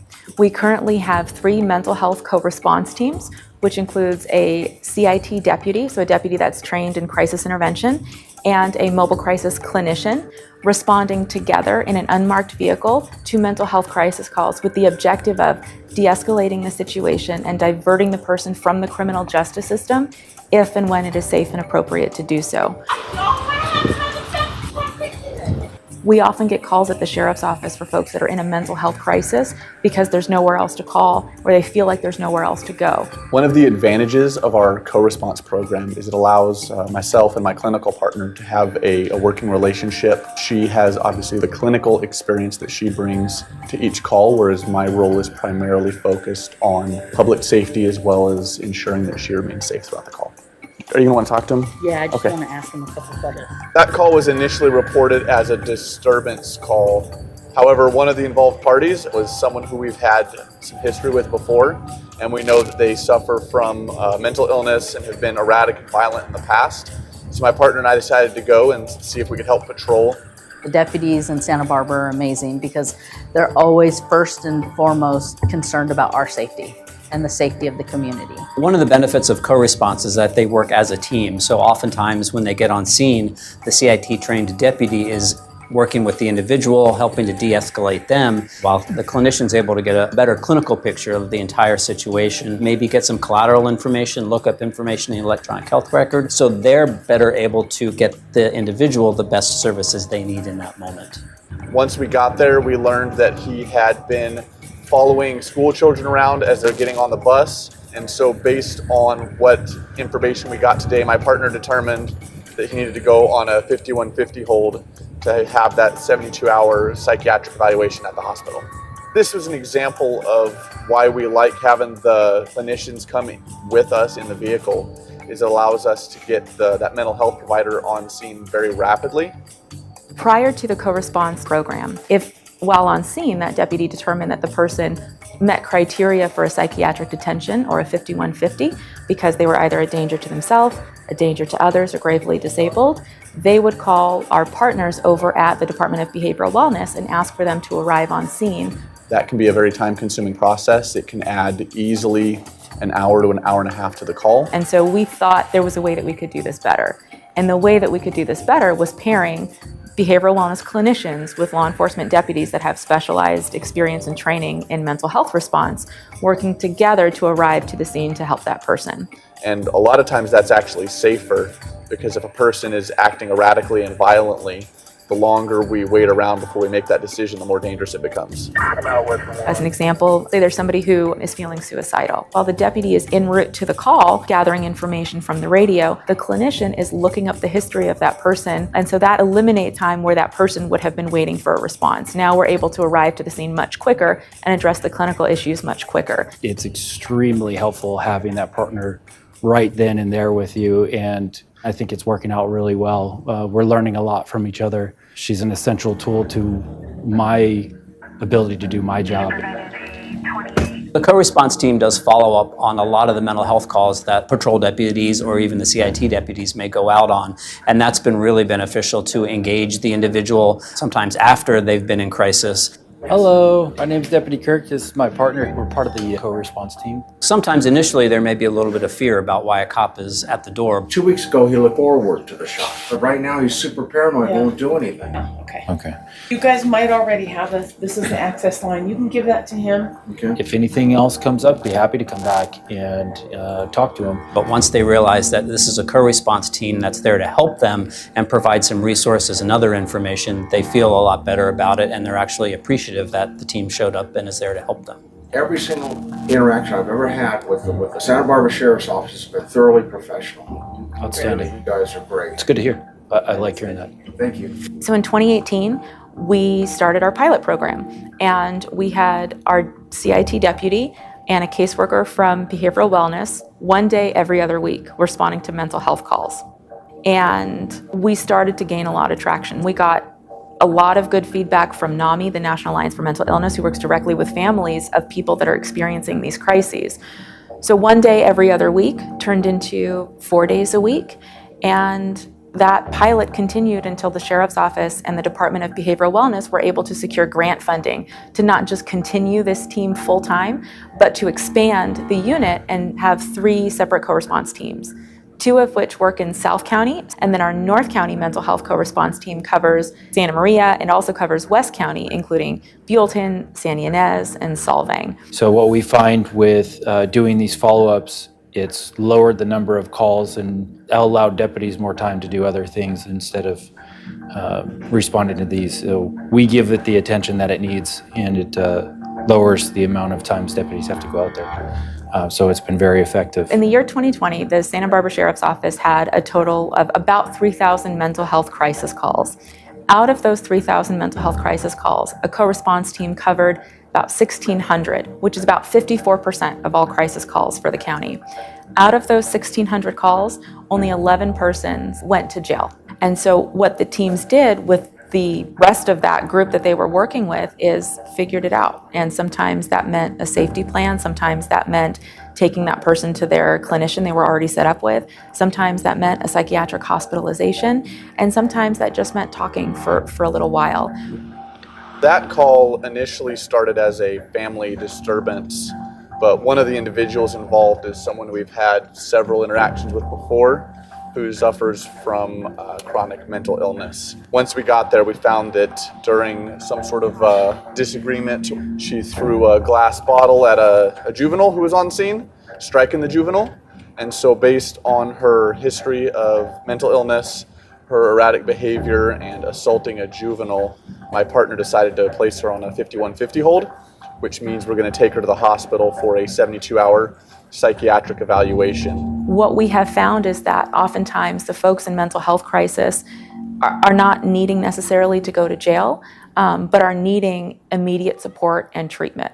I think expanding this program would be a huge benefit to the community. I've had a number of department members and especially supervisors have commented to me that they very much appreciate having a CIT team to respond to these mental health emergencies, and that during the times when we're not available, that it's much more challenging, much more time consuming to resolve these crises. We see, as much of the nation is seeing, an increase in the volume and acuity of mental health crises. A lot of that has to do with COVID. A lot of that has to do with just the increase in stress that people are dealing with in their daily lives. And a lot of that has to do also with the lack of behavioral health resources that we're seeing nationwide, not just in Santa Barbara County. So if 3 teams were able to take care of 54% of all of our calls, imagine what we could do if we had 24/7 coverage. The beauty of this partnership is that mental health is real, and law enforcement is doing the very best they can with the tools that they have to try to help folks. But I think the partnership and learning how to trust each other and knowing that at the end of the day, the goal of, the sheriffs in Santa Barbara, what I've learned, and working with all of them, is that they truly care. And they truly care about the people, and they truly care about the community. So I'm really honored to have the opportunity to work with these men and women every day.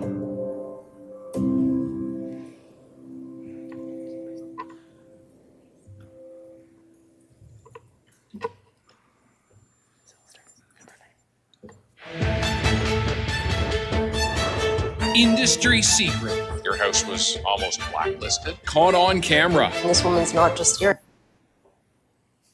That was not part of the presentation, but we won't charge extra for that part. Okay. So thank you. The teams did a great job on that video, so if you're watching, well done. So currently, as the video mentioned, we have 3 co-response teams. We have 2 in South County, which is Carpinteria through the Gaviota Tunnel. We have 1 team that is in North County, and the 3 teams are currently grant funding, and the grant funding expires September 30th of 2022. Because the teams are grant funded, we contracted with third-party researchers who looked at 3 different sets of data. We looked at dispatch data, jail data, and clinical data. So I'd like to say thank you to Dr. Jill Sharkey from UC Santa Barbara and her staff, as well as a group called Social Finance, for assisting with this project. And the following is an overview of some of the data and analysis outcomes for calendar year 2022. So in the year 2020, as mentioned in the video, the Sheriff's Office had a documented total of 2,984 mental health crisis calls, which interestingly is twice as many crisis calls than the sheriffs had documented in 2019. Of those approximate 3,000 calls, co-response handled 1,606, or about 54% of the total number. The tall graph that you see on the left-hand side, the tallest bar, illustrates that the percentage of calls that are handled by a co-response or patrol team during co-response on-duty hours. So what this graph shows is that when co-response is on duty, the 54% number actually bumps up to about 73%. So when they're working, they cover 73% of all of our mental health crisis calls, which is a substantial increase.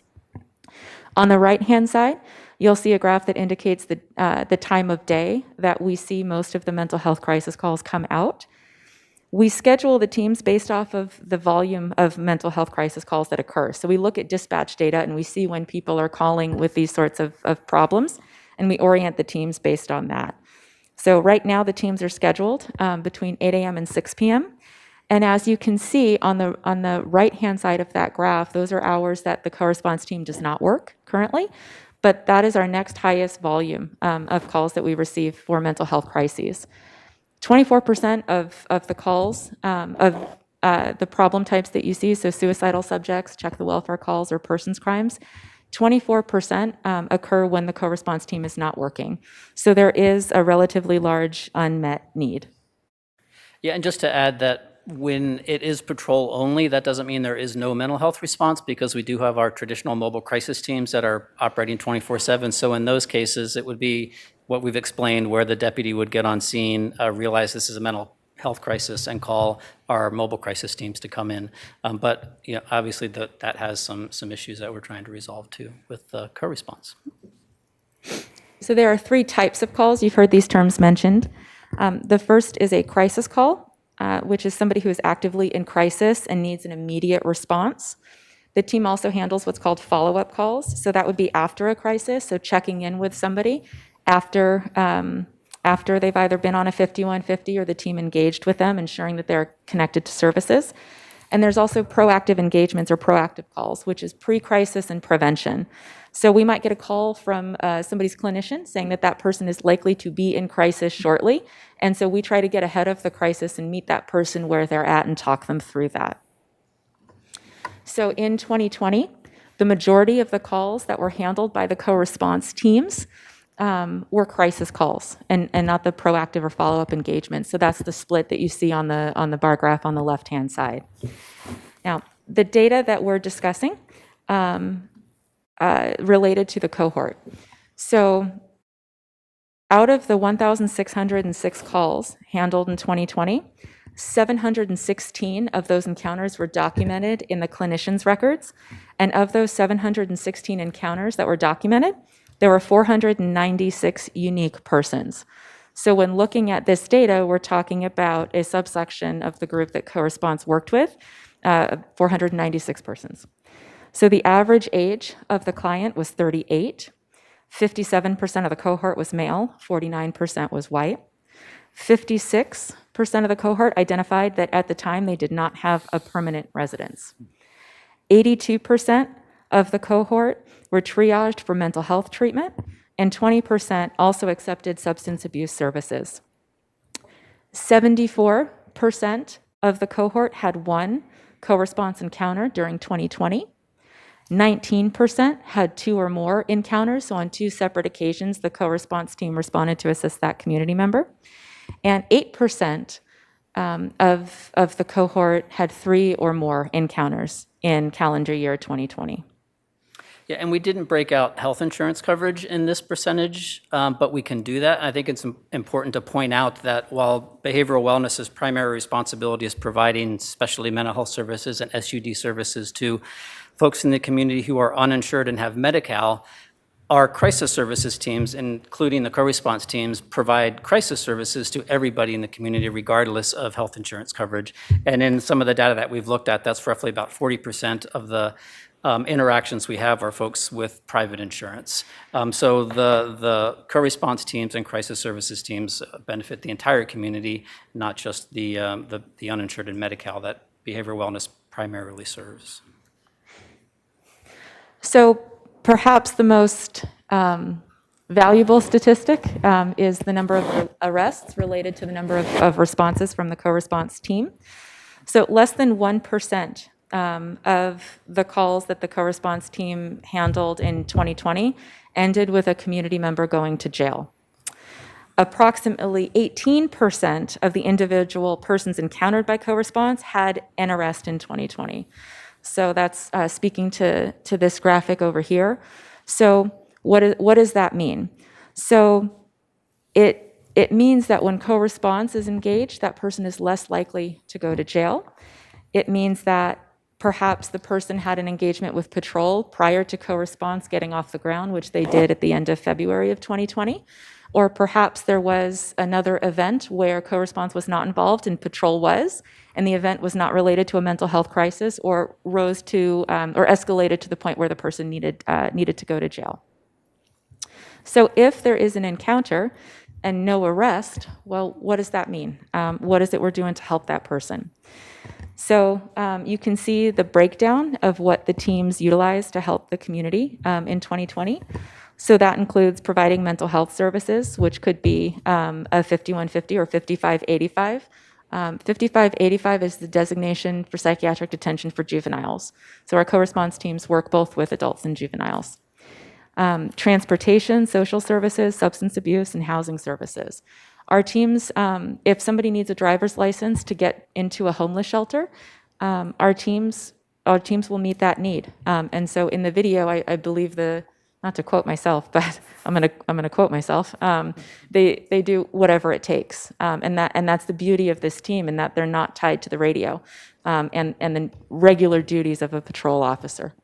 Yeah, and I think this slide also highlights how critical it is pairing law enforcement with mental health. This is where everything kind of comes together. While law enforcement can contain the scene, make sure the individual doesn't take off, begin the de-escalation process. On the back end, it's the clinician who has the in-depth knowledge of the mental health system in the community and the substance use system in the community, and not just behavioral wellness's system, but the entire system. So that's our community-based organizations, crisis stabilization unit, crisis residential, sobering center, all of those things.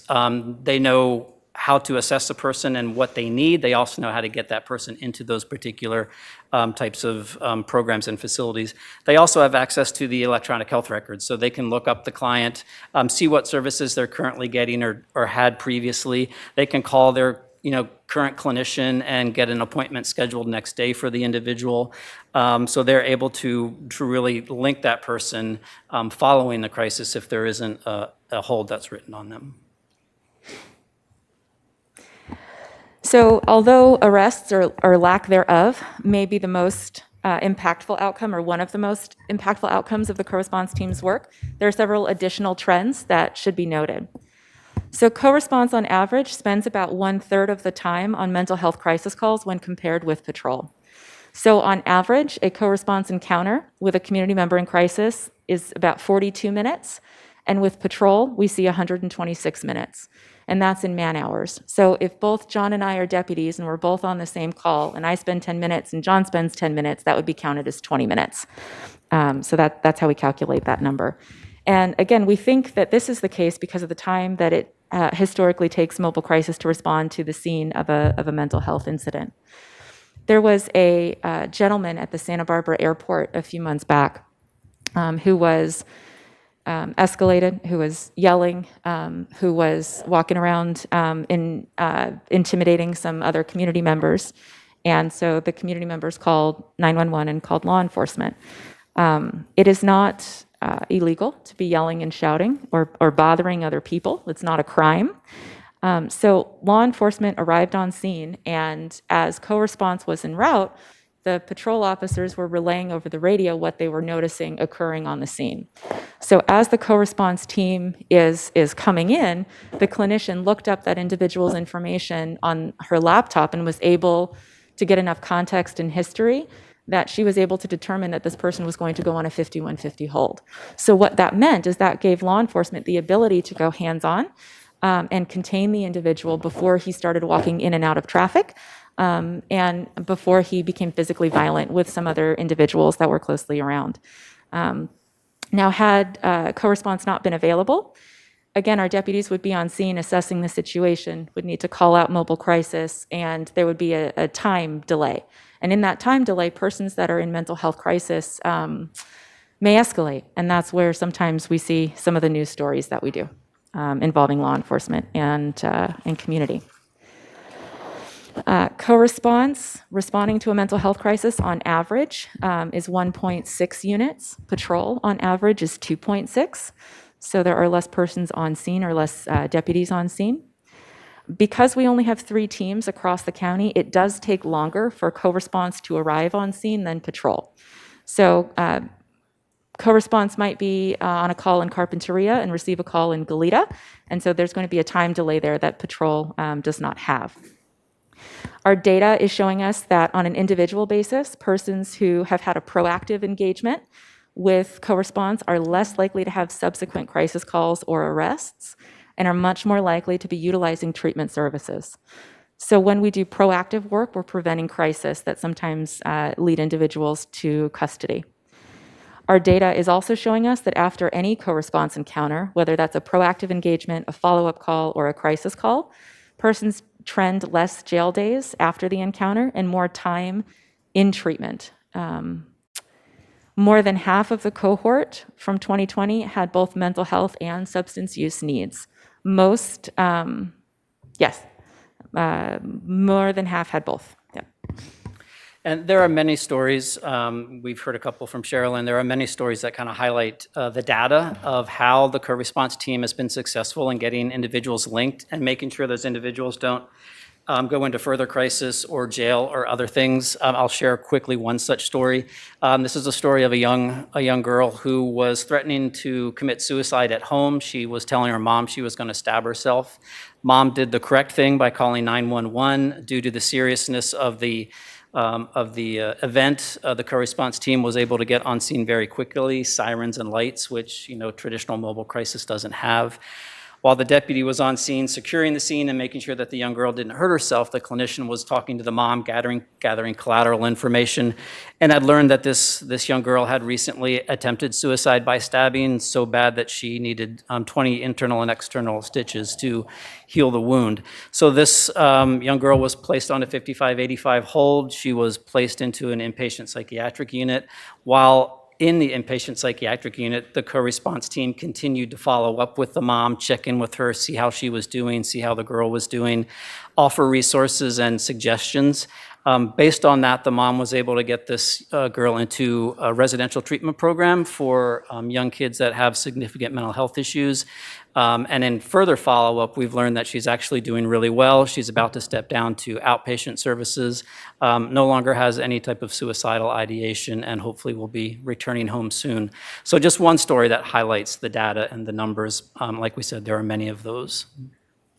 We also have some hot off the press data, if you'll indulge us with some numbers from the year 2020. So between January and July of 2021, the Santa Barbara Sheriff's Office has had a total of 1,768 crisis calls, of which a co-response team handled 61%. In July of 2021, we have had the highest month on record of documented mental health crisis calls for the Sheriff's Office. So we see month by month and by region, by city, where our crisis calls are coming from. And how many. And so in July of 2021, we had 396 documented, which is the highest number we've had since in the 4 years that we've been collecting this data. In 2021, 175 calls that the co-response team went on were marked as calls where the person was at risk for violence with a weapon, which includes guns. And so far, for the first half of 2021, we're averaging 39 suicidal callers per month.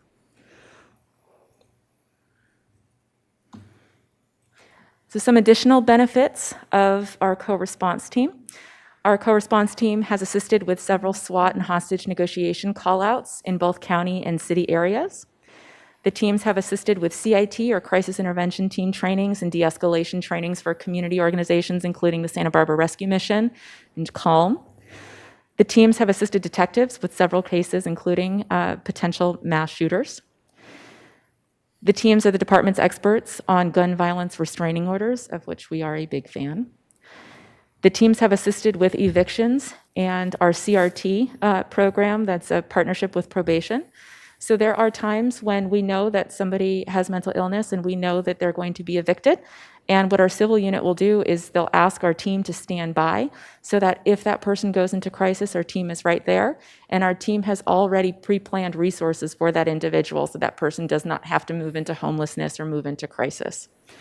Our team also meets monthly and quarterly with Santa Barbara Police Department and Santa Maria Police Department and their co-response teams to discuss cases and cross-train. And in fact, when the Santa Barbara City co-response team is unavailable, the Santa Barbara City Police Department will call our dispatch center and ask for our co-response team to provide mutual aid to the city, which we do. We also do that for the city of Santa Maria. And our teams service the city of Lompoc as if it was sheriff's jurisdiction. And so we truly are a countywide program in all corners of the county. So there are some additional qualitative comments and benefits from both law enforcement and our clinicians. So from law enforcement, this is information that can't be quantified, but just feels important to mention. So the deputies believe that there's less likely use of force applied towards persons in mental health crisis because of the clinician being immediately available. So in some of the stories that we had talked about, that time delay, we believe is the reason why there might be use of force, and we're eliminating that issue. Co-response deputies also have a unique mission that changes the perception some clients have towards law enforcement. And these positive interactions impact future contacts that our clients and community members have with law enforcement in a positive way. And some of the qualitative information that the clinicians have offered is, we've kind of spoken to it, but they feel with co-response, they're better able to provide a better assessment of the client and the situation primarily because they get on scene much quicker, as we've mentioned. With the traditional model, patrol gets on scene, they assess it, they secure the scene, they call mobile crisis. It can take a while for mobile crisis to get there. Sometimes by the time they get there, the scene has kind of settled down, the individual has calmed down. They don't have the benefit of seeing the individual in the moment acting out. So by getting there quickly, they're better able to assess the individual, assess the scene, and provide a better disposition in that particular situation. The other thing that we've mentioned is the proactive and follow-up work. While crisis service has always done some proactive and follow-up work, it's much easier to do that with a law enforcement partner. It's safer to do that. We can make quote unquote surprise visits, which, a crisis services staff would never do in a lot of situations because of the safety. Law enforcement oftentimes has intelligence to know maybe where somebody is, where we can find them. If we're trying to find somebody, we can find them easier. And so we're much better able to do the outreach and engagement, the proactive and the follow-up work. And that in turn allows us to connect those people to services much better. And lastly, I'll say from our clinicians and actually from our whole department, since this program has started, the level of trust and mutual respect between the two departments, and I'm sure Sherilyn will agree with this, has gone up tremendously. Because the clinician is getting to see what law enforcement has to manage every day, and law enforcement is getting to see what the mental health clinicians have to manage every day, just the level of mutual respect has gone up. And not just with the co-response clinicians, that trickles down to line staff because they're hearing about all of this and very involved, and it also trickles up through leadership. So the program as a whole, I think, has been instrumental in really improving the relationships between the departments. So we just threw a lot of data and information your way, but perhaps the most important metric comes from our community. So I'd like to read an email that we received actually last week, 2 weeks ago. My name is Jane, and I had a recent encounter in September with 2 of Santa Barbara Sheriff and Behavioral Wellness Crisis Team members, Deputy Platt and Missy Miller. There are no words to express how thankful I am this program and team exist. There's no doubt in my mind these 2 were angels sent by God to find my daughter and rescue her from self-harm. Their responsiveness, commitment, kindness, and care blew me away. I never knew a team like this existed, partnering law enforcement and mental health. What a dynamic duo. I'm not sure how this program receives funding, but I wanted whoever the higher-ups are to know the value of this program is insurmountable and needs to continue to be funded. Love, a grateful mom. I'd also like to acknowledge and thank some of the many partners that have helped stand this program up and contribute to its success. We really are breaking down some silos that have existed for quite a while, and our community is benefiting quite a bit. Lastly, we'll end with a quote. The best way to find yourself is to lose yourself in the service of others. Thank you for your time. Thank you. Thank you, Dr. Lee. Questions from the board? First, I'll go to Supervisor Lavanino in Santa Maria. Thank you, Mr. Chair. I don't know how many people are watching today, but if you want to know what county government and public service is all about, today was a good day to watch, because this is us, or this is you at your finest, county employees. Well, first off, I just want to start with the presentation. If anybody's out there that presents to the Board of Supervisors is looking for an example of how to do it, that was it. I know Supervisor Nelson has talked about using more video, but I, for one, we do get PowerPointed to death, and that was really cool to watch. It kept me engaged, hearing the stories, and Dr. Lee has told me a number of these stories before, but it was very moving, and it worked. So, I don't know how much more successful the program could be, except that we increase it, right? There were some questions I did have, though, and one of those is, how many sheriff's deputies now do we have that are CIT trained? What percentage of our force? Thank you for that question, Supervisor Levanino, through the chair. We have 3 different types of CIT training. We have an 8-hour course, we have a 40-hour course for patrol, and we also have a 24-hour course over 3 days for our custody personnel. All of our patrol deputies have been trained in the 8-hour course. All of our custody deputies have been trained in the 24-hour course. Well, if they were hired in the last 6 months, I don't think that that's quite an accurate statement, but at the time, it was all. And we have, I believe, about, and I can get the exact number for you, but 10% of the department trained in the 40-hour CIT course. I'd also like to mention that the CIT trainings are open to all law enforcement throughout the county. And so we have trained the entire Santa Barbara Police Department, Santa Maria Police Department, UC Police Department, as well as district attorneys, public defenders, Allen Hancock, et cetera. Outstanding. And then another area that I'm kind of murky on is how these groups, how these teams interact with the mobile crisis teams. And I understand that when they're not on call, when they're not working, mobile crisis picks it up. But when they are working, who decides, that they both don't show up, or how's that all handled? Do you want to take that? Well, I was mostly through dispatch, so calls come into dispatch, and if the co-response teams are available, obviously they would go first. If co-response teams are busy on other calls, then it would switch to mobile crisis. Also, our mobile crisis teams continue to work within some of the jurisdictions where we're not currently operating, like Santa Maria, Guadalupe, and I don't know where else. Those are I think those are the main ones right now, so. Okay. Yeah. And then just 2 other things. One is I just wanted to say a big shout out to the Sheriff's Department as well, because I was glad that you closed with the fact that, they've embraced this program. Law enforcement traditionally likes to do things a certain way. And I think just them having that open mind and a new approach, maybe it came from just a situation that, they knew that they had a situation that they couldn't handle or was taking too much of their time. But for them to embrace this is the only way it was ever going to succeed. So I'm really glad to hear that. And I just wanted to say, I couldn't be more impressed with the program.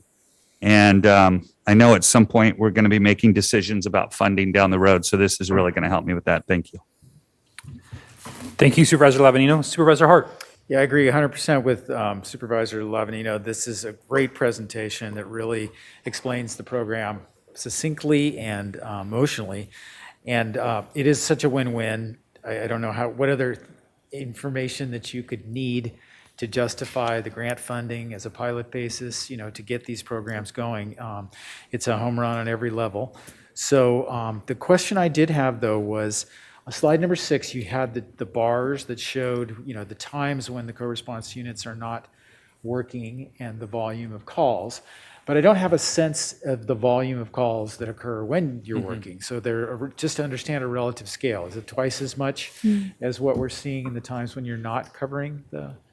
Yeah. So I think I understand your question in that what is the volume of calls when co-response is working? And the volume is much higher, which is why we've scheduled the teams during those hours. It's not uncommon for the teams to be on a call and have 2 other calls pending for mental health crisis response, and the teams have to triage which is a more imminent call and where their resources could be best utilized. So for the actual number I don't have, I could get that for you, but that would be my best explanation. Well, it's really just the order of magnitude is what I'm looking to get to, because it doesn't seem like those hours, from midnight to 6 a.m. are the highest priority. It might be that you need additional teams during the regular business hours. So you'd have to tell us that. But clearly, there's a need for additional coverage in the times when there isn't co-response available, and that's obviously the next thing that we need to be looking at is how can we make that happen. And it seems to me, and I'm a civilian, I don't understand how this works, but there is such a cost avoidance by the chart slide number 9, less than 1% of people arrested, that it seems to me that we're saving a lot of money in the criminal justice system and even in behavioral wellness about the interventions that used to occur that don't occur now, that occur more appropriately, more satisfactorily, more efficiently with fewer deputies, that there has to be cost savings. And so the idea that we could expand this program using that resource that would otherwise be spent seems to be low-hanging fruit that we ought to be doing now. So, not a question, an editorial comment. Thank you, Supervisor Hart. Supervisor Hartman. Well, I've really been looking forward to this presentation, and this program is really a game changer. I remember first coming to office and having parents contact me, constituents, whose adult child had a mental breakdown and didn't have this kind of support, and they ended up in the jail, deteriorating, waiting for some kind of hospital space to open up. And everybody was getting more and more frantic as the person in jail deteriorated. And that was really one of the most heartrending calls and to deal with that. So as we were listening to people talk about criminal justice reform and giving us examples of programs elsewhere, it seemed to me that people didn't fully understand what we're doing right here in Santa Barbara County. And if I'm correct, this is a pilot that we're proving out, and I believe Dr. Lee is being asked to go elsewhere to present the results of this because we are trailblazers in this. Our county deserves a lot of credit. This is where diversion starts, with that 911 call and the resource that gets to it, and trying to make sure that people get to the right place. And it may not necessarily be the jail or even the emergency room. It could be the CSU, or it could be their private doctor getting them on medicine. So this really opens up the alternatives available to how to best meet people's needs. So I think the value of that cannot be overstated. The other thing that gives me a lot of comfort and is your work prior to the proactive work that you do. We had a constituent in my district. It was clear that this person was really disintegrating, becoming paranoid, starting to collect guns. And we knew something wasn't right, and it was scary to the people who knew him, including people in our office. And so to be able to have a resource that can go and check up and evaluate, that is enormously valuable. And I think, Dr. Lee, I think you told us a story about a particular resident who the home was bugged, or she thought it was. And so this was leading to all kinds of 911 calls on a regular basis, and people had to go out. And so instead, you're there on a regular basis to debug the home, and that satisfies her, and then we don't have all these 911 calls. So that proactive work in our community so that we have antenna out there to perceive potential problems, I think is, understated so far. Even in your presentation today, I think that is just huge in my mind. That we're identifying problems before even the 911 call comes. So kudos to all of you.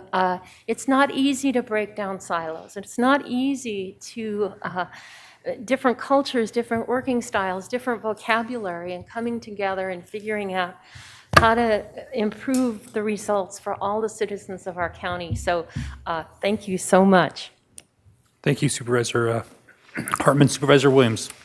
Well, I'm just as impressed as my colleagues, but I'm going to ask the sustainability question.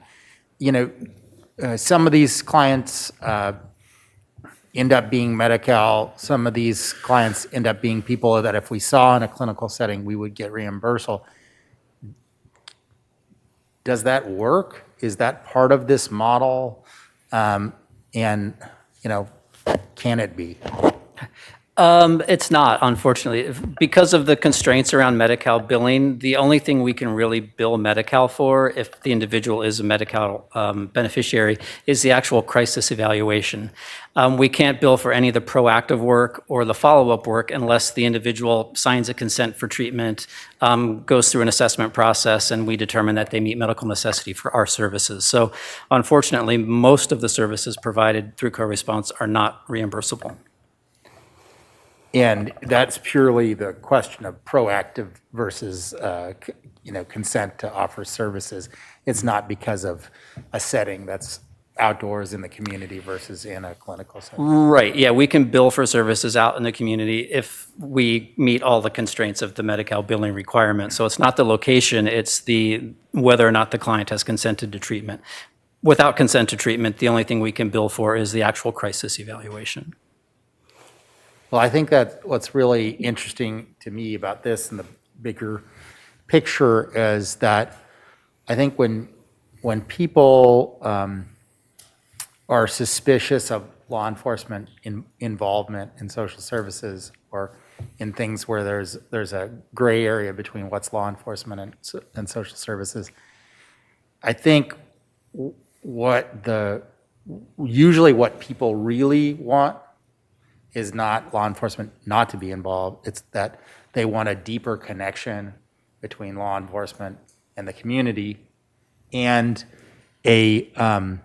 obviously, clinicians being proactive, and not sitting in their offices waiting for just people to come to them.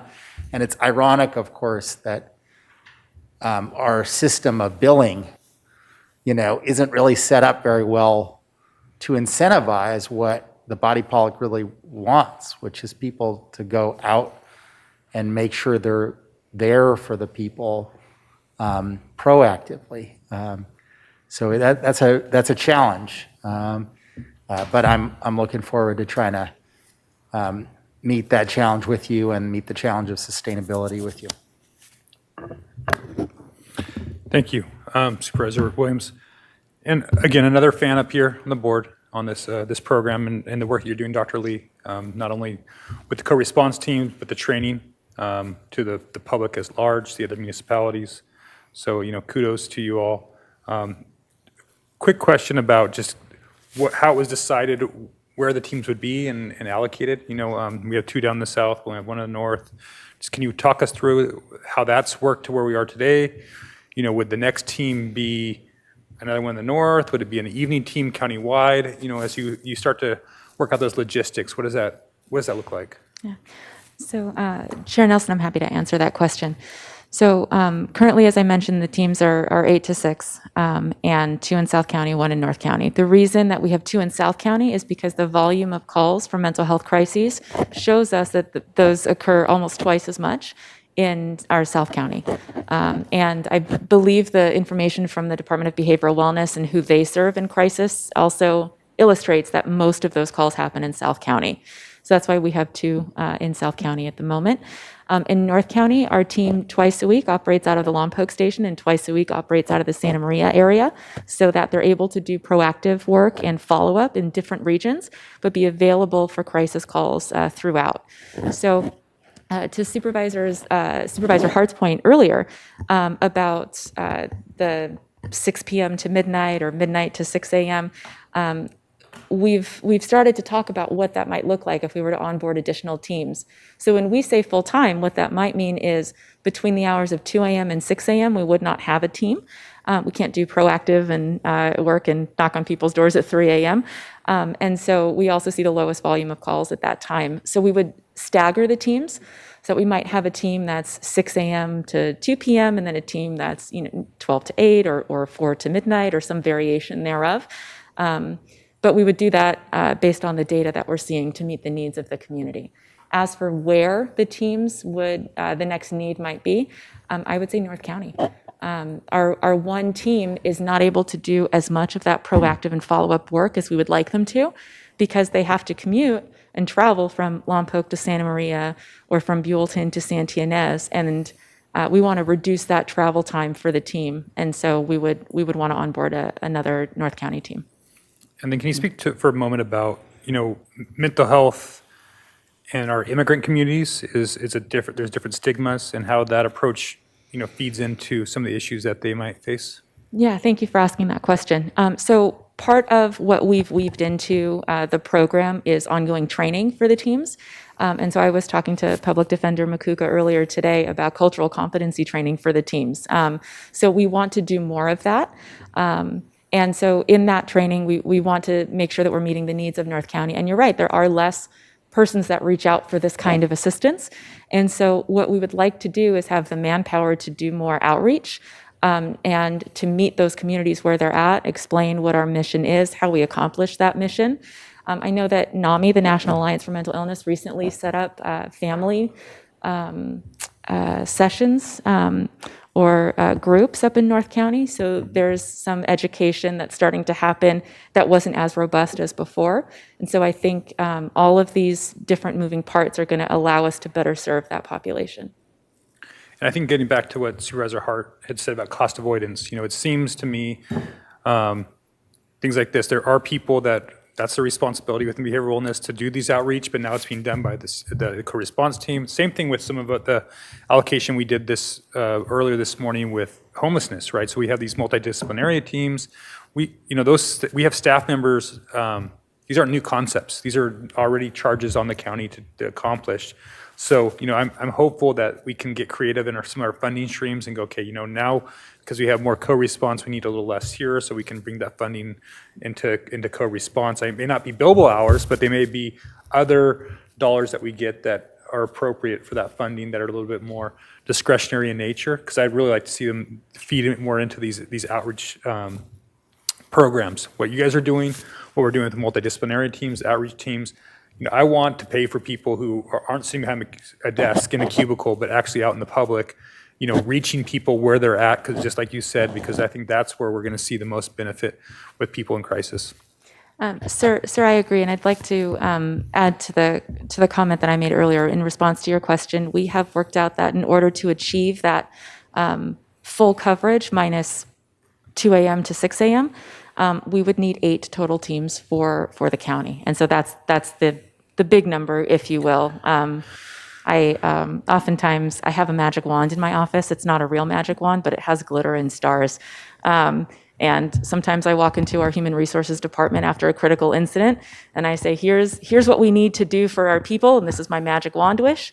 And then you're going to tell me what we can't do, and we're going to meet somewhere in the middle. Right. So if I had that wand here today, that would be the 8 teams and supervisors and support staff. I've got a pen and a cell phone. Can you talk to me a little bit more about what's going on within the city of Santa Maria and Santa Barbara? Are those the same type of teams, just Yes. funded by those municipalities? Correct. So we shared all of our information with the city team so that they did not have to reinvent the wheel, and so that we could build on really a program that includes all municipalities and corners of the county. And so my understanding is Santa Barbara Police Department has one team that's 4 days a week, that's 40 hours. Santa Maria Police Department has had a mental health officer that we have worked with throughout 2021, and I believe he will be partnered with a clinician at the end of the month.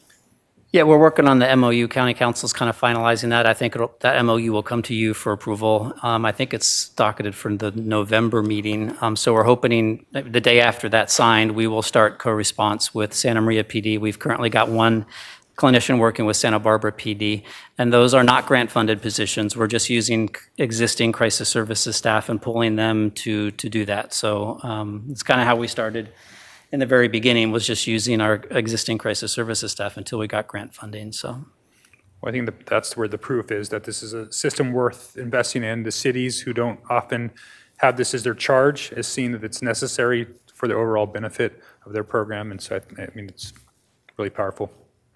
Before we go too far, many members of the public that wanted to speak on this have been patient, and I do apologize for this delay. So let's go ahead and open it up for public comment. Chair Nelson and members of the board, we have 5 requests to speak on this item. And if you are a member of the public and have registered on Zoom to provide public comment via Zoom, please log in now to do so. We're going to begin here in Santa Barbara with George Kaufman, to be followed by Tom Franklin. George?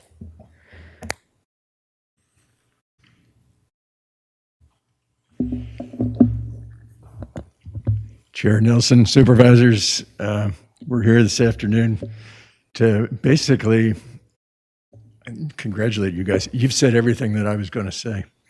Okay, there's very little disagreement. Just enjoy the fact that we're not coming here complaining about something. We're coming here to tell you that from the perspective of the families that NAMI serves throughout the county, in the 23 years that I've been working with families to help improve mental health services, this by far and away is the program that has been most successful in its implementation of anything we've ever seen. And not to belabor it, but what we've seen is that we've been successful, as you've heard, in de-escalating these mental health crises. We've nearly eliminated arrests so that there's a greater chance that people get treatment. I believe we've reduced the overall impact that this is having on both the mental health department and the law enforcement by having these specialized teams. Most important of all, though, that I haven't heard yet here today is that I think the community now has a trust in law enforcement particularly, but in the entire system, whether it be mental health care or law enforcement, as a result of what these teams are accomplishing. And I don't think that we should underestimate also the impact of having a true partnership, a true team within the county. This should be a sort of a golden example, I think, for what we can be, what we can do together. Anyway, you'll hear directly in a minute from a few families that want to comment on the impact that these teams have had there. But I'm struck by something just at a support group that I was at recently, and I wrote this down, where a father said, "Before, in a crisis, I was reluctant to call 911 because I wanted my son to get help, not go to jail. Now I feel comfortable calling 911 in a mental health crisis." That says it all to me. So whenever we identify, I guess my bottom line is whenever we can identify a mental health program or service that's been demonstrated to really work, and it's actually worked when we've implemented it, as this program has, we've got to ensure from this point, and we trust that you folks will do it, to be sure that this is available to as close to 100% of our community as is possible that experiences mental health crises. So again, thanks to the Department of Behavioral Wellness, the Sheriff's Department, and to the Board of Supervisors for allowing this program to go forward, and we trust that we'll find a way to fund it and expand it. Thank you. Thank you, Mr. Kaufman. We will now go to Tom Franklin to be followed by Leonard Marcus. Tom? Thank you. Chair Nelson and members of the board, my name is Tom Franklin, and I wanted to start by being very repetitive and thanking Dr. Lee and Mr. Winkler for that presentation and for your comments, because it shows me that you really get it, and that's so important. This program, the data shows how successful this program is, but I can talk from experience. I have a family member, as some of you know, that has a mental health disorder, and it started about 10 years ago, 11 years ago, and one of our first experiences was with a call to 911, where the sheriff responded. They actually handled it well. They weren't violent or anything with my family member, but they did go to jail. So I felt at the time, and this is when I knew nothing about mental health issues, I thought at the time that was a little much. I drove down to Santa Barbara and sat in the parking lot of the jail for 2 nights waiting for them to get out. So it's not only traumatic for the person suffering the mental illness, it's traumatic for the families. And Since that time, I now teach classes with family to family, NAMI classes, family to family, and run a group in the evenings. Have become a lot more educated and see this program work firsthand. While I haven't had a response to my home from the co-response team, I have had sheriff's deputies respond to my home who have been through the CIT training. And it is amazing. They have taken a situation that could just be an absolute nightmare and have turned it around like you would not believe. And no taking the person to jail. They resolved it very peacefully. In fact, a family member ended up staying at home. So I'm happy to hear your responses and the fact that you understand this issue, and look forward to getting the program funded. Thank you. Thank you, Ms. Franklin. And our next speaker is Leonard Marcus, to be followed by Lynn Gibbs. Leonard?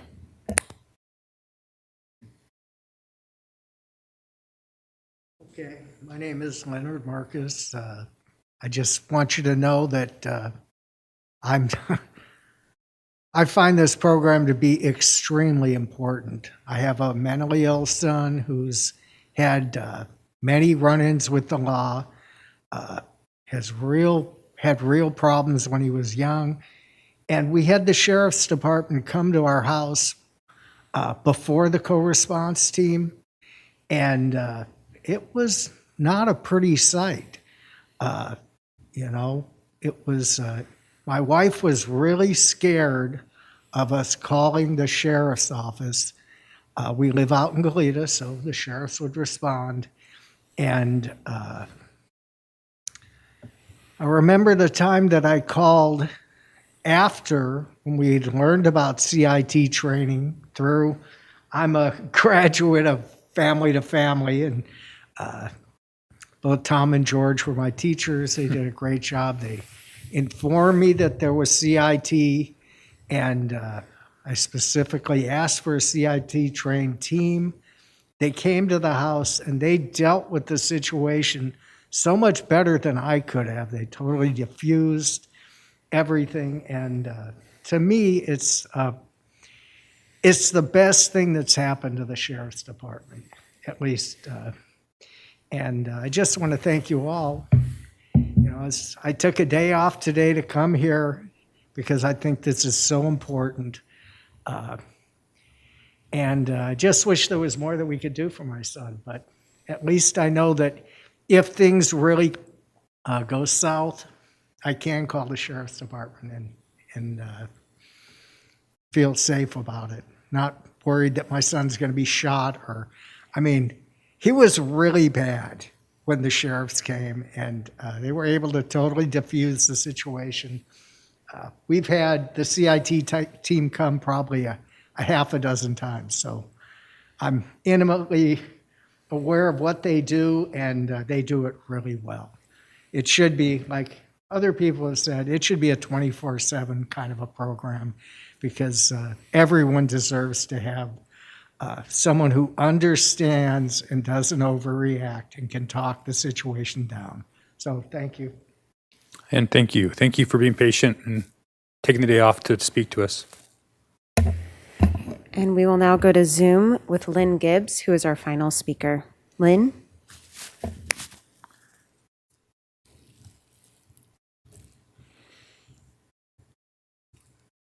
Ms. Gibbs, and you're ready? And Lynn, I see you are unmuted, but we unfortunately cannot hear you. Is your microphone on your end?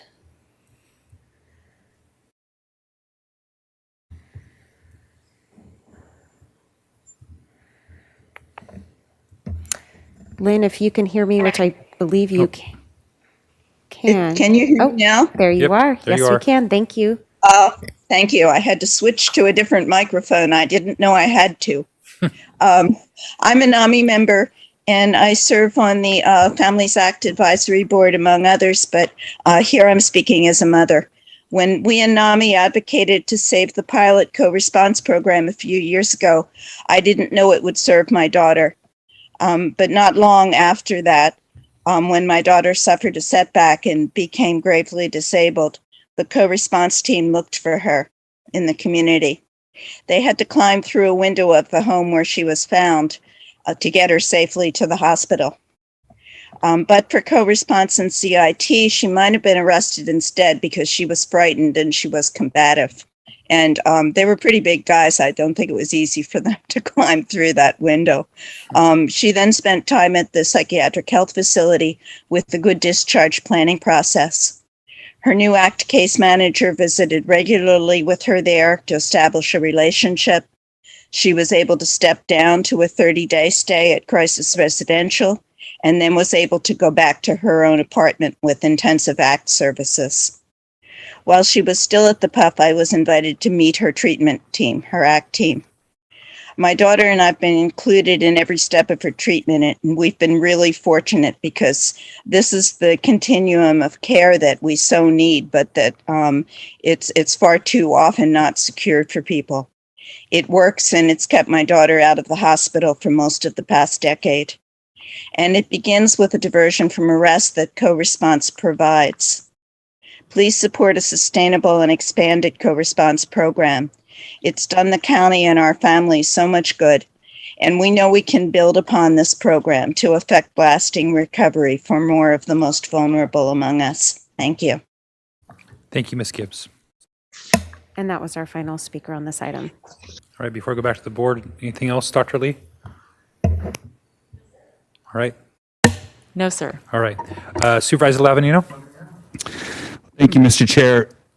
I want to thank the public that came today because one of the beauties of being here for over a decade now is that I remember the days when Lynn Gibbs, Tom Franklin, Mr. Kaufman came to the board, and they weren't able to say the really nice things that they're able to say today because it was a different atmosphere. And I got to give them some of the credit that them continuing to advocate for their family members held our feet to the fire and helped us find the right way to do something that now they didn't need to come back today and say, yes, this is working. You know, a lot of people, when something gets fixed, that's the last time you ever hear about them. I know there's a lot of people that to me will come and talk about a road that needs to be fixed, and the day after it gets done, you never hear from them again, which is fine. But it sells the program more to me than when somebody comes back and says, this is working. This is what we were asking for. We told you that this would work. And it's just very impactful to me. So I just really want to thank those that came and spoke today. Thank you, Supervisor Lavanino. Supervisor Hart. Yeah, just the only thing I'd like to add is that, the CEO's initiative, Renew 22, is all about finding efficiencies and doing things better and doing things in partnership. And this program is exactly the best example I can think of that program. And so I want to make this an overt challenge to, the management of the Sheriff's Department and the Behavioral Wellness Department to figure out how, with this cost avoidance and this cost savings, we can expand the program and add more service. This is as clean an example as I can see about how we are saving money by doing this, and we can use that savings to do more and save more. So I think this is, and I'd like to see this as soon as possible before next year's budget.